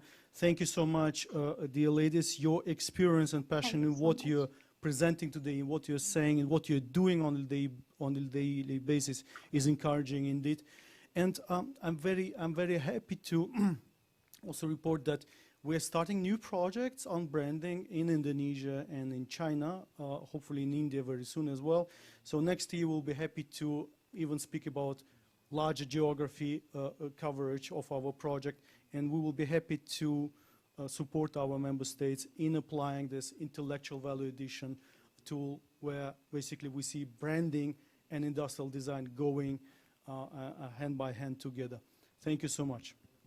It's really fascinating to accompany that success story, Farouk, and to see how, I mean, the importance of giving the brand a focus really is now moving into the markets. And those 3 ladies and 3 projects and whatever is going on behind the scenery as well is really giving hope. So thanks so much for sharing these wonderful stories from the UNIDO world with us, and we're now kind of ready to close this year's Brand Global Summit, and we will start closing this year's Brand Global Summit by words of Her Excellency Julia Villatoro. She is Ambassador of El Salvador to Austria, and as well as this, she is also Ambassador to the permanent representative, excuse me, to the United Nations. Yeah, Her Excellency is already in the house. I think she's just waiting to be asked to enter the stage, but on her way up, I just wanted to let you know that after her words of, well, kind of closing from the international perspective this year's Brand Global Summit, it will be Harald Katzmeier again, Managing Director of FIS Research. You heard him already at the morning. And it's, of course, Managing Director Bernardo Casadilla Sarmiento. He will also be with us. And, of course, it's Gerhard Rebicek to sum up from his perspective as the President of the European Brand Institute, and to hear their conclusions on what we were discussing at this 17th Brand Global Summit. And Gerhard is now joining me already. You need your microphone, my dear, otherwise we cannot hear you. Gerhard is also already joining me, and I also saw what you cannot see, that Harald Katzmeier is in house as well. So we try to sum up now, Gerhard, and let's collect those other speakers by just announcing them once more. But Gerhard, join me in to sum up this year's Brand Global Summit. I mean, we took quite a journey from just talking about the importance of brands for change. Then we had these really fantastic focuses on how important brands are for financing. And we also had, of course, these great examples and best practices where we all remember spots from big international brands like Nike, who showed us how important it is to have a multicultural and also an of course, global communication with the clients, but also with the focus of regional needs. And of course, now Bernardo is also with us, Managing Director. And he also, of course, viewed what was going on this year's Brand Global Summit. I think, Gerhard, I will start with you, okay? So to sum up this year's thoughts and also maybe give us some outlook also where the journey is going. I think it works. If not, take mine. I'll do that for you. It works. Yes. It works. Yes. Thank you very much. Also, thanks for a wonderful moderation. You're a real brand expert. I think when we tour around the globe, we take you with us. I don't want to preempt here the speeches of my colleagues and my friends. I think, yes, it was a wonderful summit. We, as Farouk said, we stopped a moment. We thought about where we are, what we do, where is the future going. I think we had wonderful presentations of projects. I also want to mention this magazine here, this Brands for Change. You can also have it online. We get this too. This is a documentation where you find many interesting articles, readings, where you can learn about brand management. You see our projects documented jointly with with UNIDO, and you can get a little outlook to the future. Now, yes, as Barnabas said, the only constant in the world is change. And so the topic was chosen right, brands for change, because this topic we could use every year, Bernardo, but we won't. Also brands for sustainability we could use every year, and brands for prosperity we could use every year. But I think it was it fit to the time, and so it was chosen well. And yes, we will support change, transition. I think there is many areas where we can work. We will hear maybe these regional activities, these data issues. We will continue our research definitely with those partners, what you saw, Mr. Anger with Refinitiv. We go much further. Maybe we can also join in FI's research for something, and of course UNIDO, we can elaborate also in the future. I think there are some ideas here. So, but I think I should stop now. You should stop because you will have closing remarks anyways. Bernardo, I mean, this is of course a very familiar topic for you. You're doing it all. You have to face change all during the year in all of your fields. But what is it we can learn, particularly if we focus on change on the aspects of brands? Thank you so much. I think first of all we have recognized, I have to get it closer, recognize that change is inevitable. So this is one very important element that is always happening, and there is always the aspect of the opportunity. But what we have learned, I think, today is that we have to manage change. And we know that innovation is so fundamental for it, but also we have to manage innovation. We think that creativity comes from an unmanaged and just creative explosion and brainstorming. No, we need to manage innovation, and management of innovation can help us to manage change. And the same we can say in branding, we have to manage our brands, and we have seen the value of standards for that. And as we have a standard for brand value, we have standards for change management, and we have standards for innovation. So I think that I would like to make this linkage for today, that we have to be under control, and we have to move with the change in a proactive manner, and not be reactive but proactive towards this change that gives us the opportunities and is the basis for the future. I think that was an excellent point. Nothing less was expected out of your mouth.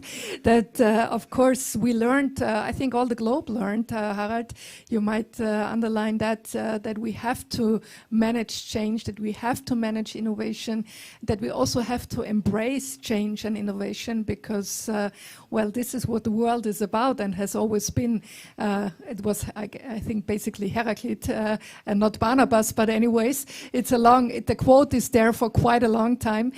So from your perspective, as someone who is really deep into network analysis and also shown us how deep you are into how important it is to communicate with strong brands and what an impact they can have also of on societies and how people can trust each other or their leaders within a community. What is your takeaway or maybe your add-on? Well, our change is certain, progress not. This is something that we have to work for, that our change has a direction that we want based on values that we share and that we want to see manifest in this world. And brands and the stories represent kind of values, but also a sort of identity, and are in this world of saturated attention. I guess it's very important to understand that our way you want to, what is the scale that you want to operate at, right? So I don't think that it's a wise strategy to think about, oh well, now we also like want to become part of top tier one brands, because there's so much noise already, so much saturated attention, so to speak. But there's a lot of opportunity when you look at the regional scale.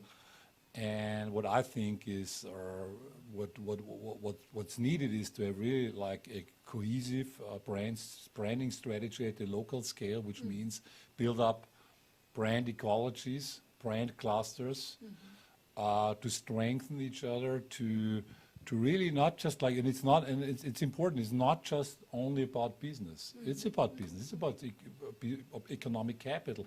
It's also about social capital. In dysfunctional environments, brands might be like the most important stabilizer of the landscape. It might kind of bring back trust. At least there is something that works we can rely on. That's like the message here, and for that are regional branding strategies, brand ecologies, brand clusters. Create your own category, find your own voice, be really, don't compare yourself too much with others. That's what I would recommend. But what we have heard today, it's just like, it's about brands are about relationship, building relationship, sustainable relationships in a world that's so much characterized by discontinuity, and sometimes we got the feeling things fall apart, right? But brands can really be like the beacon in disruptive landscapes. Oh, thank you so much for your words, Harald. And I think this is kind of the light that we might go with the 18th Brand Global Summit, to focus more on the social impact of brands and how they can really stabilize communities, countries, how they can maybe also interact in conflicts. And I think this is quite an issue for an international organization. Thank you, Harald. Thank you very much, Bernardo. And we are now, we would like to ask Her Excellency on stage. And thank you very much, Managing Director Bernardo Casadilla, and thank you very much, Harald Katzmeier, Managing Director of his company FIS Research, and Her Excellency Julia Villatoro. She's Ambassador of El Salvador to Austria, so very, very high-ranking. Thank you for being with us, and also permanent representative to the United Nations. And we would like to just add your perspective on how what we were discussing today can have an impact and influence on, well, the countries represented in the countries where the UNIDO is represented, and of course you're representing them now with us. Thanks for being with us, Your Excellency. Thank you so much. It is my pleasure to be here with you. Thank you for the invitation. It is an honor. And yes, talking about UNIDO and the work they are doing, I have to say that this opportunity is a good one to highlight the importance on brands. We do think that brands are very important, and I have to say that early 1980s, the region, Latin American and the Caribbean countries, joined other countries in establishing brands. Why? The reason, I think there are many reasons, but I think there is enough evidence to say that brands strengthen economy. They help to really improve wealth, employment, as well as growth in all different sectors in countries. We also think that brands, the development of brands in the regions could help to strengthen competitiveness, but also sustainable economic growth, which is one of the important roles that UNIDO has. We are now very happy, enthusiastic, as well as looking forward to continuing working with UNIDO in this new era. We have seen how this pandemic has affected our economies last year with the lockdown and all these bad, negative impacts that the pandemic left. We now have to be creative, to be innovative, and try to move forward and trying to go in the right direction, and brands can be a good way to do it. Thank you very much. Thank you very much, Your Excellency. So this is a big shout out for a creative and innovative attitude to move forward. And as you mentioned, you're speaking for Latin American countries, for the Caribbean, and there is also a strong connection between the countries you kind of represent today and the Brand Global Summit. I think there is also something going on in the City Hall tonight. So would you like to share some words about that, Gerhard, together with Your Excellency? Yeah.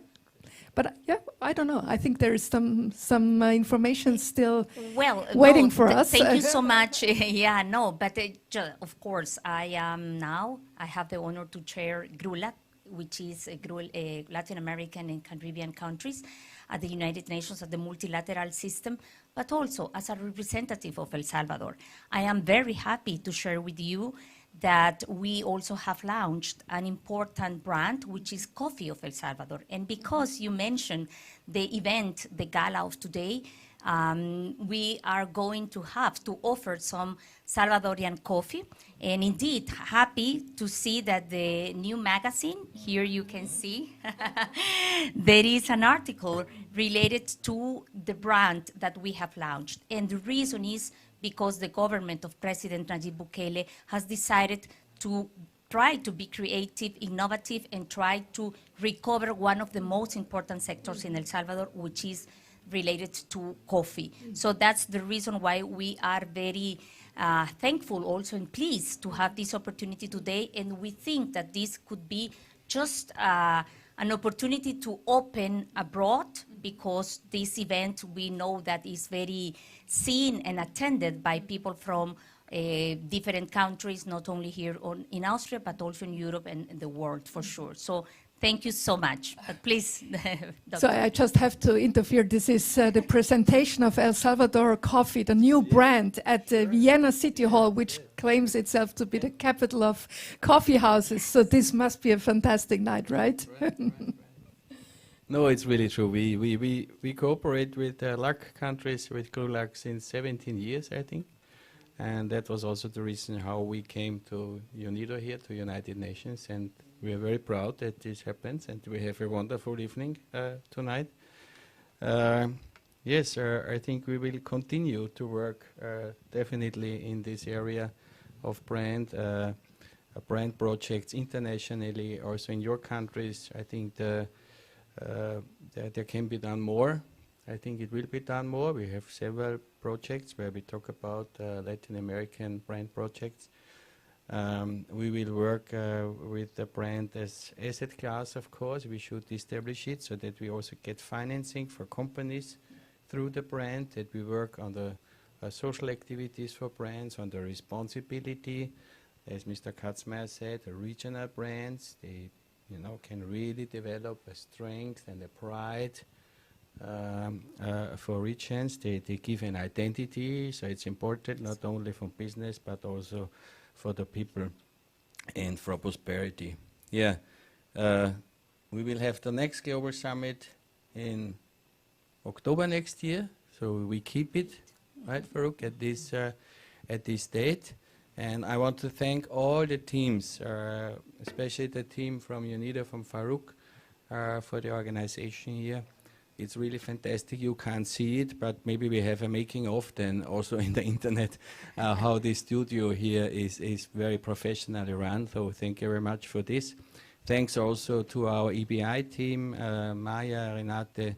They did a wonderful job in preparing, coordinating the speakers, organized this event. Also the evening, of course. And a special thanks, maybe we can give her applause also for here, for Sonia. You don't have to. This is my applause going out to you. She is our brand ambassador already. We take her with us for when we do road shows. We're invited to Russia, to Dubai. So we will take you with us. And yeah, now is the time that we look forward to our social evening. As you said, Vienna, very special place. We always combine it's one of the largest congresses. We always match with Paris, who is bigger, and that's I think in Vienna is very special that we have these social events, and that's very important that we have this Vienna Brand Gala tonight. So I invite you. We meet there, we celebrate, and have a little Caribbean party. Yeah. So thank you very much, Gerhard. And of course, the invitation goes out to everyone which is around Vienna, which is, sorry to say, not all of you, but we were very, very delighted to see during today's Brand Global Summit that from all over the world you were attending this event, and for sure we will try to make it possible to have an on-site event next year again, but also, of course, the hybrid situation to invite all of our followers around the globe will continue. So thanks for being with us. Maybe you would like to share the video later on. It will be distributed via YouTube and the channels of the UNIDO and of course of the European Brand Institute. If you need some further information, if you need your version of the new magazine Brand Annual, or if you need some information from UNIDO, please get in contact with our teams. Thanks for being with us, and goodbye and servus from Vienna.